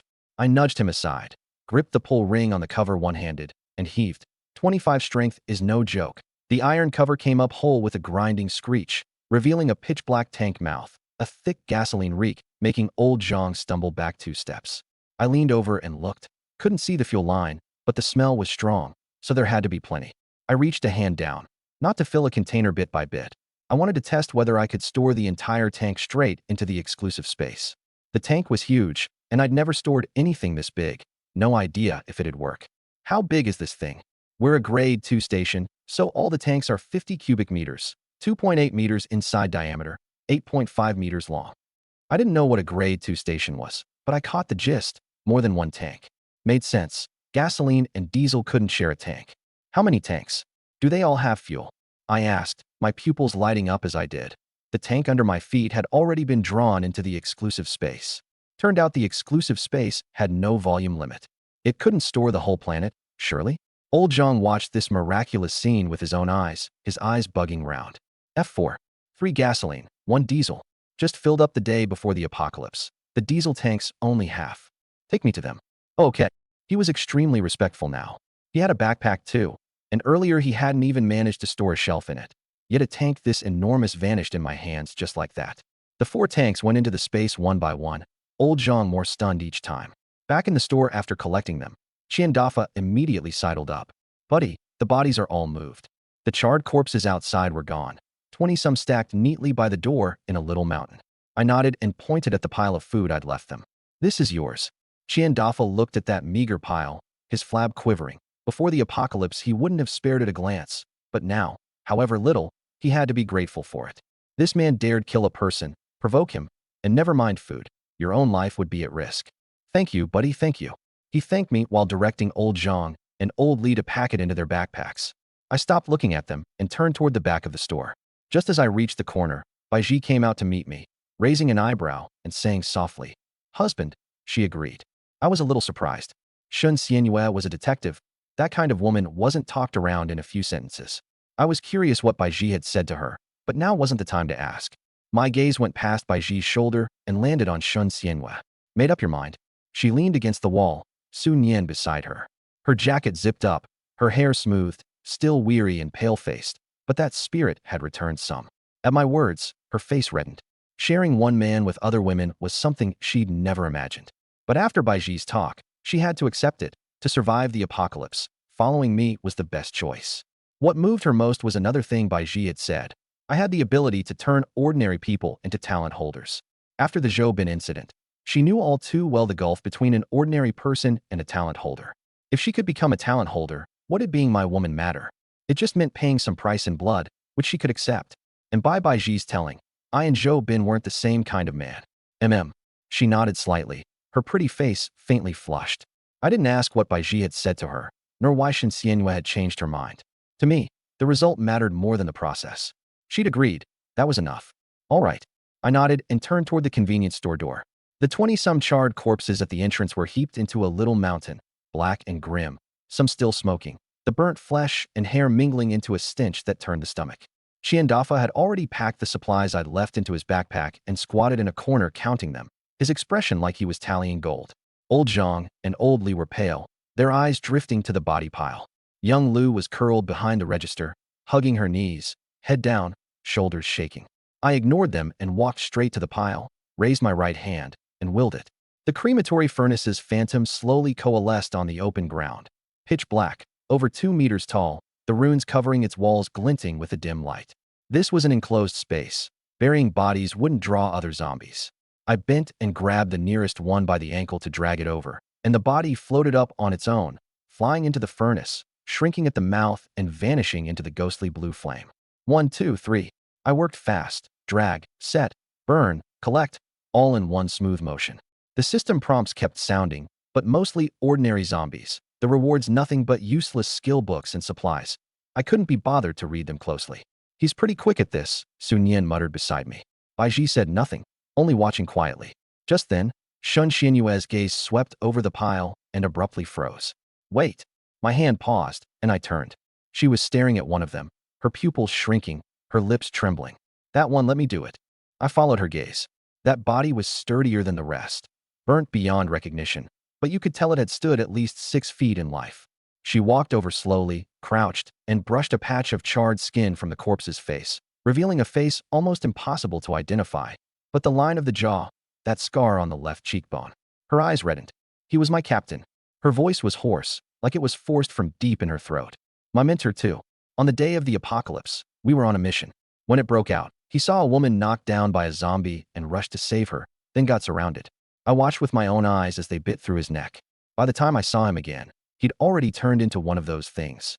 She closed her eyes and drew a deep breath. He'd been on the force 15 years, taught me everything. His daughter's only in 5th grade this year. She couldn't go on. Bai Ji turned her face away. Sun Yin bit her lip. I was silent a few seconds and stepped aside. You do it. She gripped the body's shoulders with both hands and heaved it toward the furnace. Her stamina wasn't recovered, and she dragged with difficulty, the corpse scraping the ground with a dull sound. The body was disfigured and reeking, yet she showed not a trace of revulsion. Bai Ji moved to help. I raised a hand to stop her, let her do it herself. 10 meters, and she dragged it nearly 2 minutes through gritted teeth, sweat and tears dripping to the ground. Finally at the furnace, she knelt and pushed the body toward the mouth. It floated up and flew into the flames, the charred figure shrinking smaller and smaller until it vanished. She knelt there weeping silently, shoulders heaving. The furnace door opened again, a black box resting quietly inside, engraved with 2 characters, Zhaozheng. She took the ash box out and held it to her chest, looking down at the 2 characters, her lips moving, and in the end said only 4 words. Rest well, master. A prompt sounded in my ear. This corpse was a Tier 1 zombie, infected, detective captain in life. You have obtained the related skill, marksmanship mastery. +1 burial coin. My eyebrow lifted. Marksmanship mastery. Finally, a useful one. I happen to have a pistol in my exclusive space, and the shop sold guns too, though pricey at 500 coins. But with this skill, I now had 1 more card to save my life. Right now, whether zombies or survivors, no one could dodge firearms. Earlier, I hadn't touched the chest hair guy precisely because I feared the gun in his hand. Now it was others' turn to fear me. Marksmanship mastery, a mastery of aiming, firing, maintenance, and malfunction clearing across all manner of firearms, greatly boosts accuracy and stability.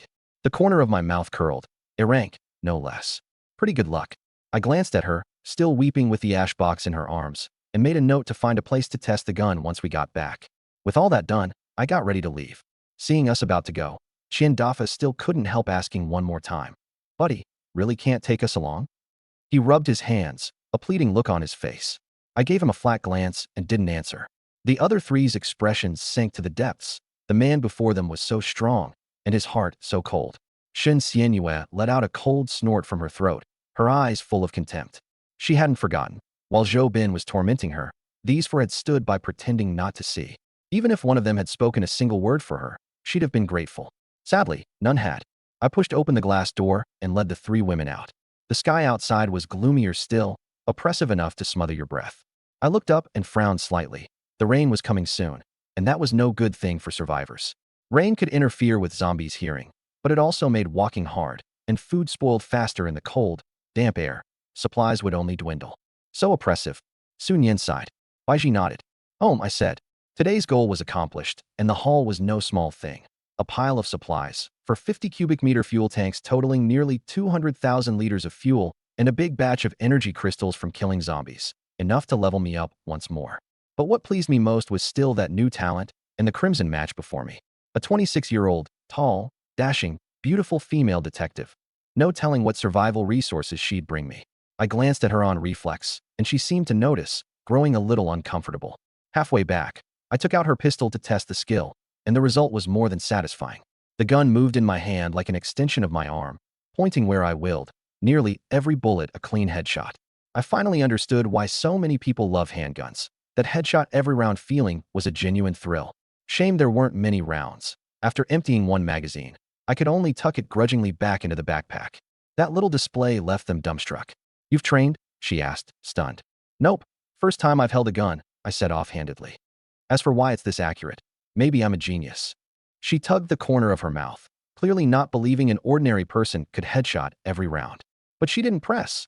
Bai Ji had already told her what kind of person I was. Strong, full of secrets, selfish and cold-blooded. Follow me, but don't ask, don't dig. She swallowed her doubt. Bai Ji, on the other hand, looked thoughtful, and probably guessed it. I had a pile of oddball skill books, and this dead-eye aim was most likely learned. After all, Shun Xianyue had just, with her own hands, buried a detective captain. Every zombie we met on the way I dispatched with ease. Without a monster like the flesh-winged one, even if the current zombies had gotten a bit stronger, they were no match for me. Shun Xianyue watched, full of shock. Bai Ji hadn't lied. This man really was stronger than most talent holders, and wasn't short on food either. The gas station convenience store supplies had long since gone into my backpack. Following him did seem like a good choice. Only, she'd have to share this man with other women. Recalling Baiji's earlier description, her face reddened. Baiji had said I wasn't only strong in a fight, but terrifyingly strong in bed too, that she and Su Nian together were no match. So if you add her in, that should be enough, right? The moment the thought surfaced, she shook her head quickly. What was she thinking? How could she have such an embarrassing idea? What's your plan from here? She asked, hunting for a topic. No particular plan. The most important things right now are raising my strength, gathering supplies, and burying bodies. That won't do. Sun Yin suddenly cried. The most important thing for us is finding a new place to live. That apartment has one bedroom and one bed. No way it fits 4 people. Are you going to sleep on the couch? I paused. She had a point. One bed couldn't fit 4, and me sleeping on the couch was even less likely. I can sleep on the couch, Shin Xianhua suddenly said. I glanced at her and said nothing. This woman, dream on. Couch was fine, after tonight. She lowered her head, her face faintly red. That little scheme of hers seen through at a glance. She knew full well she wasn't escaping this. We walked back, killing zombies as we went, ransacking a few shops along the way. I'd wanted to rely on Sun Yin's teleport talent to get back once we'd collected supplies, but she could only carry 3 people at a time, and after teleporting she'd melt into a puddle. With one more person now, we could only go on foot. And Shin Xianhua was struck dumb by me again. She'd fixed her eyes on the hatchet in my hand. This hatchet was no ordinary thing. Sharp, and it didn't come away bloody after killing zombies. She guessed it was a drop reward, and that if she had one too, she could help kill zombies. She was about to become my woman anyway. Surely he wouldn't be that stingy with his own woman? She ventured weakly, pointing at the hatchet in my hand. Could I use this? I can help kill zombies too. She didn't want to be a useless ornament. She was a cop, and a detective at that. I glanced at her stat panel. Tier 1 survivor, strength 7, speed 8, spirit 8, stamina 8. Huh, a female detective. All right, those 4 stats were higher than the average man's. As I recalled, at the very start, even I'd only had strength and stamina a touch above hers, the rest lower. And I'm a man, she's a woman. Can I? I want to kill zombies too, she asked softly, seeing me stay silent. She wasn't eyeing the gun. The rounds were long spent, and she knew I'd never hand her something that dangerous. I thought it over and nodded. Her strength wasn't bad. With her help, I could save some effort. Some zombies had gotten stronger now, stats into double digits, but I'd noticed most of the growth was in strength, with little gain in speed or spirit. With a hatchet, she could handle even an evolved zombie. A hatchet was only 50 coins. After burying the chest hair guy, I had over 700, so I could just buy another. As for whether she'd turn the hatchet on me, even with it, she was no match, and besides, I hadn't sensed a shred of malice off her. I handed the hatchet over, then looked at Baiji and Sun Yin. What about you two? Want to kill zombies? Sun Yin wavered. She really didn't want to face those disgusting things. The way my hatchet split them in two with black blood spraying made her queasy just watching. She was about to speak when Baiji got there first. I do. I was a little surprised. She hadn't dared kill zombies before. Why so resolute now? I didn't know, but inwardly she was anxious. I already had 3 women. Sun Yin was a talent holder, Shun Xianhua a detective, both able to help in the apocalypse. Only she was nothing. She feared being outshone, feared being cast off. If she could kill zombies too, it would at least prove she was of some use. I can kill zombies too. Her voice grew firmer. With Baiji stepping up, Sun Yin couldn't refuse either and could only pout. I can too. I spent 100 coins on 2 hatchets and handed them over. The 2 took them, and Baiji immediately exclaimed, Huh? Why does this weapon have a star? Right, why? Sun Yin was puzzled too. Only then did Shin Xianhua check the hatchet's grade. Sure enough, a single star after it. What's going on with this? She frowned. I've seen other survivors show off items in the chat interface, in great detail, but no one ever mentioned a grade with a star. I smiled at the 3 of them and said nothing. The 3 understood at once. I didn't want to talk. Dog of a man. Baiji puffed her cheeks and glared. He still didn't trust them. Let's go, show me what you've got. I changed the subject. The crematory furnace couldn't be hidden. You can't very well bury bodies in secret, but everything after the burial, I intended to keep to myself, not a single word. Let them guess. With the ultra-sharp hatchets, the 3 of them handled ordinary zombies easily, Shun Xianhua especially. She went at them like they'd wronged her ancestors, taking the head clean off every time, crisp and forceful. Sister Xianhua, you're so brutal. Sun Yin gasped. Shin Xianhua only shook her head, looked down at the hatchet, and gave a self-mocking smile. It's all the hatchet's doing. Without it, I'd still be an ordinary person. Then she looked at me, her face full of hope. Baiji had said this man had a chance of turning ordinary people into talent holders, and she didn't know whether she'd get a share, and even if she did, she'd probably have to line up behind Baiji. When do you all think this apocalypse will end? Sun Yin pulled her hatchet free and hopped back fast. It was so sharp she didn't dare put force behind it, afraid of ending up covered in black blood like Shin Xianhua. Who knows? Maybe it ends when all the zombies are killed off, Bai Ji said with a bitter smile. Zombies aren't so easy to kill. Shin Xianhua took off another head. These here are the weakest. There are stronger ones. I saw a message in the chat interface. Someone in Jiangbei spotted a truly terrifying zombie. Enormous, a full 3 stories tall. Its panel all question marks, no readable stats. They call it Meat Mountain. Even she looked at me, her expression grave. Probably wouldn't be a match for that thing. My face changed as I thought of that flesh-winged zombie. Husband, this sounds like the same situation as the one you and Susu ran into before. I nodded darkly. I'd known it. The flesh wing wasn't a one-off. There were other things just as terrifying, only with different traits. The one I'd met leaned towards speed. The one she described was more like the tank among zombies. You ran into one of those zombies too? She was shocked. Yeah. Sun Yin nodded. We nearly died. Good thing I was so quick-witted, kept my cool under fire, and got little brother out of there alive. By the time we got back to the complex, the sky had gone fully dark. The streetlights at the building entrance weren't on. Only a few units gave off faint light, poking dim yellow spots into the pitch-black tower. Shun Xianyue's earlier ferocity was gone. She trailed behind me like a demure young bride, her heart full of unease. She knew what came next. Bai Ji walked behind with me, watching that back, and suddenly thought of something, a wicked little smile tugging at her lips. Husband, that Tang Ruo, what do you plan to do about her? My steps paused slightly. Tang Ruo, the 95-rated married woman. Of course I remembered, but I only waved a hand. We'll see. Bai Ji didn't press. She knew me too well. We'll see didn't mean we'd see. It meant I was thinking about how to make my move.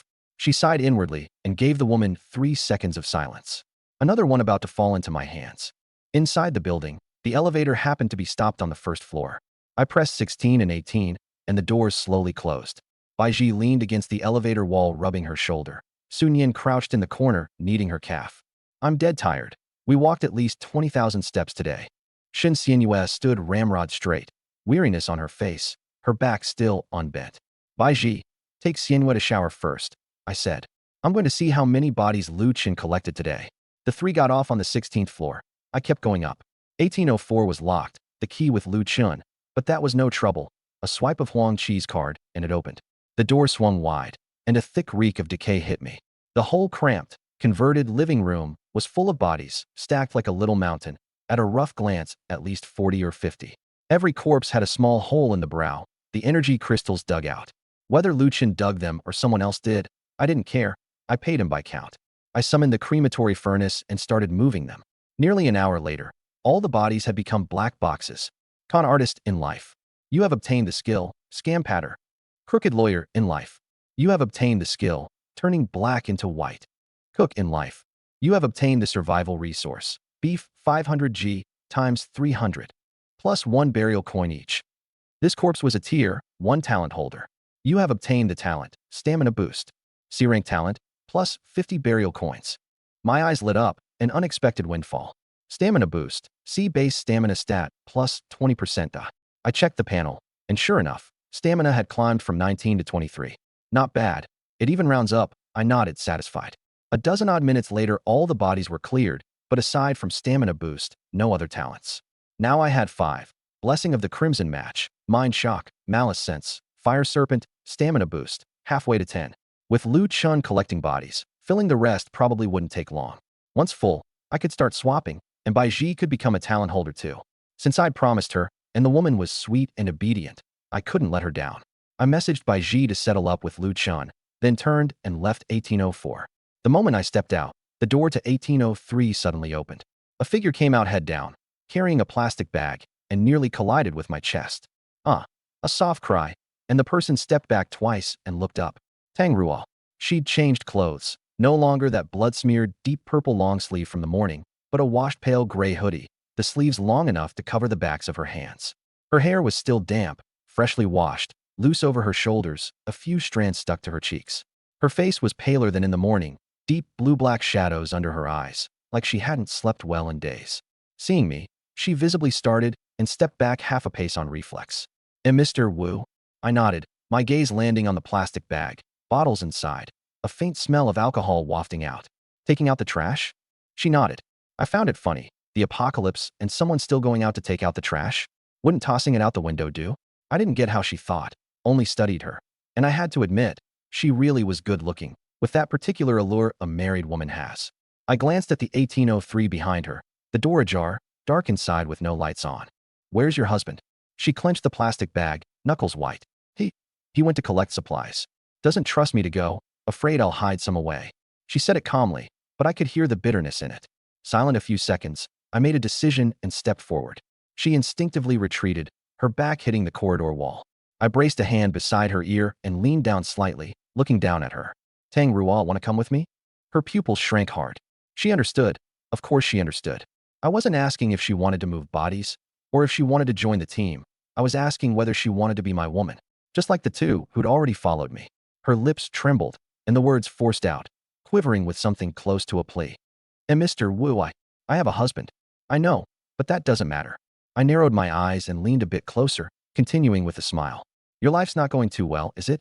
Your husband, a grown man, sends you to collect bodies and won't even let you claim what you bring back. I can imagine how badly he treats you, how little he trusts you.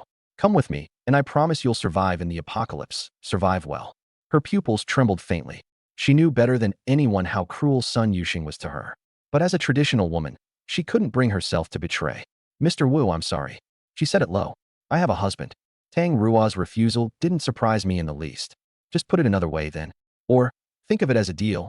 You spend one time with me, I give you food. All I wanted was the blessing of the Crimson Match reward. Whether she agreed to follow me didn't matter, so long as there was intimate contact. Worst case, I'd just pick the first reward option. Like I said, it was a deal. But hearing it, she snapped her head up, biting her lip, tears welling in her eyes. She felt insulted. What did I take her for? Someone who'd sell her body for a mouthful of food? She said nothing, only bit her lip and glared at me, humiliated and furious. It was exactly that expression that stopped my breath for an instant. I had to admit, a beautiful woman looking at you with that kind of shamed fury carried an impact those young girls couldn't give. What? No. I frowned slightly. Tang Ruo, you and your husband aren't on good terms, are you? Or you wouldn't have only had that experience twice, even now. Her pupils flew wide. How did I know she'd only had it twice? Sun Yuxing was her first man, but there was something wrong with him physically. Those 2 times were both on their wedding day, and even then only after medicine. But his problem was too severe. Medicine couldn't hold it either, and after that it never worked again, so she'd never tasted it since. But a secret thing like that, how on earth did I know? So, I leaned a bit closer. Her heart pounded wildly. I was too close, my warm breath falling on her snow-white neck, her legs going a little weak.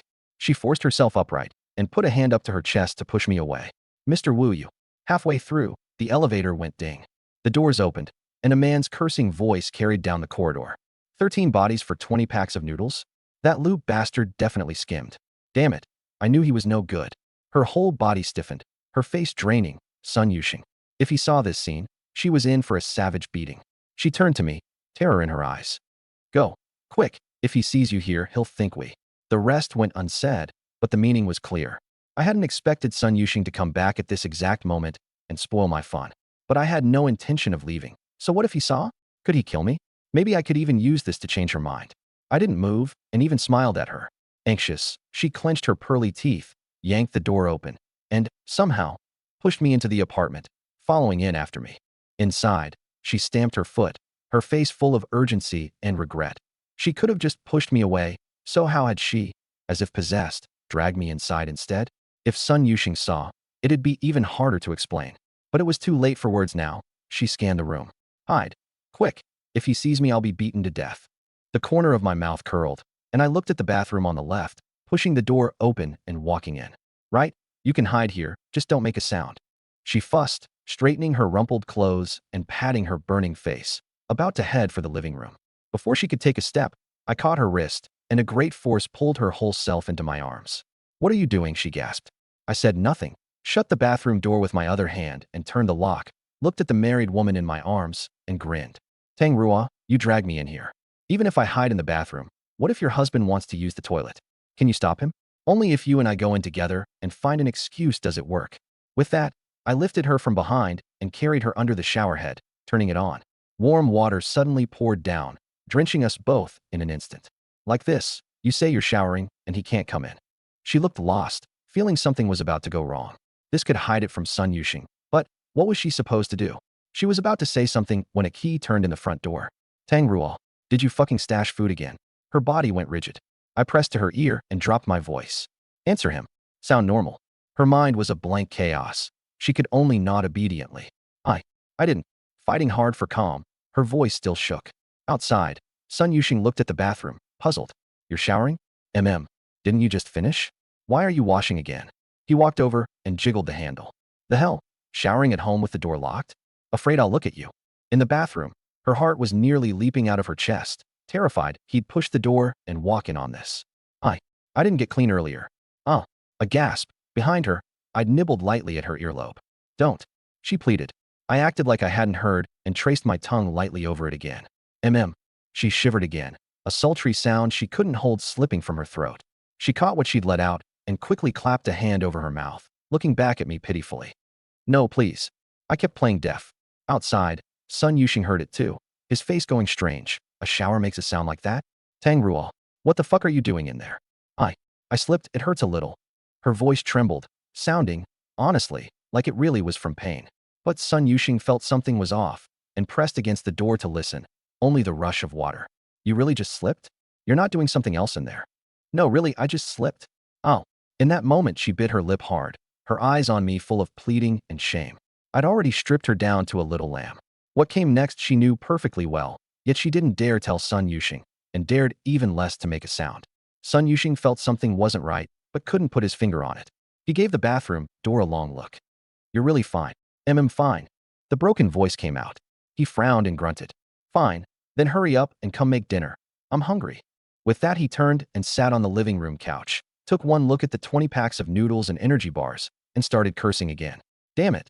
Tang Ruo, you slacked off today, didn't you? Traded for just this little bit of food? 20 packs of noodles. How many days does that last? Try harder tomorrow. I understand. Not satisfied, he glanced toward the bathroom again, his face full of resentment. That Lu Chin's no good either. Talked a big game before. Said he'd keep everyone alive. And now?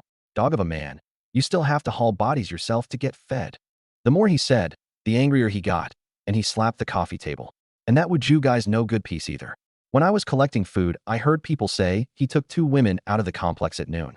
He's that strong. He can go get supplies. Why won't he just share with us instead of making us haul bodies to trade? People like that ought to die. Tang Ruo, am I right or not? Right. Her voice came from the bathroom. He really is pretty strong. Sun Yuxing snorted coldly. Feeling her strong wasn't quite the same strong he'd meant, but didn't dig into it. And I heard there's some magic plant.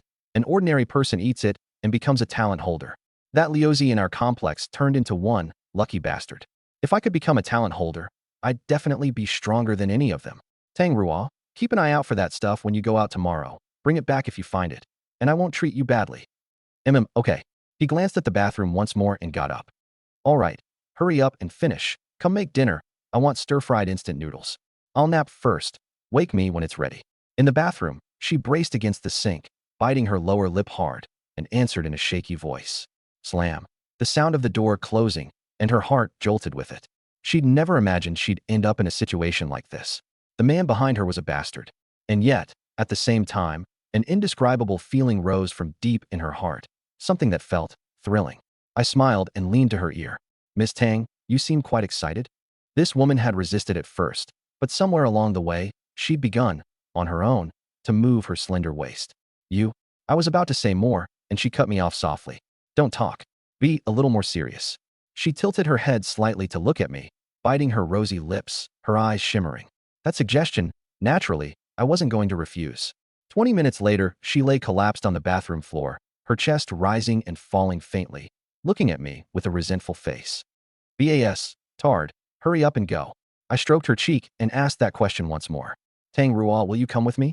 She didn't answer right away, a flicker of conflict crossing her face. Her upbringing told her she couldn't betray Sun Yuxing, but with things having come this far, she didn't know what to do either. She felt she was a bad woman. I don't know, let me think. Fine. I didn't press her, got up, dressed, and pulled open the bathroom door.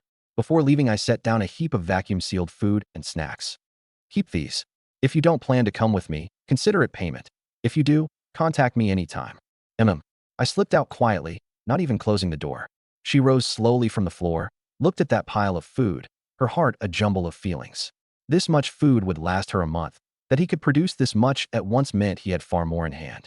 Following him might really be a good choice. But the moment the thought rose, she shook her head again. No, Sun Yuxing was still here. She couldn't do something to wrong him. Even though just now she already had. She packed the food into her bag and walked under the shower. Warm water washed over her, but her heart only grew more tangled. In the elevator, I hummed a little tune, in a good mood. This married woman hadn't escaped my grasp after all. As for how she'd choose in the end, I didn't much care. The blessing of the Crimson Match reward was already in hand. Only this time's reward surprised me a little. Intimate contact with a Crimson Match. Choose one reward. 1. Immediately receive 100,000 thermostatic suits. 2. Receive 1 thermostatic suit. For each day the Crimson Match survives, double the previous day's amount. No telling how Tang Ruo would choose in the end, so I just took the first option. 100,000 thermostatic suits. At first I wondered why it'd give this kind of reward. The name sounded like temperature-regulating clothing, but it was only September, hot outside, the sort of thing you'd use in winter. I took one out and looked. 3 pieces to a set. Top, pants, shoes, ordinary in style, just a black tracksuit with black sneakers. But the stat description changed my mind. Thermostatic suit, once worn, forms a 1 centimeter protective layer around the body that blocks rain and snow and keeps body temperature constant at 26 degrees Celsius 79 degrees Fahrenheit. My eyebrow lifted. Blocks rain and snow too. This was straight up sci-fi tech. With the sky this overcast, the rain couldn't be dodged, and I'd been fretting over how to collect supplies in the rain. Didn't expect Tang Ruo to solve it for me. Very pleased with this reward, my mind suddenly conjured Shun Xianyue's figure. No telling what that woman would bring me. In 1601, Shun Xianyue sat at the dining table, a little distracted. She'd finished showering half an hour ago, dinner mostly eaten, and still no sign of me back. She'd already prepared herself to give up her first time, and my failing to appear left her at a loss, relieved, and at the same time stirred by a feeling she couldn't name. What's up with little brother? Does burning a few bodies take this long? Or did Lu Chun bring in an especially huge pile today? Sun Yin asked, puzzled, digging into a sponge cake. Shouldn't be. When I settled up with Lu Chun I counted. Only 40 or 50 bodies, not many. And I messaged husband, no reply. Bai Ji answered. Sun Yin glanced at Shun Xianyue, full of confusion. From what she knew of that dog of a man, there was no way I'd let a beauty like Shun Xianyue slide. If I hadn't shown, I'd definitely been snagged by something. And whatever could keep me from rushing to devour Shun Xianyue was probably a beauty no less than her. Who could it be? Hard to guess. Sun Yin turned to Shun Xianyue with a wicked grin.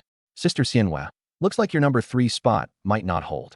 Shun Xianyue's hand paused, her face flushing, and she shot Sun Yin a glare. Sun Yin ranked the seating by order of joining me. Bai Ji first, the eldest, herself second, Shun Xianyue last, naturally third. Shun Xianyue was already unhappy with the arbitrary ranking, but that was the fact. Now she couldn't even keep number 3, which made her unhappier still. Who'd snatched her number 3 spot? Bai Ji blinked and looked at Sun Yin. Su, you mean? Wu Ju didn't come back because he went to that Tang Ruo? What else? Sun Yin waggled her brows. Big sister Bai, don't forget, the very night I ran into that scumbag, he didn't spare me either. What could make that womanizing pig pass up a beauty like Sister Xianyue? Another beauty, obviously. We saw that Tang Ruo during the day. Honestly, she's gorgeous. And a married woman too. A married woman. I tell you, I hear men are all into that these days. That bastard would never let her go. So there's only one answer for him not coming back. He went to Tang Ruo. Bai Ji's face reddened faintly, and she nodded on reflex. Sun Yin was right. I wouldn't let any beautiful woman go. She herself had had her first taken the very night she met me. Listening to the two of them, Shun Xianyue felt awful inside. So it was this Tang Ruo who'd stolen her number 3 spot? A married woman? What of it? Could a married woman compare to her? A detective who trained year-round. She'd never done that sort of thing, but she knew plenty. That I'd go to Tang Ruo instead of her, she couldn't quite accept. She knew perfectly well there'd be more than just a few of them around me down the line. With so many women, I couldn't possibly be fair. Who lived well in the apocalypse came down to who was most intimate with me. Bai Ji and Sun Yin had come first. She couldn't beat them. She'd figured being number 3 was all right, and now number 3 was gone, and she'd become number 4. Full of indignation, Shun Xianyue decided to go on the offensive. When I got back, she'd show me a thing or two. Big sister Bai Susu. Her pretty face went faintly red as she bit her lip and ventured weakly. What kind of does Wu Ju like? What kind of what? Sun Yin asked back. Just. Her face went redder. She'd made up her mind, but as a maiden who'd never been with a man, saying this sort of thing was still mortifying. Still, to secure a place at my side, she drew a deep breath. Just positions. Ah. Sun Yin caught on, raising an eyebrow with a wicked grin. What's this, Sister Xianyue, planning to take the initiative and please that bastard? Shin Xianyue was more embarrassed still, but it was exactly what she meant, so she could only nod, red-faced. If that's what you're asking, then I can't help you. Huh? Why? Because that bastard seems to like every position. Sun Yin spread her hands with a snicker. His stamina's incredible. You just have to hold out. Baiji opened her mouth, not expecting that answer. Just hold out? As a detective, Shun Xinyue's stamina was far above the average woman's, so she should be able to hold out, right? But recalling my terrifying capacity, her heart quailed a little. Don't overthink it, Sister Xianyue. There's a first time for everyone. In a bit, Big Sister Bai and I will go stay next door. So tonight that bastard is all yours. Give him hell. Shin Xianyue nodded shyly and let out a soft Right then, the door opened. I walked in. Sun Yin's first glance caught my still wet hair, and she snorted snidely. See, what did I say?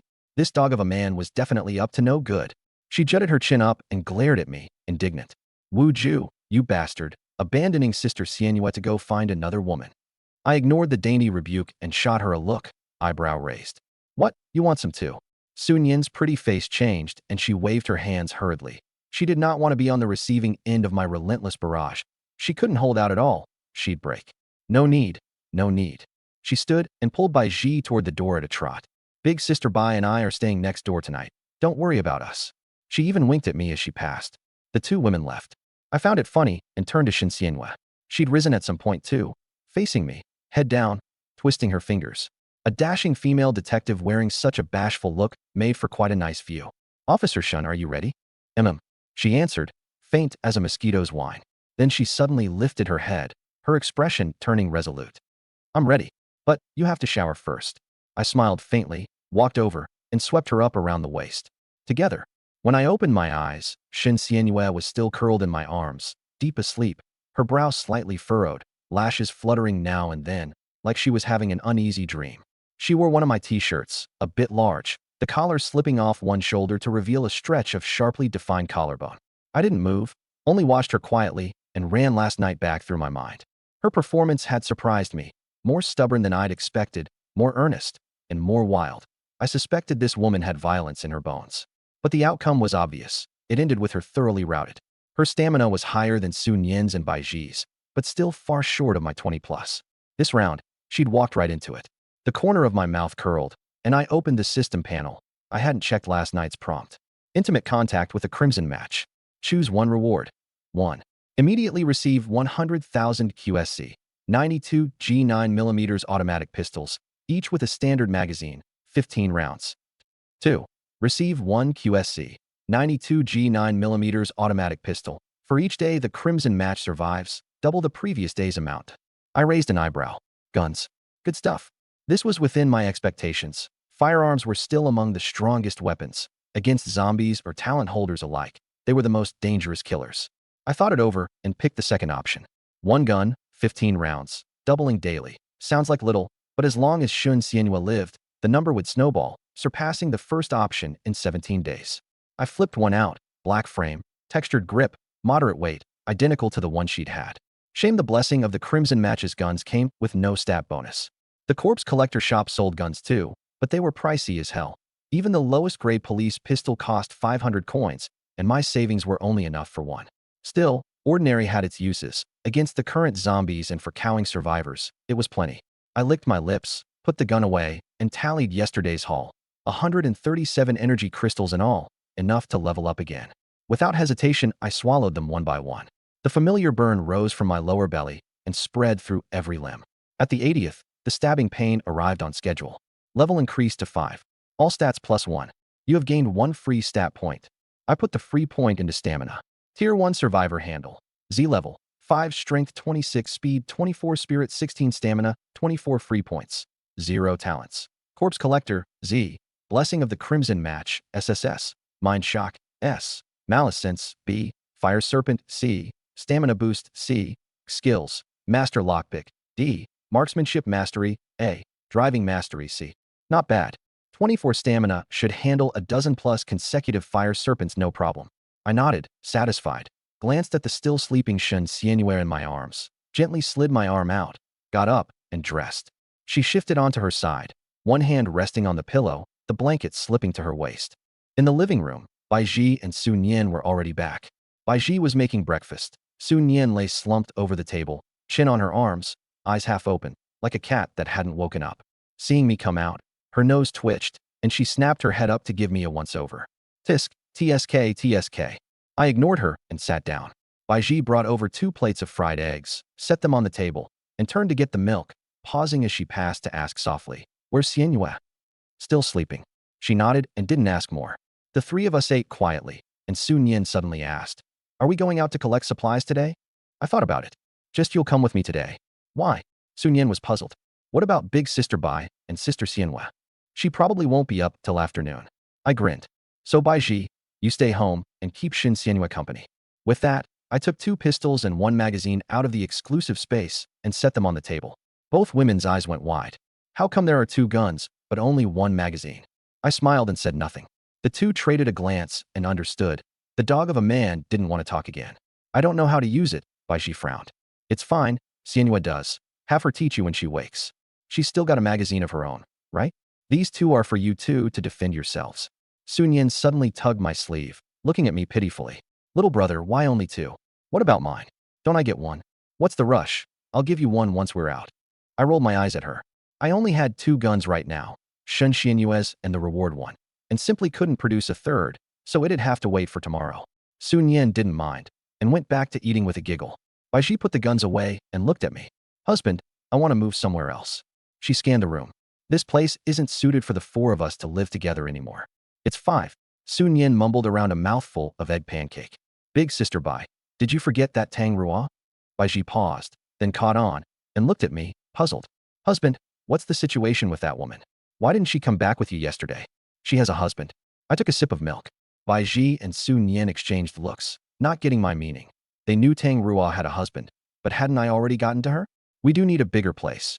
You look into it yourself," I said. I had no particular requirements about where we lived. I just hadn't expected to gather this many women around me only a few days into the apocalypse.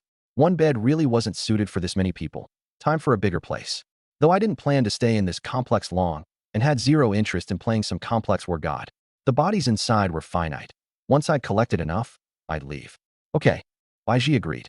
After breakfast, I took Su Nian out of the complex. Same as before, collect fuel, and see if I could find a generator. I had a feeling the power would go out before long. The sky was gloomier than yesterday, clouds pressed low as if they'd stick to the rooftops, the air stifling. I frowned. "Let's go." I led Su Nian out toward the edge of the complex. Meanwhile, in the building where I was staying, but not present, the atmosphere was quietly souring. On the 1st floor, the door of Feng Chun's unit opened a crack. He crouched behind it, out of the frame, peering into the corridor. He lived in 101, and the slightest sound in the hall didn't escape his ears. Just after 6 that morning, footsteps had woken him. Not 1 or 2 people, a whole crowd, coming down from upstairs and out of the building. He hadn't paid it mind, rolled over, and gone back to sleep. But just after 7, the footsteps sounded again, this time returning, heavy, mixed with the sound of dragging. He crawled up to peek through the crack and saw Lu Chun in front, covered in blood, a body over his shoulder, Liuzi, Huzi, and Wang Zhengwo behind, each dragging corpses. Bodies, a whole pile of them. Feng Chun's eyes bugged. He watched the group load the bodies into the elevator, watched the floor numbers climb all the way to 18 and stop. By now, Lu Chen's crew had been in and out 3 or 4 times today, 7 or 8 bodies each trip. That was 30 or 40 packs of noodles plus energy bars. With crystals, even more. Feng Chun had long since found out the terms. Whoever hauled a body back kept it, and Lu Chun didn't take the crystals either. Damn, he cursed under his breath, shut the door, and returned to the living room. His wife, Huan, sat on the couch gnawing a limp cucumber. Seeing his sour look, she asked, "What's wrong?" Lu Chen's crew went to haul bodies again. Huan's chewing paused, then resumed. "So they hauled bodies. What's it to you? How's it not my business?" Feng Chun's voice shot up. "They haul bodies to trade for noodles. 1 body for a pack of noodles plus an energy bar, 11 times that with a crystal. Do we have any food left?" 3 cucumbers and half a bag of rice. Huan tossed the cucumber but into the trash and wiped her mouth. "So what's your point? Why yell at me? Go haul some yourself." Feng Chun didn't answer, walked to the window, and lifted the curtain to look down. On the open ground below, Wang Zhengwo's father was crouched smoking, a few uncollected bodies stacked beside him. "I'm not going." He dropped the curtain and turned. but I've got to figure out a way to make Lu Chen share some of what he trades for. Hu Wan sneered. Why would he share with you? Why? Feng Chun glared. We're neighbors in one building. Isn't mutual help only right? Lu Chen's that capable, so what's wrong with hauling a few bodies and sharing some with us? Besides, I proposed pooling and evenly distributing food in the group before, and didn't he agree? Now that he's got his own source, he's going back on it. Hu Wan opened her mouth and swallowed it. She knew her man too well.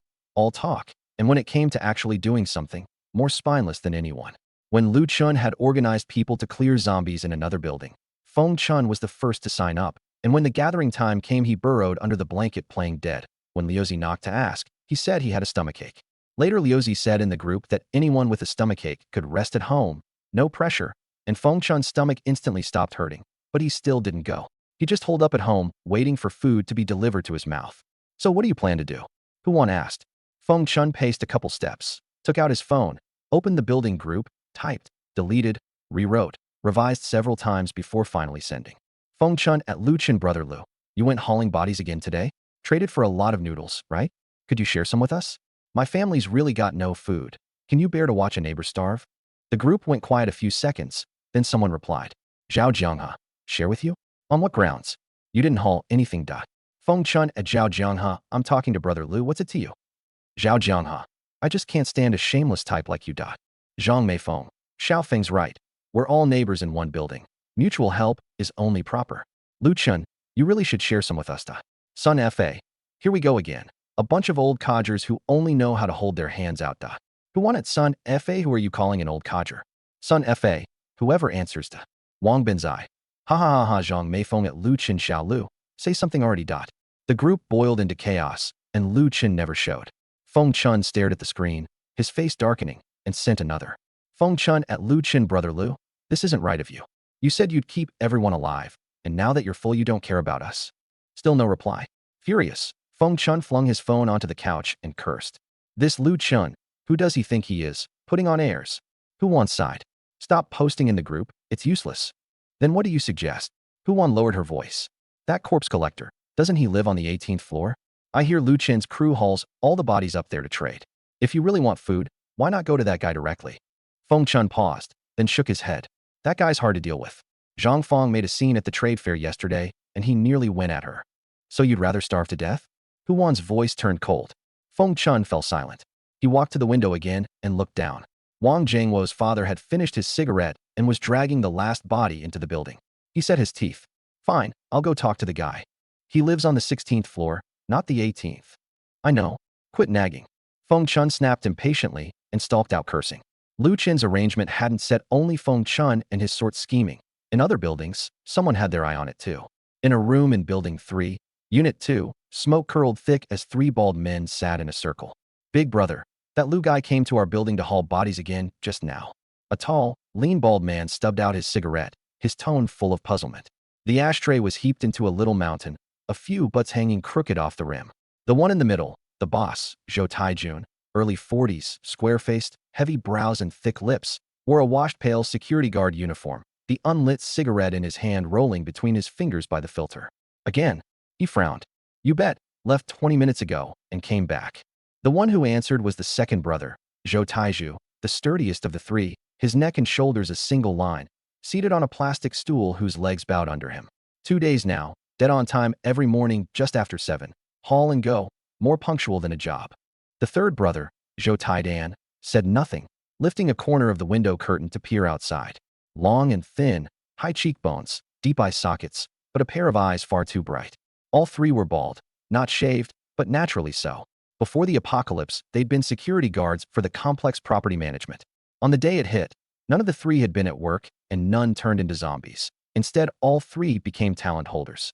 Zhou Taijun had A-rank finger gun. A jab of his finger could bore a hole in a wall. The second, B-rank iron bones, thick-skinned and tough-fleshed, and when active, even zombies couldn't bite through. The third, also B-rank eagle eye, could tell a fly's sex from 500 meters. From the second day of the outbreak, the three had spent 3 days clearing Building 3, Unit 2 top to bottom, digging out 60-some energy crystals, all into their own pockets. Zhou Taijun rose to level 3, the two younger brothers to level 2. After clearing it, the three had meant to wait out the rescue in the complex like Lu Chun, but soon learned that was a joke. The government did mount a rescue, But the first batch was government officials, military families, researchers, and rich bosses. When it'd be the turn of ordinary folks like them was anyone's guess. From that day, the brothers could only fend for themselves. Until yesterday, when Zhou Taijun, smoking at the windowsill, spotted Lu Chen's crew. Those people didn't look for food, didn't rescue anyone, just hauled bodies. Bodies whose crystals had already been dug out. He was puzzled, but didn't take it too seriously. Bodies stacked in the corridor bothered him too, and someone clearing them out even pleased him. But he hadn't expected the Lu guy to come again today. A thought rose. Could these bodies have some use beyond the crystals? Or why come haul them 2 days running? Mid-thought, Zhou Taidan called out. Big brother, come look. Zhou Taijun walked over and followed his finger down. Below, a group was hauling bodies out of the building, Lu Chen at the head. That's Lu Chun, he asked, narrowing his eyes. He didn't recognize the man, but the second brother did. Zhou Taiju and Lu Chun were both veterans. Yeah, that's him. Zhou Taijun watched a while, then said slowly, what exactly do they want the bodies for? No one could answer. The three leaned at the window, watching the group carry bodies out one by one, a woman and a half-grown kid among them. Zhou Taijun finally couldn't hold back and tossed his cigarette. Come on, let's go ask. He explained, I keep feeling those bodies have some other use. Or why haul them every day? And with that he headed out. The two younger brothers traded a look and followed. The three went downstairs straight for the building entrance. By the time they got out, Lu Chen's group had walked some distance off. Zhou Taijun swept the surroundings, no zombies, and called low. Brothers up ahead, hold on. Not loud, but in the empty complex it carried clearly. Lu Chen's steps paused, and he turned. 3 bald men came out of the entrance. The one in front, early 40s, square face, security uniform, steady stride. Behind him the sturdier one, neck and shoulders a single line, arms flared slightly, like a bear ready to spring at any moment. Last the tall, lean one, high cheekbones, deep sockets, a pair of eyes far too bright, scanning everywhere, his gaze lingering on every window and corner. Lu Chun narrowed his eyes. He recognized the sturdy one in the middle. Zhou Taiju, also a veteran. They chatted a few times at the security booth, half acquaintances. Taiju, Lu Chun greeted. Zhou Taiju grinned, all white teeth. Lu Chun, it really is you. I thought I'd seen wrong. He walked over quickly, gave him a once-over, and introduced them. This is my brother Zhou Taijun, and this is my little brother Zhou Taidan, blood brothers. Lu Chen nodded to the two. Zhou Taijun nodded back, and without small talk got to the point. Brother Lu, forgive the bluntness. What do you haul those bodies for? Lu Chen didn't answer at once. Beside him, Liuzi, dragging a body, quipped, what's it to you? Zhou Tiejuan's gaze swept over. Liuzi jolted, but didn't back down verbally. What are you looking at? We haul our bodies. How's that bothering you? Liuzi, Lu Chun said in a low warning. Liuzi curled his lip and shut up. Lu Chen thought a moment, then spoke. Someone buys bodies. Zhou Tiejuan's brow twitched. Buys bodies. Yeah, trades food for bodies. Zhou Taijun was silent a few seconds, his gaze passing over the crowd behind Lu Chun. Someone trading food for bodies? Truthfully, he didn't believe it. Was the guy an idiot? But Lu Chun didn't seem to be lying, and these bodies really had no other use. Surely they weren't eating them. Trading food for bodies. Zhou Taijun muttered, still unable to believe it. Behind him, Zhou Taidan had stayed silent the whole time, but his eyes kept moving, taking in every expression, movement, and stance on Lu Chen's side. Now he leaned to Zhou Tiejuan's ear and murmured a few words. Zhou Taijun nodded and looked at Lu Chun. Brother Lu, could we have a word in private? Lu Chen glanced toward the building entrance. Sure, let's talk over at our place. Out here's no place to talk, and we don't want to draw zombies while we're dragging bodies. Sure. Second, third, lend a hand. Zhou Taiju swept his eyes over Liuzi and the others and landed on Wu Ling. Kid, I'll help you. Before the words finished, he was already over, taking the body from Wu Ling's hands without asking. Wu Ling blinked, hadn't reacted yet, but with someone helping he said nothing. Zhou Tiedan's eyes roamed everywhere, and the instant he saw Tang Ruo, they lit up. Even with grime and blood on her face, there was no hiding that she was a first-rate beauty. He swallowed and sidled over with a grin, reaching out. Beautiful, let me help you? No need. Tang Ruo dodged to the side, a flash of disgust on her face, deeply uncomfortable under that gaze, and hurried off dragging the body. Zhou Tiedan's smile froze, a shadow flitting across his face. He'd read that contempt, and heat surged up in him. Staring at her back, he cursed inwardly. Damn stinking bitch, get a chance and I'll make you pay. He snorted, snatched the body from Wang Zhengluo's father, and dragged it off, but his eyes never left Tang Ruo. The rest of the way was quiet. Back at the complex where I lived, Liuzi and the others went straight for the elevator. Lu Chun dropped a body on the ground and looked at Zhou Taiju. So what did you want to ask? Zhou Taiju drew his gaze back and got straight to it. Brother Lu, you said someone buys bodies, true or not? True. Lu Chen took out cigarettes and passed them around to the three. We've been trading 2 days now. Who buys? Zhou Taijun pressed. A talent holder, surnamed Wu. No need to hide it, and it couldn't be hidden. If he didn't say, Zhou Taiju could learn my identity from someone else. What's the price? How do you trade? Lu Chen took a hard drag and didn't answer, asking back instead. What? You're interested in this too? The corridor went quiet for a beat. Zhou Taijun didn't answer at once. Lit his cigarette, took a deep pull, and blew smoke from his nostrils, dispersing it into a cloud in the dim light. Brother Lu, I won't hide it from you either. He flicked ash. We 3 brothers are running low on food too. And these days, no one thinks they've got too much of it. He meant it. If Lu Chen wasn't lying, this was a sure-win deal. The complex had plenty of zombies, and with the 3 brothers' strength, clearing them was easy. They could rack up a pile of bodies to trade for food practically for free. It's just, how does the trade work? Zhou Taijun looked up at him. 2 bodies for 1 pack of noodles plus 1 energy bar, with a crystal, 5 packs, and 5 bars. Lu Chen barely hesitated. He didn't mention trading crystals on their own. He knew these 3 baldies were all talent holders, their panels all unhidden, surely on purpose, just to let him know all 3 had talents. The 3 brothers' eyes went wide at that. 2 bodies for 1 pack of noodles plus an energy bar? Was this Wu guy stupid? 3 talent holders could easily rack up 100 bodies a day. That'd be 100 packs of noodles and 100 energy bars. Did this Wu guy have that much? Zhou Taiju voiced the doubt. Lu Chen smiled. That's nothing to worry about.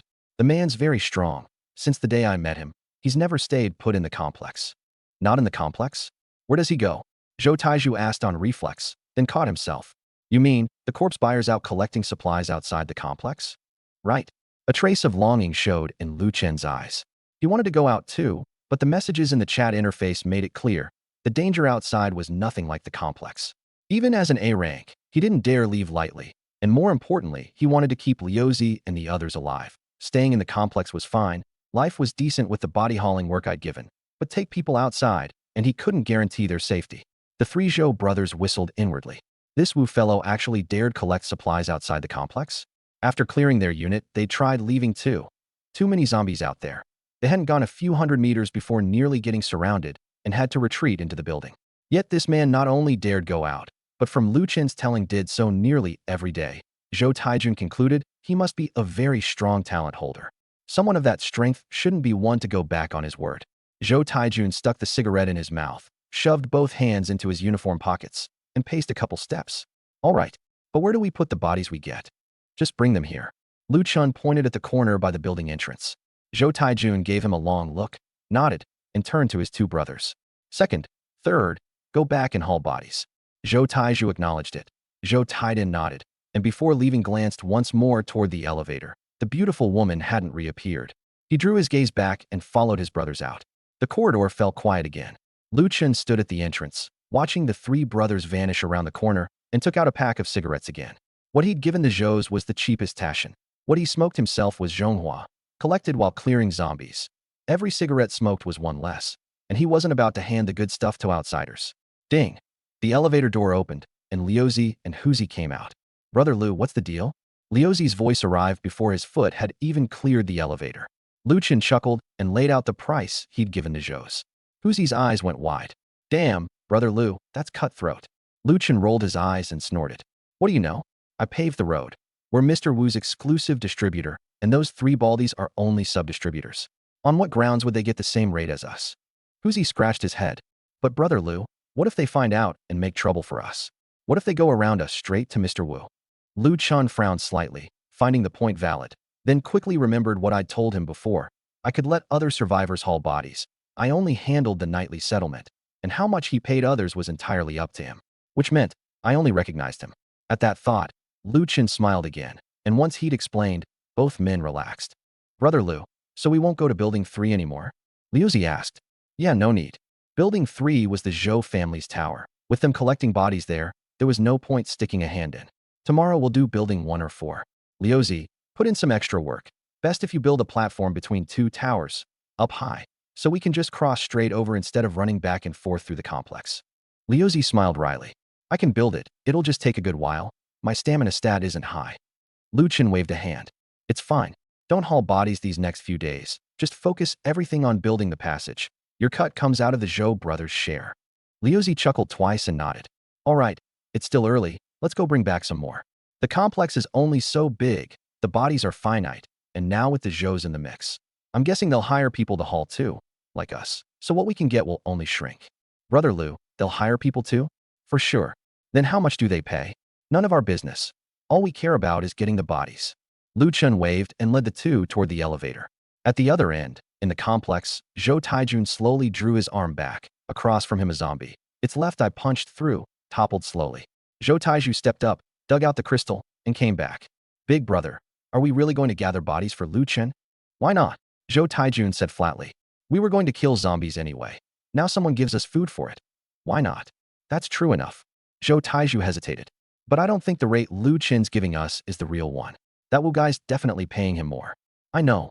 Zhou Tiejuan's expression didn't change. But we can do the same thing he's doing. Zhou Tieju's brow lifted, the corner of his mouth curling. He got it. Big brother, you mean we hire people to collect bodies too? Then how much do we give them? Zhou Taijun thought a moment and named a figure the second brother couldn't believe. 5 bodies for 1 pack of noodles. 5 for 1. Zhou Taiju gasped. Big brother, I don't know how much Lu Chen gets, but I think you're even more cutthroat than him. And what about energy bars? Zhou Taijun gave him a blank look. What energy bars? Zhou Tieju's mouth twitched. His big brother wasn't just cutthroat. He was cutthroat as hell. 5 bodies for 1 pack of noodles, and no mention of energy bars at all. Big brother, if you do it like that, will anyone even agree?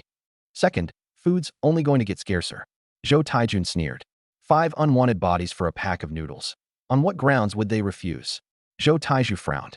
True enough, food was dwindling, and once those people ran out, they'd surely agree. Big brother, what do you think that Wu guy wants the bodies for? This time Zhou Taijun didn't answer, his brow knitting too. He'd been mulling it over. He'd assumed corpse collecting was Lu Chen's idea, and hadn't expected Lu Chen to be just hired help too. Find a chance to make contact with this Wu guy. If we can plug into his line directly, we won't have to read Lu Chen's face. Third, this one's on you. Zhou Taijun didn't respond, a smile on his face, like he was lost in some fantasy. Zhou Taiju frowned and barked. Third, what the hell are you thinking about? You haven't said a word since earlier. Only then did Zhou Taijun turn back, lick his lips, and give a leering chuckle. Big brother, second, I think I'm in love. You're in love again, damn it. Zhou Taiju was exasperated. He knew this brother's habits all too well. Before the apocalypse, his whole salary went to bathhouses and massage parlors. And once it was spent, he came to the two of them for handouts. And he fell for every woman he saw, loving each one as long as she wasn't too ugly. Second, this time it's real. Zhou Taijun said earnestly. Didn't you see the woman in Lu Chen's group? That face, that figure. Big brother, second, I think she's the woman heaven granted me. I want her. Zhou Taiju frowned. He knew there was a woman in Lu Chen's group, but hadn't paid attention to her looks. He had no interest in women. Zhou Taijun, though, raised an eyebrow, a wicked smile at the corner of his mouth. That woman? She is good looking. Third, you've taken a fancy to her. Zhou Taijun nodded. Taken a fancy? Then take her. Zhou Taijun said casually. It's the damn apocalypse. What are you worried about? Afraid the police will come arrest you? Zhou Tiedon's eyes lit up. Right, it was the apocalypse. Those lawful instruments of force had no time to bother with them. Big brother, I'm not worried about the police. I'm worried about Lu Chun. That guy's got a strength stat over 20. If I touch his person, will he come make trouble for us? Zhou Taijun sneered. The 3 of us brothers, scared of him? Third, big brother's got your back. Zhou Taiju frowned, wanting to say something, but swallowed it. His big brother had little schooling, ran with the wrong crowd in his youth, dealt only in shady business. The third hadn't even finished 3rd grade and was obsessed with matters between men and women. The odds of talking these 2 stubborn mules around were too small. He sighed. Forget it. It was the apocalypse anyway, and who knew how long any of them would live? Let the third do what he wanted. 110, 120, 130, 134. Husband, we collected 134 energy crystals today. In a fruit supermarket in the West City District, Sun Yin crouched on the floor excitedly counting crystals. I was loading fruit into the exclusive space and let out an MM. It was day 5 of the apocalypse, and some of the fruit in the store had started to rot. I didn't throw it out, we wouldn't eat it, but it could go to other survivors. It was only day 5, down the road, never mind half spoiled. Even rotten fruit would probably be fought over. I wasn't picky and swept all of it into the space. Sun Yin put the crystals away, stood, pressed up against my back, and, with a roll of her eyes, wriggled and smiled. Husband, over 100. Hey, give me some, will you? I want to get stronger too. I drew a deep breath and pushed down the flutter in my chest. Wrong time, wrong place. I'd let this little minx off for now. After a moment's thought, I nodded. Fine, 40 for you. I was level 5 now, and level 6 needed 160 crystals. Today I'd gotten 134, plus what was left before, roughly 220 some. Save 160 to level, and the rest was just enough for Sun Yin. Mainly, with Shun Xianyue added now, Sun Yin's stamina couldn't handle teleporting 4 people at once. I'd meant to buy her a basic stamina serum from the shop, but my burial coins weren't many either, just over 1,000. Better to save them. There were no crises right now, so I generally wouldn't need her teleport. Sun Yin hadn't expected me to actually give her some. She threw her arms around my neck and planted a kiss on me. Thank you, husband/little brother. She giggled, let go, and started swallowing crystals. A dozen odd minutes later, the whole fruit store was cleaned out, and Sun Yin had risen to level 4. Today's haul was decent. 2 more gas stations for a big batch of fuel, and at a construction site 3 generators, 1 large diesel, 2 small gasoline. The shop sold generators too, but even the cheapest cost 2,000 coins. Every shop we passed we swept clean. Food, clothing, daily goods. Quite a lot collected. I checked the time, just past 5 in the afternoon. The sky was still frighteningly overcast, like it might press down, hot and stifling. That pre-storm oppressiveness. I reckoned this rain wouldn't be small. I just didn't know when it'd fall. Let's go. Sun Yin linked my arm. White light gathering in her palm, spreading to wrap us both, and our figures vanished in an instant. When I opened my eyes, we were in the bedroom of 1601. Sun Yin's teleport could set 3 marks at most, and all were used now. 1 in this bedroom, 1 in her mother's lingerie shop, 1 in that fruit store just now.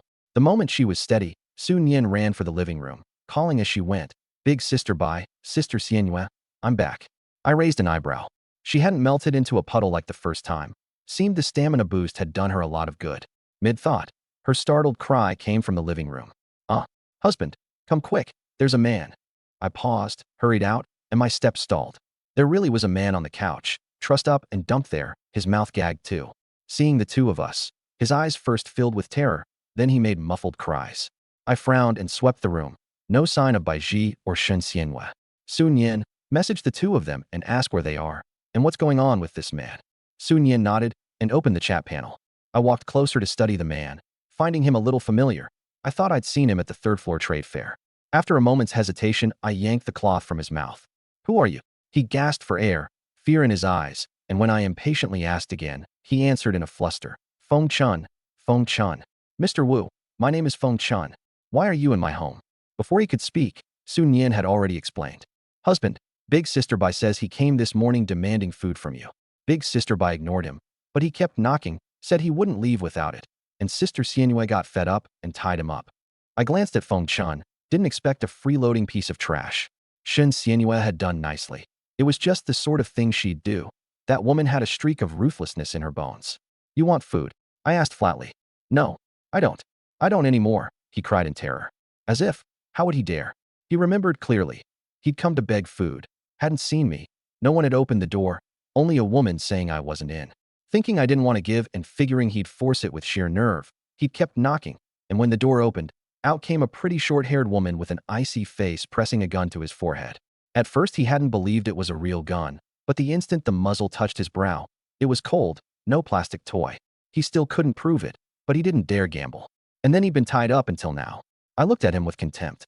"Want food? Go haul bodies. Freeload off me? Not a chance. You should count yourself lucky it was that woman who opened the door today, not me. Otherwise." I didn't finish. He nodded frantically, understanding it all. "Big brother. No, dear grandpa. Rest assured, I'll never appear before you again. Please spare me." Classic, bullies the weak, fears the strong. I couldn't be bothered to waste time on him and turned to ask Sun Yin, "Where are they?" Sun Yin looked up, excitement in her eyes. She hadn't cared about Feng Chun at all, chatting with Baiji the whole time. In 1003. The 2 must have gone to look at the new apartment. "All right, you go find them. I'll make a trip to the 18th floor." The 2 of us walked to the door, and behind us Feng Chun first blanked, then was overjoyed, then panicked, glad I'd ignored him and he wasn't dead. Panicked because I hadn't untied him. "Grandpa Wu, could you undo these for me? I swear I'll walk the other way whenever I see you." My steps paused, my gaze more contemptuous. "Are you an idiot? Can't you use the chat interface to call someone to rescue you?" Feng Chun opened his mouth and cursed himself inwardly for being a fool, tied up for hours, and it hadn't once occurred to him. He hurriedly opened the interface to contact his wife, and when he looked up again, the two of us were long gone. Half an hour later, I pressed the 10th floor button in the elevator. The bodies on the 18th floor were all buried now, more than half again as many as yesterday, a full 90 plus, and, unfortunately, not a single talent gained. When I asked Lu Chun, I learned he'd hired subcontractors, and he'd told me about the three Zhou brothers and the rate he was paying them. How much of a margin he made didn't interest me. All I wanted was bodies. The three brothers, though, were interesting, all of them talent holders. If all three got buried, that'd be 3 talents. I shook my head quickly, dispelling the unrealistic notion. I didn't fancy myself a good man, but killing people outright for their talents wasn't something I'd do. Nice guys finish dead. I'm still not evil enough, I muttered as the elevator arrived and I stepped out. The door to 1001 wasn't shut, as if waiting for its owner to walk in. I went straight in and my eyes lit up. The place was huge, Chinese style, clearly once belonging to someone with taste. Bai Ji and the other two were cleaning in the living room and broke into smiles when they saw me. Husband, you're back. Bai Ji brushed aside a sweat-dampened strand of hair. Want me to help? No need, go shower first. I nodded and went to the bathroom, and by the time I came out the three were seated at the dining table. I sat beside Bai Ji. She picked out a piece of stir-fried chicken for me and asked, Husband, this place has 3 bedrooms. What do you think? A bit too many, I said with a smile. Too many. The three traded looks. For people, 3 rooms, and that's too many? Yeah, I think 2's best. One of you 3 sleeps in one room, and the rest sleep with me in the other. Perfect. At that, the 3 understood at once and spat at me, cheeks reddening. Pervert. Scumbag. Shameless. I couldn't have cared less. Being able to tease beauties in the apocalypse counted as its own kind of fun. The 4 of us joked and bickered at the table and soon finished eating. After the meal, the 4 of us slumped on the couch, none of us wanting to move. Bai Ji leaned against my left, head on my shoulder, eyes half closed, like a languid cat. Shen Xianyue sat on the right, back straight, but her gaze a little unfocused, worn out. Sun Yin lay across the other end hugging a brown teddy bear she'd found in a small goods shop. So boring. She raised the bear overhead and shook her arm. No internet, no TV, not even a zombie to talk to.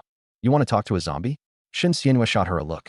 Well, no, but at least it'd be something to do. Sun Yin rolled over, chin on the bear's head. Big Sister Bai, in those novels from before the apocalypse, what did the protagonist do at night? Fight zombies every day? Bai Ji thought about it, the corner of her mouth curling.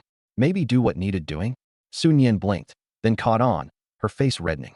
Big Sister Bai, you've gone bad. Shen Xianyue cleared her throat too, her gaze drifting my way on reflex. I was about to say something when Bai Ji suddenly sat up with a gasp. Wait, look at the chat interface. Her voice carried a rare tension. The 3 of us fixed on the interface at once. A stir of thought, and the regional channel's messages poured out like a tide, dense enough that they scrolled almost too fast to read. But the keywords stabbed into my eyes like needles. Lingjiang Xiaowu, holy shit. I saw that thing at Jiangbei Bridge. It really is 3 stories tall. One stomp flattened a whole house.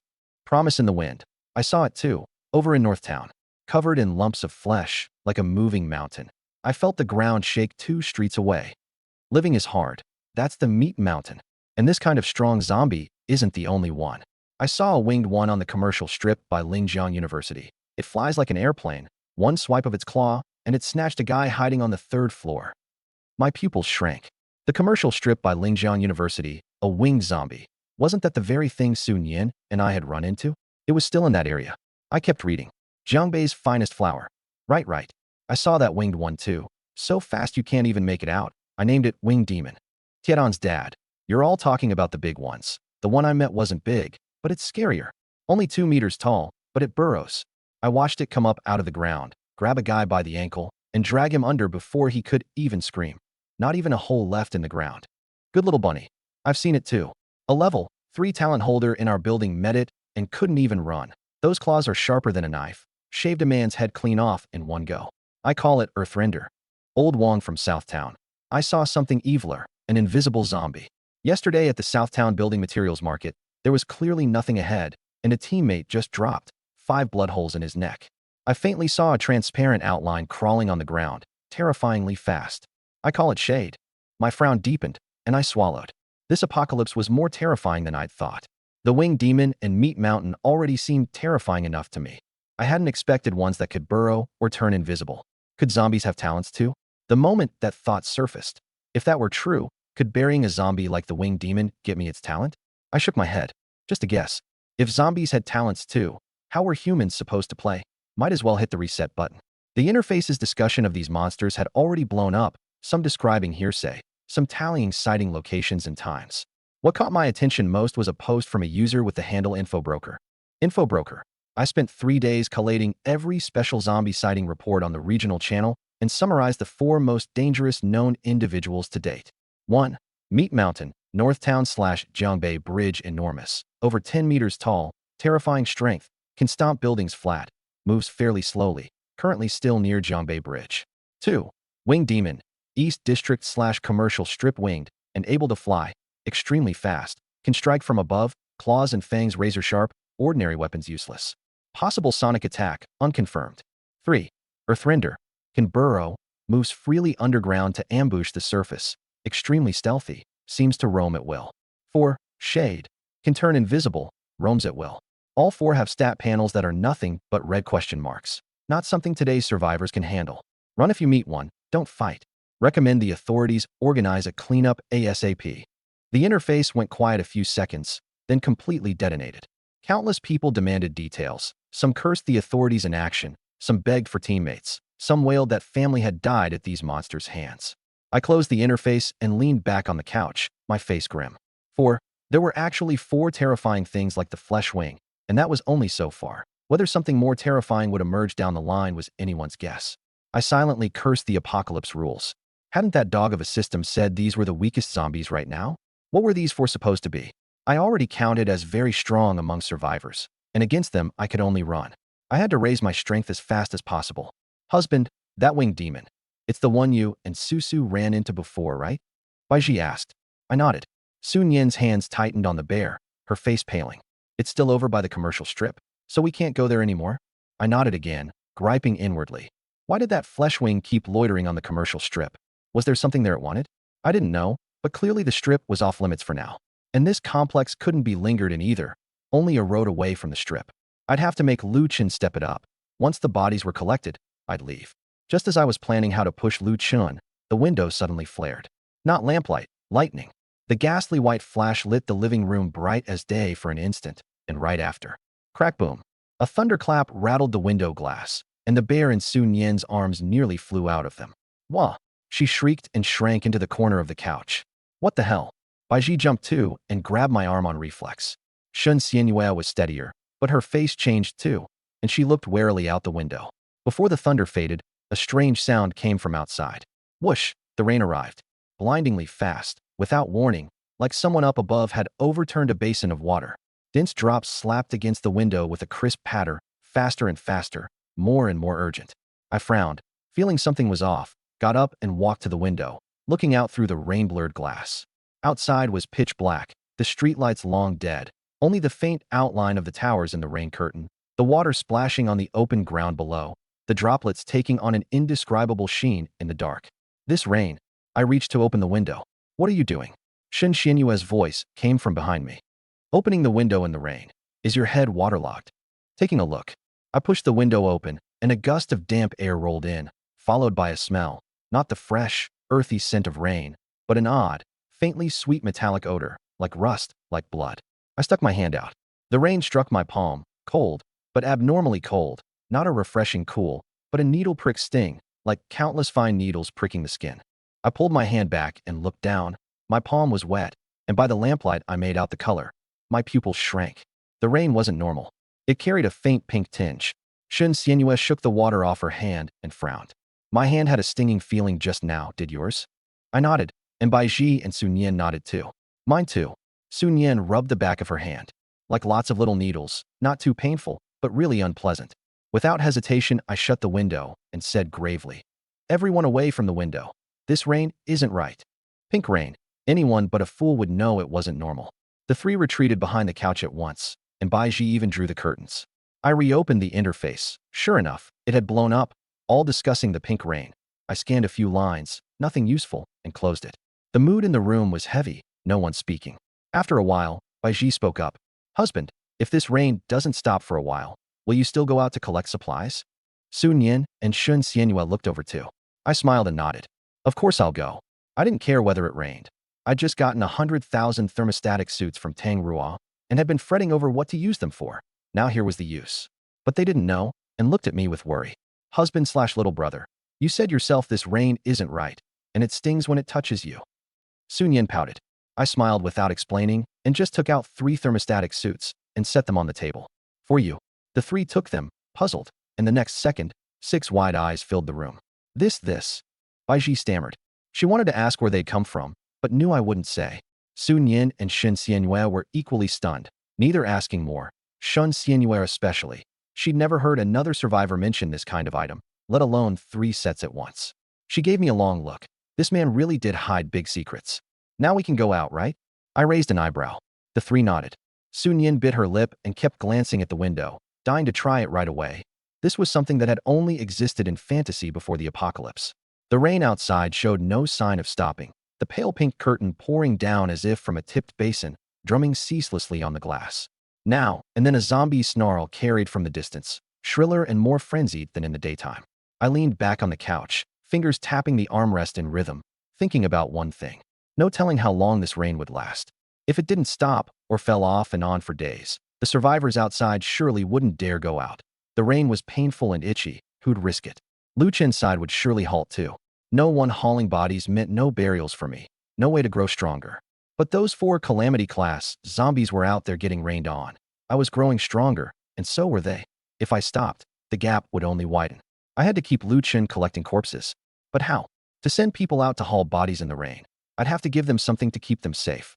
I glanced at the thermostatic suits stacked neatly in the exclusive space, and the corner of my mouth curled. Mid-thought, a private message popped up on the interface. Luchin, Mr. Wu, are you there? Z, go ahead, da. Luchin, you've seen this rain too. I wanted to ask whether the corpse collection continues, da. Z, it continues, da. The other side paused a few seconds. Luchin, but there's something wrong with this rain. It stings and itches on contact, and my people don't dare go out anymore. Even Liuzi won't. It's just me and Huzi and a few others. We can't haul much in a day, da. The corner of my mouth curled. Z, I have a way to keep you dry in the rain, da. Luchin, what way? Z, an item. Wear it, and it blocks the rain, and keeps a constant temperature. Want it? Luchin, how much? Talking to a smart person is easy. Z, 50 crystals per set, da. The other side was silent a moment. Luchin, Mr. Wu, that's too expensive. I've only got 20-some crystals left, and even all of them wouldn't be enough. Can you go lower? Z, no haggling. Check the stats first, da. I sent over the thermostatic suit stats. The other side went quiet again, but this time briefly. Luchin, I'll take 1 set. Z, didn't you say you only had 20-some? Luchin, I'll scrape it together. Liuzi and Huzi have some. I'll buy 1 set for myself first and go out to haul. The rest can hide in the building and wait for me to bring the bodies back. Z, all right, deal. The trade closed quickly. Luchin scraped together 50 crystals. I put out 1 suit. Both sides confirmed on the interface, and the crystals and item transferred at once, clean and simple. I was about to close the interface when my finger paused. After a moment's thought, I added another suit to the trade window. The other side visibly hesitated. Luchin, Mr. Wu? This is Z. The extra ones for Tang Ruo. Luchin. All right, I'll pass it along. I closed the interface and leaned back on the couch, expressionless.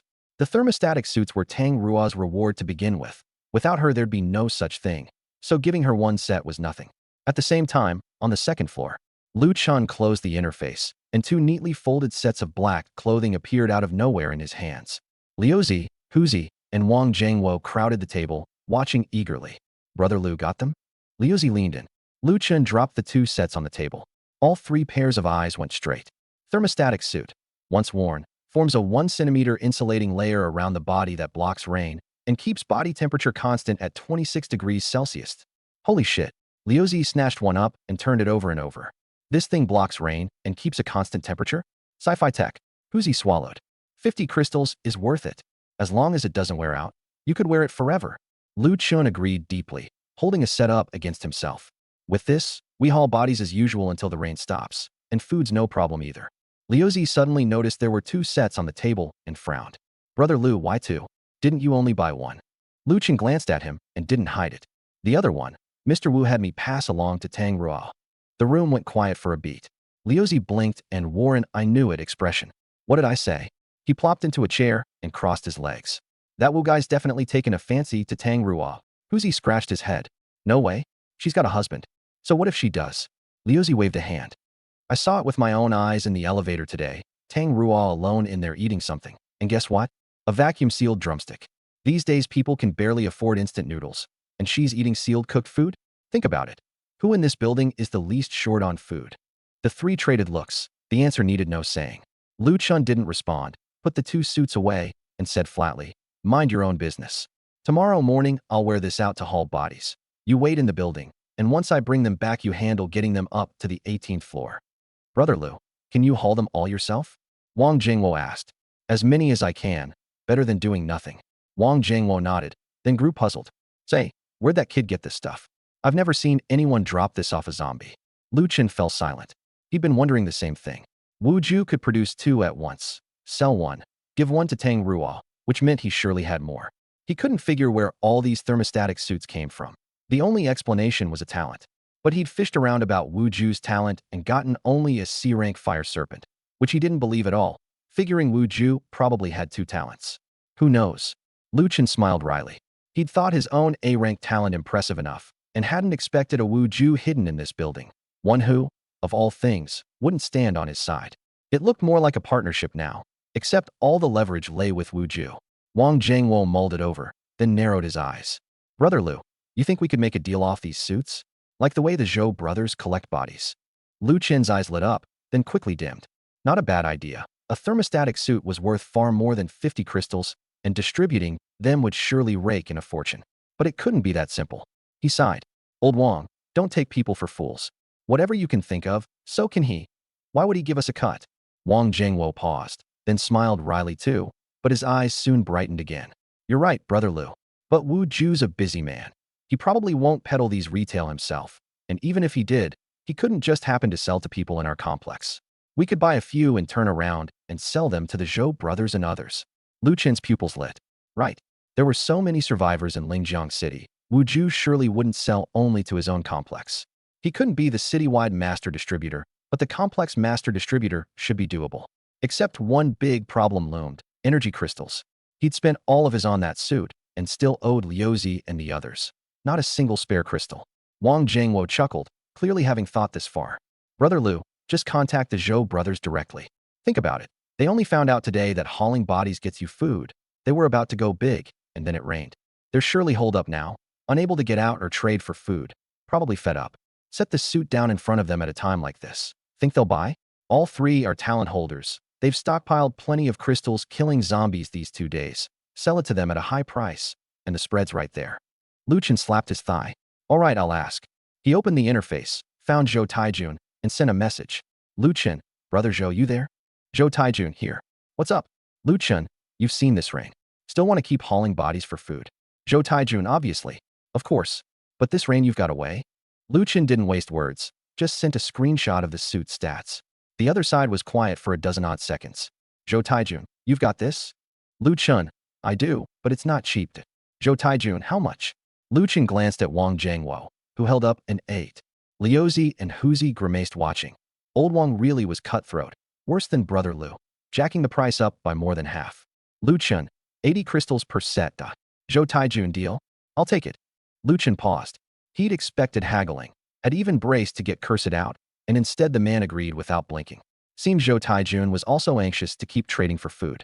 Lu Chen cursed inwardly, should have said 100. The trade closed, and looking at the 80 crystals in hand, he couldn't suppress the smile at his lips and immediately messaged Wu Ju. "On my end, I was working out the suit selling with the 3 women. I didn't need 100,000, better to convert them to crystals. I didn't have time to fuss over it, and planned to leave it to Baiji.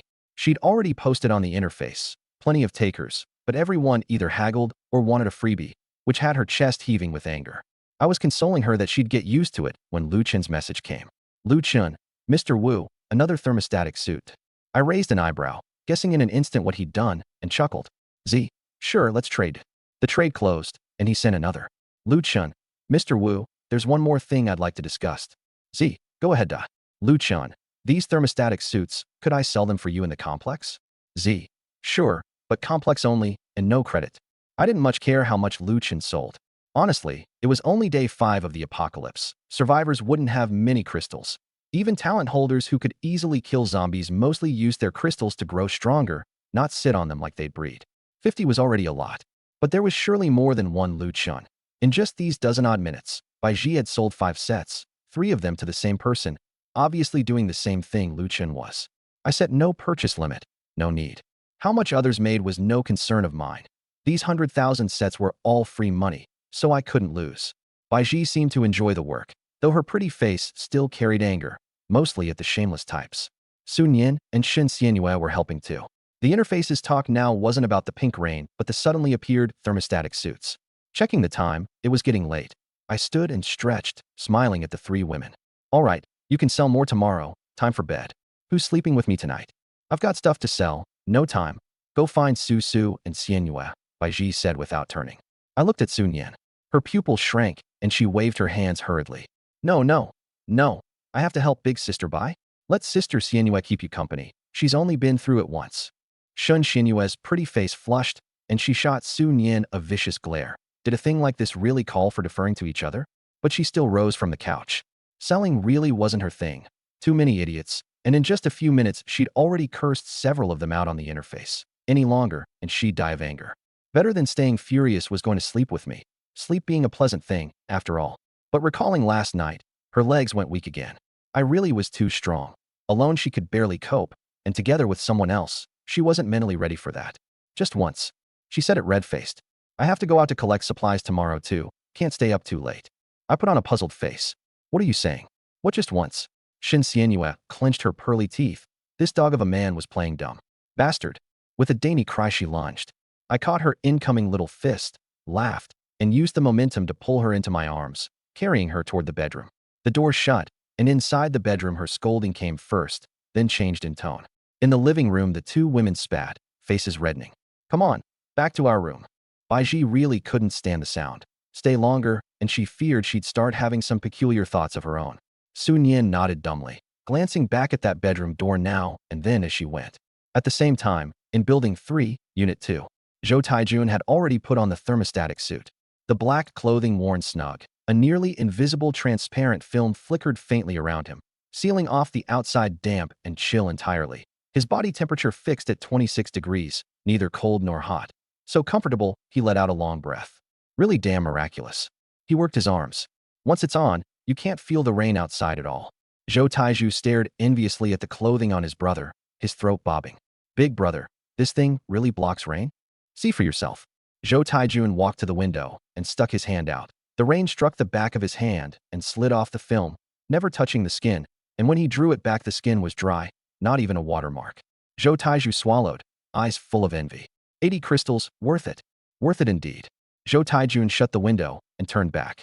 With this, we can go out to haul bodies before the rain stops. Everyone else is holed up at home. All those bodies outside are ours. Zhou Taiju nodded, but his brow soon knit.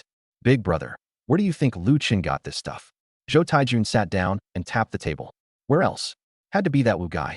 Lu Chen's just a middleman. The thing came from that man. It's only that we don't have the guy's contact. Or you think I'd have bought from Lu Chen. No telling how much he skimmed in the middle. Zhou Taiju mulled it over. What's this Wu guy's story anyway? Buys bodies for food, and can produce sci-fi clothing like this. Just how much good stuff does he have? Zhou Taijun narrowed his eyes and thought. Second, we've got to find a way to plug into that line. How? Lu Chen's got the road sealed tight. Every body has to pass through his hands to trade for food, and we don't even know where the guy lives. There'll be a chance. Zhou Taijun rose and walked to the window, looking at the pale pink rain curtain outside. No telling how long this rain lasts. Once it stops, the zombies out there will surely be stronger, and then the ones who survive will be the strong or the resource-rich. That Wu guy's both. Plugging into him beats Lu Chen 100 times over. Zhou Taiju agreed deeply. The room was quiet a while. Then Zhou Taijun suddenly frowned. Where's the third? Zhou Taiju paused, only now realizing. Zhou Taiden hadn't been in sight this whole time. He said he was heading out, left before the rain. I figured he'd be back soon, didn't ask. Before the rain? Zhou Tiejuan's frown deepened. It's been raining almost 2 hours, and he's still not back? Zhou Taiju opened his mouth, and a thought flashed through his mind. He remembered the way Zhou Taidan had stared at that woman during the day, and his big brother's offhand words. Big brother. His face changed. The third wouldn't have gone after that woman. Which woman? The one in Lu Chen's group, the good-looking one. The third said today he'd taken a fancy to her. Zhou Tiejuan's face darkened too. He recalled that offhand line and hadn't expected the third to take it seriously, much less to run out in weather like this. Damn. He cursed low and went to the window, lifting the curtain. Outside was pitch black, the rain curtain thick as a wall, and coming down harder. Zhou Taidan was probably stuck out there by the downpour. Good thing he'd bought a suit off Lu Chun, or he really couldn't have made it back. Message the third. I'll trade him the suit. Tell him to get his ass back here now. Before the rain had started, Zhou Taidan had already gone out. He'd only meant to try his luck, wandering near Lu Chen's building to see if he might run into the woman who'd had him itching all day. He'd barely stepped out the entrance when a muffled thunderclap burst outside, and the pale pink rain curtain came down and blocked his way. He cursed, stood in the entryway watching the rain, and was actually pleased. No need to rush back now, and rainy weather suited this sort of business just fine. He roamed the building, using 2 ham sausages to fish for news of Tang Rua. In the apocalypse, food was the best passport, and in under 10 minutes he'd gotten what he wanted from an old man huddled in the stairwell. The beautiful woman even had a husband? His grin split ear to ear. A husband was good. All the better. He took the elevator to the 18th floor and knocked on 1803. It wasn't Tang Rua who opened, but a man. Sun Yuxing was wary at first, but the moment Zhou Taidan produced a bag of peanuts and a few bottles of beer, his face changed, and without even asking what he wanted, he happily pulled him inside. The two started drinking. A few swigs in, and Sun Yuxing's tongue loosened, cursing the apocalypse, cursing Lu Chun, cursing that corpse-collecting Wu Ju, cursing everyone who had it better than him. Zhou Taidan chimed in from the side, passing him a cigarette now and then, keeping him comfortable. The bedroom door stayed shut the whole time. He knew Tang Rua was behind it. A few rounds of drinks in, a message popped up on the interface. Zhou Taizhu. Third, Big Brother bought a rain-blocking suit, trading it to you. Get your ass back now. The trade window lit up, the suit received. Zhou Taidan glanced at it, tapped accept, and closed the interface. Go back. He looked at that shut door and licked his lips. The real business wasn't done yet. He set down the bottle, his smile slowly souring. Brother son, he drawled, leaning back on the couch with his legs crossed. I've got something I want to run by you. Sun Yuxing was flushed and thick-tongued from drink. Say it. Have your wife come out and keep me company. Zhou Taidan stared at him. The bottle in Sun Yuxing's hand froze. He stared for 2 seconds, his face darkening bit by bit. What did you say? I said, have your wife keep me company. Crack. Sun Yuxing slammed the bottle onto the coffee table, glass shards flying, and stood up, gripping the broken half, pointing it at him. You fucking tired of living? I let you in to shelter from the rain, and you make a move on my wife. Zhou Taidan didn't so much as move, and sneered. Shelter from the rain? I can shelter anywhere. Why come to your place? I'll be honest. I've taken a fancy to your wife. These peanuts, this beer, that was my price. You've eaten and drunk, and now not agreeing won't do. If you don't know what's good for you. He poked a finger at Sun Yuxing's chest. You, a talentless drunk. What you got to fight me with? Through the crack in the door, Tang Rua heard it all. She leaned against the panel, both hands over her mouth, trembling without stop. Zhou Taidan. She remembered the name. The man who'd stared at her downstairs during the day with those filthy eyes. He'd come. He'd come for her. Panic swallowed her. She didn't know what Sun Yuxing would do. While she was thinking, the fight had already broken out in the living room. You're fucking dead. Sun Yuxing roared and swung the broken bottle at Zhou Taidan's face. Zhou Taidan dodged his head aside, the bottle grazing his ear and shattering against the wall. Fuck your mother. Enraged, he drove a fist into Sun Yuxing's nose. Sun Yuxing grunted, blood spurting, but didn't retreat, wrapping his arms around Zhou Taidan's waist, and the two crashed together into the glass shards and spilled liquor, grappling and rolling. Zhou Taidan was a talent holder, but his talent wasn't a combat type, and level 2 stat gains were negligible. His strength and speed were about an ordinary person's. Sun Yuxing, though ordinary, was juiced up on alcohol like he'd shot adrenaline, and in a rage besides, his fighting ability a notch higher. The two rolled on the floor 5 or 6 minutes with neither gaining ground. The coffee table overturned, 2 chair legs snapped, a framed picture knocked off the wall onto Zhou Taidan's head, the glass frame shattering across the floor. But Zhou Taidan was younger after all, with more stamina. He seized a chance to flip on top of Sun Yuxing, both hands clamping his throat, a knee pinning his chest. You dared make a move on my woman. Sun Yuxing's face went liver purple, his hands clawing wildly at Zhou Taidan's arms, nails raking bloody streaks. I'll kill you today. Zhou Taidan snarled and added more force. Then try. Sun Yuxing's struggles weakened, the whites of his eyes rolling up. Tang Rua couldn't hold back any longer and yanked the door open, rushing out. Let go of him. Zhou Taidan looked up and saw her, his eyes lighting. She wore the gray hoodie, hair loose, face streaked with tears, and those tear tracks didn't diminish her beauty. They added a shattered quality to it.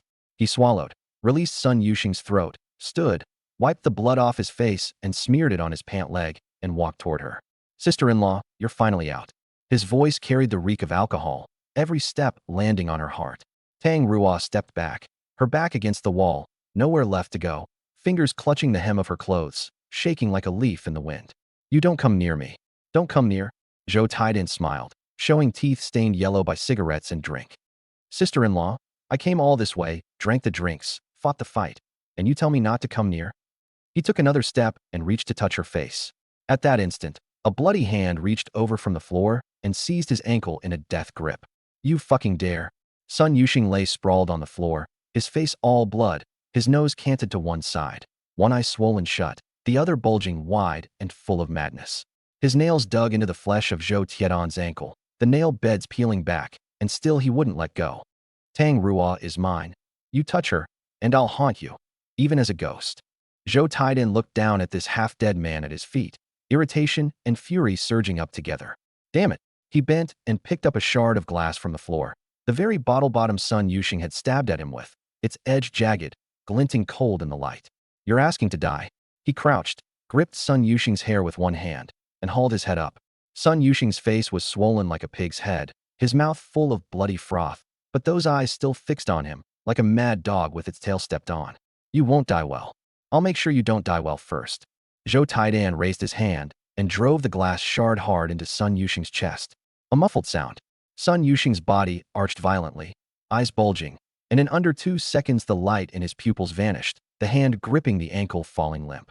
Tang Rua's pupils shrank hard, her mouth open but no sound coming out. Sun Yuxing was dead. She'd seen plenty of dead people, but those had all been killed by zombies. Nothing like the impact of one's own kind killing another. She shook all over, her mind a blank.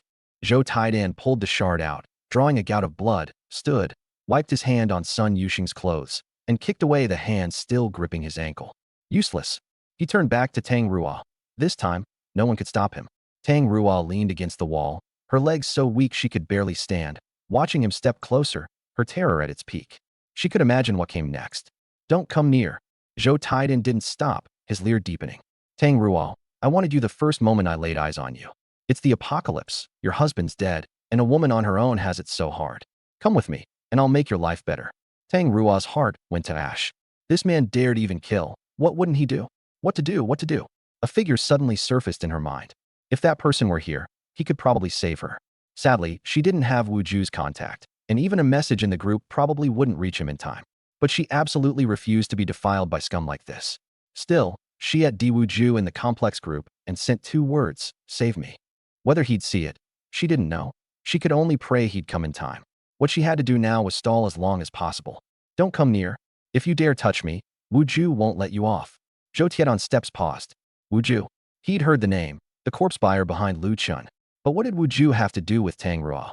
Seeing him pause, Tang Rua felt a flare of hope, and heedless of her reputation now, she said in a trembling voice, I'm Wu Ju's woman. I've already messaged him. If you dare touch me, he'll definitely kill you. Zhou Tiedon's expression stalled. He hadn't expected her to be Wu Ju's woman. Had he picked up secondhand goods? But then his face turned vicious. Damn, and here I thought you were something special. Turns out you're the type any man can have. If someone else can touch you, then so can I. And with that he closed in, leering. As for the threat, he didn't take it to heart at all. In his eyes, how strong could Wu Ju really be, talent holder or not? There were 3 of them, blood brothers. However strong Wu Ju was, could he beat all 3? At the thought his steps only quickened. He'd come all this way, killed a man, gotten this far. How could he not see it through? Besides, his big brother had said, it's the goddamn apocalypse, do whatever you want. The distance shrank, until Tang Rua could smell the sickening reek of alcohol off him. He leered and reached for her cheek, and she had nowhere left to retreat. At that moment, bang! A great crash. The door of 1803 was kicked open from outside, slamming into the wall, bouncing, the lock plate crushed inward, with splinters and dust hanging in the air. The corridor's damp, cold air rolled and wrapped in pale pink rain mist, mingling with the liquor and blood inside. Stop. Zhou Taidan, you fucking stop right there. Zhou Tiedon's hand froze in midair. He slowly turned his head, frowning. 4 men stood at the door, all of whom he'd seen that morning. Lu Chun, this is none of your business. Don't spoil my fun, he said, with some wariness. He'd seen Lu Chen's panel, strength over 20. He was surely no match. Lu Chen's face was grim. He'd meant to trade Tang Rua a thermostatic suit. Wang Jiangwo had suggested delivering it in person, since they guessed Tang Rua had some hidden connection to Wu Ju, and a visit would leave Wu Ju a good impression. He'd found it reasonable and brought people over. He hadn't expected, just as he reached the door, to hear Tang Rua say she was Wu Ju's woman. At first he'd thought she was having it out with Sun Yuxing, then heard Zhou Tiedan's commotion and knew things had gone badly, and kicked the door in. 20-some strength made kicking open an ordinary door effortless. The door opened. He took in the room. Sun Yuxing on the floor, a pool of blood beneath him, eyes wide open, long since without breath. Zhou Taidan, you want to die? Lu Chen barked low. Do you have any idea what you're doing? Zhou Taidan looked at Lu Chen, tugged the corner of his mouth, and showed a flicker of contempt. Lu Chen, I'll say it again, this has nothing to do with you. Go do whatever you were doing. Don't make trouble for yourself. Lu Chen didn't move. Liu Zi poked his head in for a look, glanced at the bloody corpse on the floor, and sucked in a cold breath. Holy shit, Zhou Taidan, you killed someone? So I killed him, just a useless waste. Zhou Taidan was unconcerned. What? You're going to avenge him? What's he to you? Liu Zi was momentarily stumped and turned to Lu Chen. Brother Lu, quit wasting words on him. Just tie him up and wait for Mr. Wu to handle it. Wang Zhengwo stepped forward and lowered his voice. Brother Lu, this is a golden chance. We all just heard it. Tang Rua's Mr. Wu's woman. If we save her, that's an enormous favor to Mr. Wu. Lu Chen's eyes narrowed slightly. He said nothing, but he'd already worked it out. However formidable the three Zhou brothers were, they were just 3 talent holders. Wu Ju was different. He still didn't know Wu Ju's true strength, but the food and thermostatic suits alone already put him beyond what the Zhous could match. This choice wasn't hard to make. Zhou Taidan listened to their exchange, the smile finally sliding off his face, and stepped back on reflex, his heel bumping Sun Yuxing's foot and nearly tripping him. What do you want? He shouted, all bluster over a hollow core. I'm warning you, my big brother and second brother are right in the next building. I've already messaged them. They'll be here any second. You dare touch me, and my big brother won't let you off. Lu Chen took a step forward, expressionless. Your big brother? Yeah. Zhou Taidan, thinking he'd invoked a backer, straightened his spine a bit. My big brother's got A-rank finger gun, 1 jab makes a hole. My second brother's iron bones, impervious to blade and bullet. The lot of you combined aren't enough for those 2 to fight. Is that so? Lu Chen stepped closer. You don't come near me. Zhou Tiedan's voice began to shake. Lu Chen didn't stop, walking right up and looking down at him. 6'3", and Zhou Taidan only reached his chin. However formidable your big brother and second brother are, they're not in this room right now. The words landed, and a fist slammed into Zhou Tiedan's gut. He curled up like a shrimp, liquor and food scraps surging from the corner of his mouth, and dropped to his knees dry heaving. Lu Chen didn't stop. He grabbed Zhou Taidan by the hair, hauled him up, and drove another fist into his face, the crisp crack of a breaking nose, bloody froth spraying across his hand.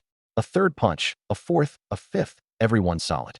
What does 20-some points of strength landing on an ordinary person amount to? Zhou Taidan might be a tier 1, level 2 talent holder, but his strength and speed were only a touch above a normal man's. Before Lu Chen, he was no different from paper. 5 punches in, that face was no longer human.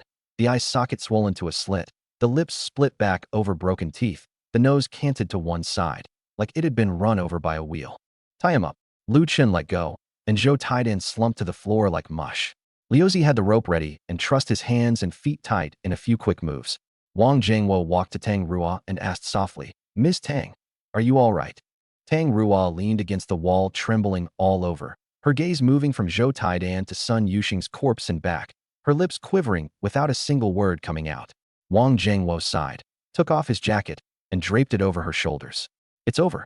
Once Mr. Wu comes, you'll be safe. At the words, Mr. Wu, Tang Rua's body gave a violent shiver. 2 minutes later, somewhat hurried footsteps came from the corridor. Every gaze turned to the door. I walked in. Black t-shirt, hair a little mussed, like I'd just crawled out of bed. No particular expression on my face, my gaze as calm as a pool of dead water. And it was exactly that calm that gave everyone in the room an indescribable chill. I swept over Sun Yuxing on the floor and raised an eyebrow. This guy was actually dead. Well, that probably counted as a good thing. I swept over Tang Rua shivering in the corner. She looked all right. And finally I landed on Zhou Taidan, trussed like a dumpling, his face bruised and bloodied. Mr. Wu. Lu Chen spoke first. We came to deliver Tang Rua a thermostatic suit and walked right into this. He's tied up already. How do you want to handle it? I didn't answer at once, walked to Tang Rua, and looked down at her. She raised her head, eyes red-rimmed, tears welling, her voice hoarse to near inaudible. He killed Sun Yuxing. He wanted to. She couldn't go on. I reached out and gently patted the top of her head. It's over. Just 3 words, and her tears fell at once. I turned to Zhou Taidan. This guy was beaten out of shape, but still conscious, staring at me with that swollen slit eye, mumbling. You're the corpse collector? You dare touch me, my big brother and second brother won't let you off. They'll be here any second. You wait. I crouched to his level. Your big brother and second brother, Zhou Taijun and Zhou Taiju. Yeah. Thinking I was scared, his voice grew louder. Scared now? Then hurry up and let me go? And bring Tang Rua to me, and I might consider sparing your life. I looked at him, the corner of my mouth twitching slightly. It wasn't a smile, but it was more unnerving than one. Lu Chun. I stood, not turning my head. You asked how I want to handle it? Yeah. I smiled faintly. Like this. Zhou Tiedan's pupils shrank hard, seeming to guess what I was about to do. What are you doing? You can't kill me. My big brother. I didn't give him the chance to finish. Mind shock activated. A formless psychic force burst from my brow, like a red-hot iron needle stabbing instantly into his brain. Zhou Tiedan's voice cut off, his eyes flew wide, his pupils rapidly diffusing, his mouth open but no sound coming out. He twitched twice, then went completely still. The room fell so quiet you could hear the rain outside. Lu Chun and the others each wore a face of shock. No one had expected me to just kill a man like that, with barely a word. What dumbfounded Lu Chun even more was that I seemed to have done nothing, only stared, and the man died. No need to think to know it was a talent, one that could kill without a trace. He swallowed, but didn't dare grumble even inwardly. Hadn't I said I only had a C-rank fire serpent? Then what was this? Looked like his earlier guess was right, a dual talent survivor. But that raised a new question. If this was another talent, then where did the thermostatic suits come from? They'd asked on the interface before, and not one survivor had ever had this kind of reward drop off a zombie, not even anything like it. Liuzi opened his mouth and swallowed it back. Wang Zhengwo was calmer, and after a glance at the corpse said slowly, Mr. Wu, this guy said his 2 brothers would be back any moment. He didn't finish, but everyone understood. What Zhou Taijun and the second brother would do at the sight of the corpse needed no saying. My expression didn't change. If anything, there was a hint of anticipation. If I recalled right, Lu Chun had said all 3 brothers were talent holders, bury all 3, and I'd have 3 more talents. I glanced at Tang Rua, walked over, and, in full view of everyone, scooped her up and set her on the couch. Her face was a little awkward. Everyone here knew about Sun Yuxing, and even though he was dead, being carried like this shamed her, so she could only play ostrich and bury her face in my chest. Little did she know that Lu Chun and the others had no such thoughts. What they were thinking was, another body hauler about to be lost, Sun Yuxing dead. I'd surely take Tang Rua away. Far from contempt, their hearts held a bit of envy. Pity they were men. Had they been women, following this guy would spare them the grind of risking their lives for food. You can go if you've got things to do. I'll wait here for those 2, I said flatly, stroking Tang Rua's hair. Lu Chun and the others traded a look and all chose to stay and wait. They wanted to see what would happen next too. Mr. Wu, kill those 2, and there'll be even fewer body haulers. Lu Chun said. The 3 Zhou brothers were his newly developed downline, and less than a day in, one was already gone. If the other 2 couldn't read the situation, they'd probably end up like Zhou Taidan. Thinking on it, he had a point. Lu Chun had said Zhou Taijun bought a thermostatic suit. With the rain, there were few haulers to begin with, and killing Zhou Taijun would leave only Lu Chun. But that was no problem. I casually tossed 3 thermostatic suits onto the coffee table. Take these 3 and don't stop hauling bodies. Keep the one I had you give Tang Rua. Call it payment for your help earlier. Lu Chen's eyes lit up. That gave them 5 sets, and Liuzi and the others could all go haul too, a big boost to the pace. Wang Zhengwo thanked me with a smile and cocked an eyebrow at Lu Chun. What had he said? Get on Wu Ju's good side and there'd be benefits. That was his experience from more than a decade riding the ups and downs of business. The 4 happily put the suits away, and Lu Chun spoke again. Mr. Wu, I plan to rally survivors from the other buildings. They've surely got plenty of crystals. I understood his meaning and waved a hand. That's your affair. How much you sell is no concern of mine. I only want to see energy crystals and bodies. Lu Chun nodded and looked out at the pouring rain. This rain's going to make things harder on survivors. I keep feeling it's not so simple. I said nothing. I had the same sense. Only without seeing the actual situation I couldn't guess. Time slipped by. A dozen-odd minutes later, hurried footsteps came from outside, along with an anxious shout. Third, where are you? Tang Rua's soft frame shivered in my arms. I patted her back and turned toward the door. Lu Chun and the others fixed on it too, their faces grave. After a moment, 4 or 5 figures appeared at the door, each carrying a rain-soaked umbrella, storming in furious. Zhou Taijun walked at the front, and the first thing he saw on entering wasn't me, wasn't Lu Chun, but the curled-up Zhou Taidan on the floor. Third, Zhou Taiju rushed over first and flipped him over. That face was unrecognizable, nose caved in, eye sockets swollen like two steamed buns, lips split back over broken teeth, but the eyes still open, pupils diffused, frozen in the terror of his last moment. Zhou Tieju's hands shook. He felt for the carotid. No pulse. Felt the chest. The heart had stopped too. Big brother. He looked up, eyes red. Third's dead. Zhou Taijun stood in the doorway without moving. His gaze left the corpse and swept over everyone in the room. Lu Chun, Liuzi, Huzi, Wang Zhengwo, for he recognized. Then it landed on the couch. A young man seated, a woman in his arms. The woman he recognized, seen during the day, the good-looking one from Lu Chen's group. The man he didn't. Early 20s, black t-shirt, hair a little mussed like he'd just crawled out of bed, no expression, gaze calm as dead water. And it was exactly that calm that chilled Zhou Tiejuan's back. Before becoming a security guard, he'd run with the wrong crowd and seen plenty of people. Anyone who could still sit calm at a moment like this was either a fool or someone with nothing to fear. This young man clearly wasn't a fool. You killed my brother? His voice was low, like it had been ground up in his throat before coming out. I didn't answer, glanced down at Tang Ruo in my arms. She was still hiding her face, not daring to look up. I patted her back and looked up at Zhou Taijun, no expression on my face. I did. He tried to touch my woman, so I killed him. A problem.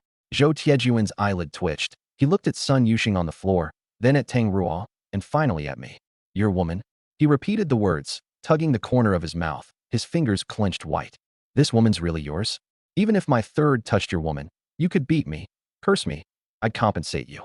But you killed him. His voice finally rippled, like a muffled thunderclap forced from his chest.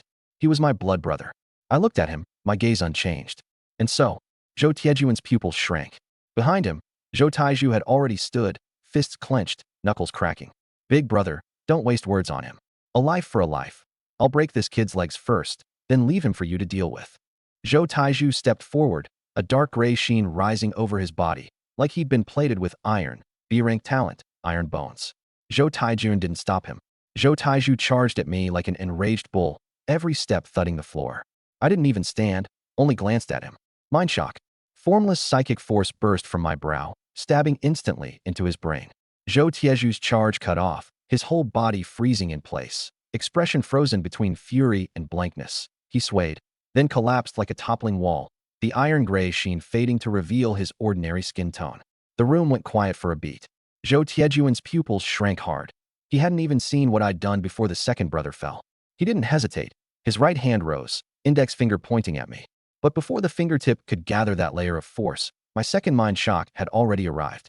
This time I didn't hold back. The formless psychic force slammed into his brain like a red-hot iron hammer. Zhou Tiejuan's body stiffened, his raised finger hanging in midair, the force at its tip flickering once and going out like a light losing power.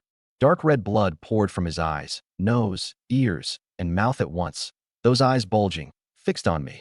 His lips moved twice, saying nothing, and he fell straight back, the back of his head cracking against the floor with a dull thud. Dead. An A-rank talent holder, without even a chance to strike. In all the martial arts under heaven, only speed cannot be beaten. The slipper war god really wasn't lying to me. Zhou Taiju lay sprawled on the floor, the iron gray sheen entirely gone. His head buzzed like 1,000 needles were pricking it, his vision blacking out in waves, but his awareness remained. He saw his big brother fall, saw the blood pour from his 7 orifices, saw those eyes that never closed even in death. A muffled whimper came from his throat. He tried to crawl up, but his limbs wouldn't obey at all, and he could only lie there face tilted, looking at his big brother's corpse, at the curled-up third brother not far off, at Sun Yuxing beside them. Blood pooled across the floor, glinting dark red in the dim light. Zhou Tieju's tears suddenly fell.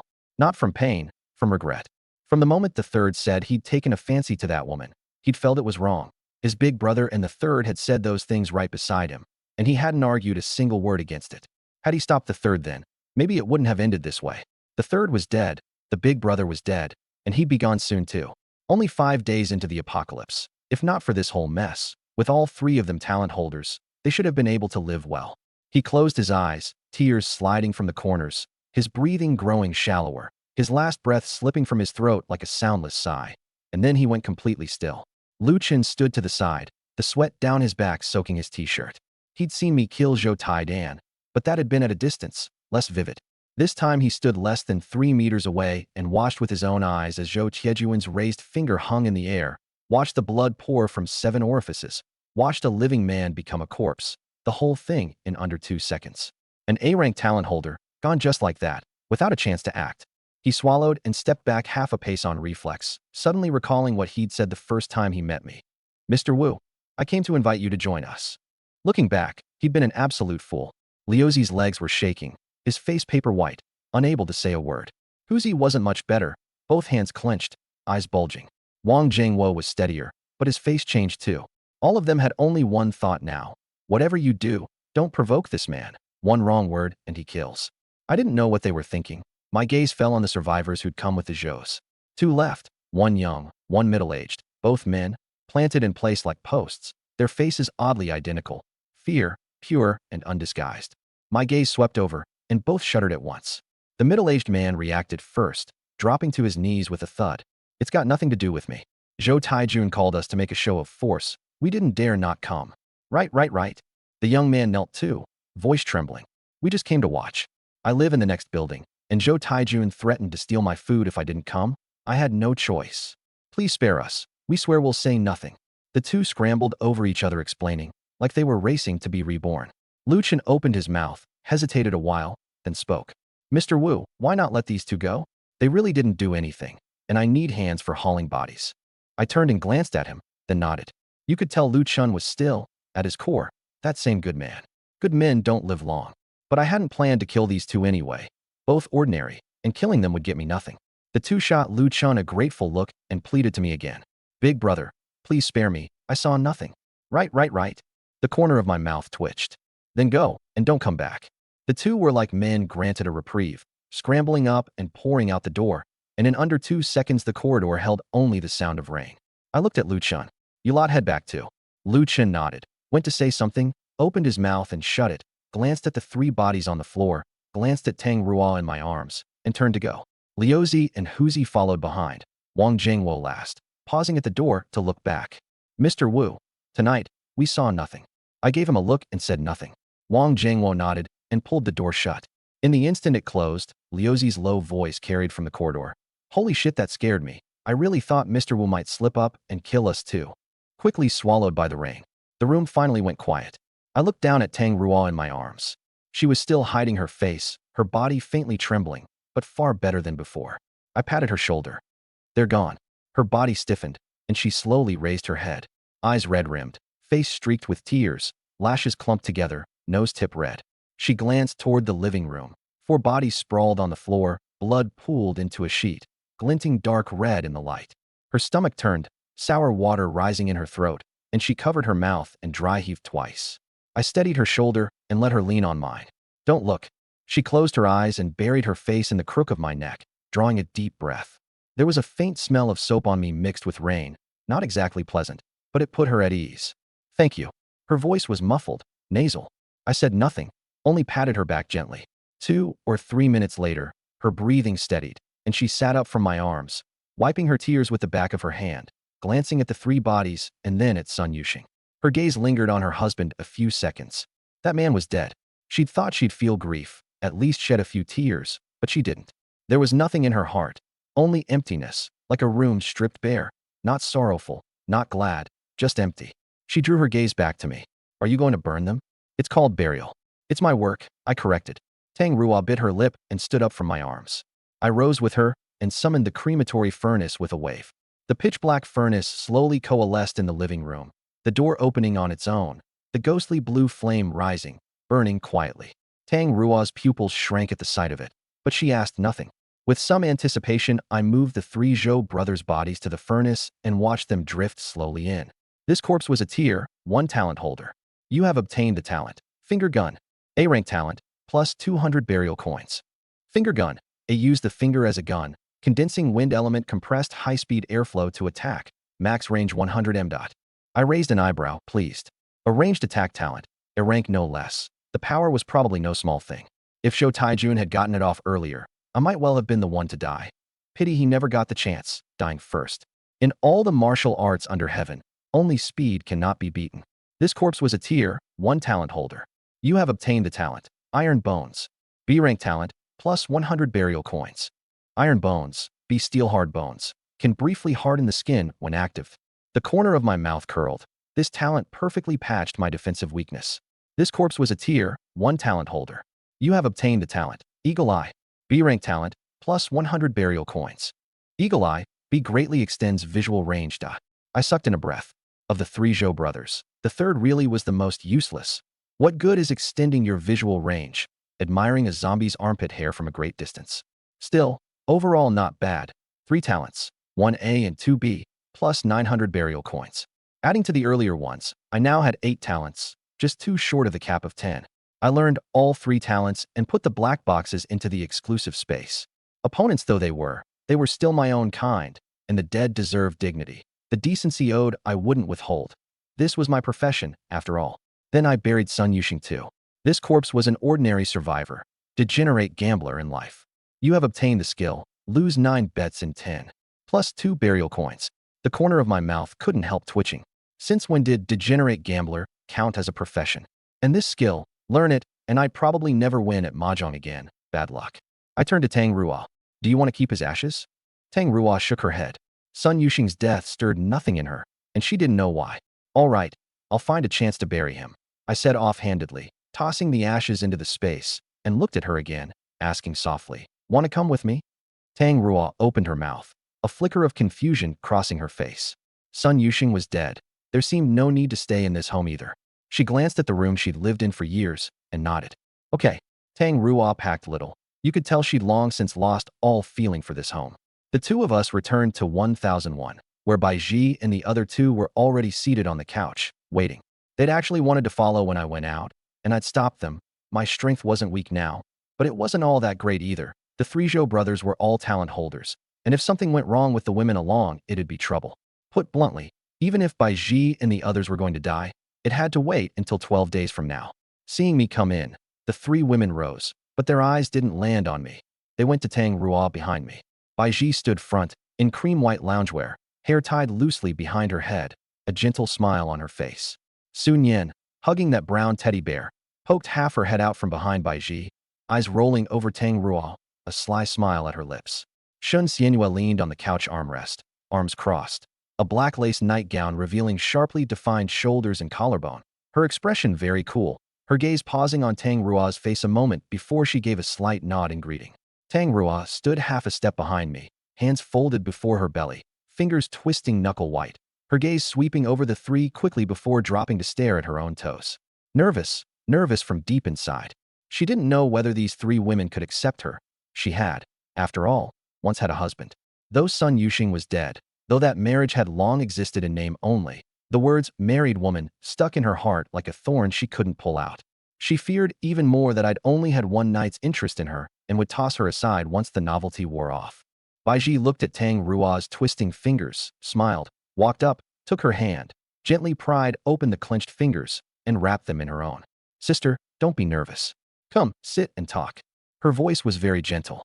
Tang Ruo paused, looked up at her, close enough to see the curve of her lashes and that faint, seemingly innate smile at the bottom of her eyes. She opened her mouth, not knowing what to say. Bai Ji said no more, tugging her toward the couch. Sun Yan plopped down and patted the spot beside her. Sister, sit here, it's soft. Bai Ji glared at her. The couch is the same softness everywhere. Sun Yan giggled. The spots I've sat on are softer. Bai Ji ignored her, pulled Tang Ruo down to sit, and sat beside her, never letting go of her hand. You'll live here from now on. Tell me if you need anything, don't be shy. Tang Ruo's throat itched. She sniffled and nodded hard. Okay. Shun Xianhua had stayed on the armrest without coming over. She glanced at Tang Ruo, then at Bai Ji, and said flatly, there's an empty room next door. I've cleaned it out for you. Tang Ruo turned to look at her. Shun Xianhua's expression was still cool, but those eyes were very clear, no scrutiny, no contempt, just looking at her plainly. Tang Ruo pressed her lips and said softly, thank you. Shun Xianhua nodded slightly, leaned back on the armrest, and turned her gaze out the window. The rain was still falling, its rush carrying in through the glass like the background hum of another world. I watched all this, the corner of my mouth curling, very satisfied with the 3 women's attitude, especially Bai Ji's handling. This woman had been sensible from the start, helping win over Sun Yan, soothing Shun Xianhua, and now accepting Tang Ruo on her own. No jealousy, No scheming, not one wasted word. I knew perfectly well she had her own calculations. Fear of being outshone, fear of being cast off, a wish to hold an irreplaceable place in my heart. But whatever the motive, the result was what I wanted, and that was enough. I walked over and plopped down, crossing my legs. Baiji glanced at me, let go of Tang Rua's hand, and rose. I'll get some water. Sun Yen leaned to Tang Rua and dropped her voice. Sister, how old are you? 31. Wow. Sun Yen's eyes lit up. Then you're the oldest of us. Big sister Bai's 28. Sister Xinyue's 26. I'm 24. She counted on her fingers and fixed a serious look on Tang Rua. But, you're still number 3. I'm number 2. Tang Rua's face reddened for a moment. Of course she understood what 1, 2, 3, 4 meant. Baiji brought over a cup of water and handed it to her. Tang Rua cupped it in both hands, took a small sip head down, and said softly, from now on, I'll be a bother to you all. Baiji smiled and shook her head. Sun Yen swung the bear back and forth. No bother, no bother. The bed's big enough anyway. Baiji glared at her. Sun Yen tucked in her neck and muttered. I meant the couch. The couch is big enough. I leaned back on the couch watching the 4 women sit together, each with her own thoughts, my smile deepening. I stood, patted Baiji's shoulder, and cocked an eyebrow. Baiji turned to look at me, her gaze carrying a hint of mock reproach, but her mouth curved. I looked at Tang Rua. Come on, let's go shower, and reminisce about that day while we're at it. A wicked little smile at my lips, and Tang Rua's face flushed crimson at once. The 3 women, meanwhile, traded looks, eyes full of gossip. What did that mean? Wu Ju and Tang Rua's first time was in the bathroom? They wanted to ask, but I'd already pulled Tang Rua into the bathroom.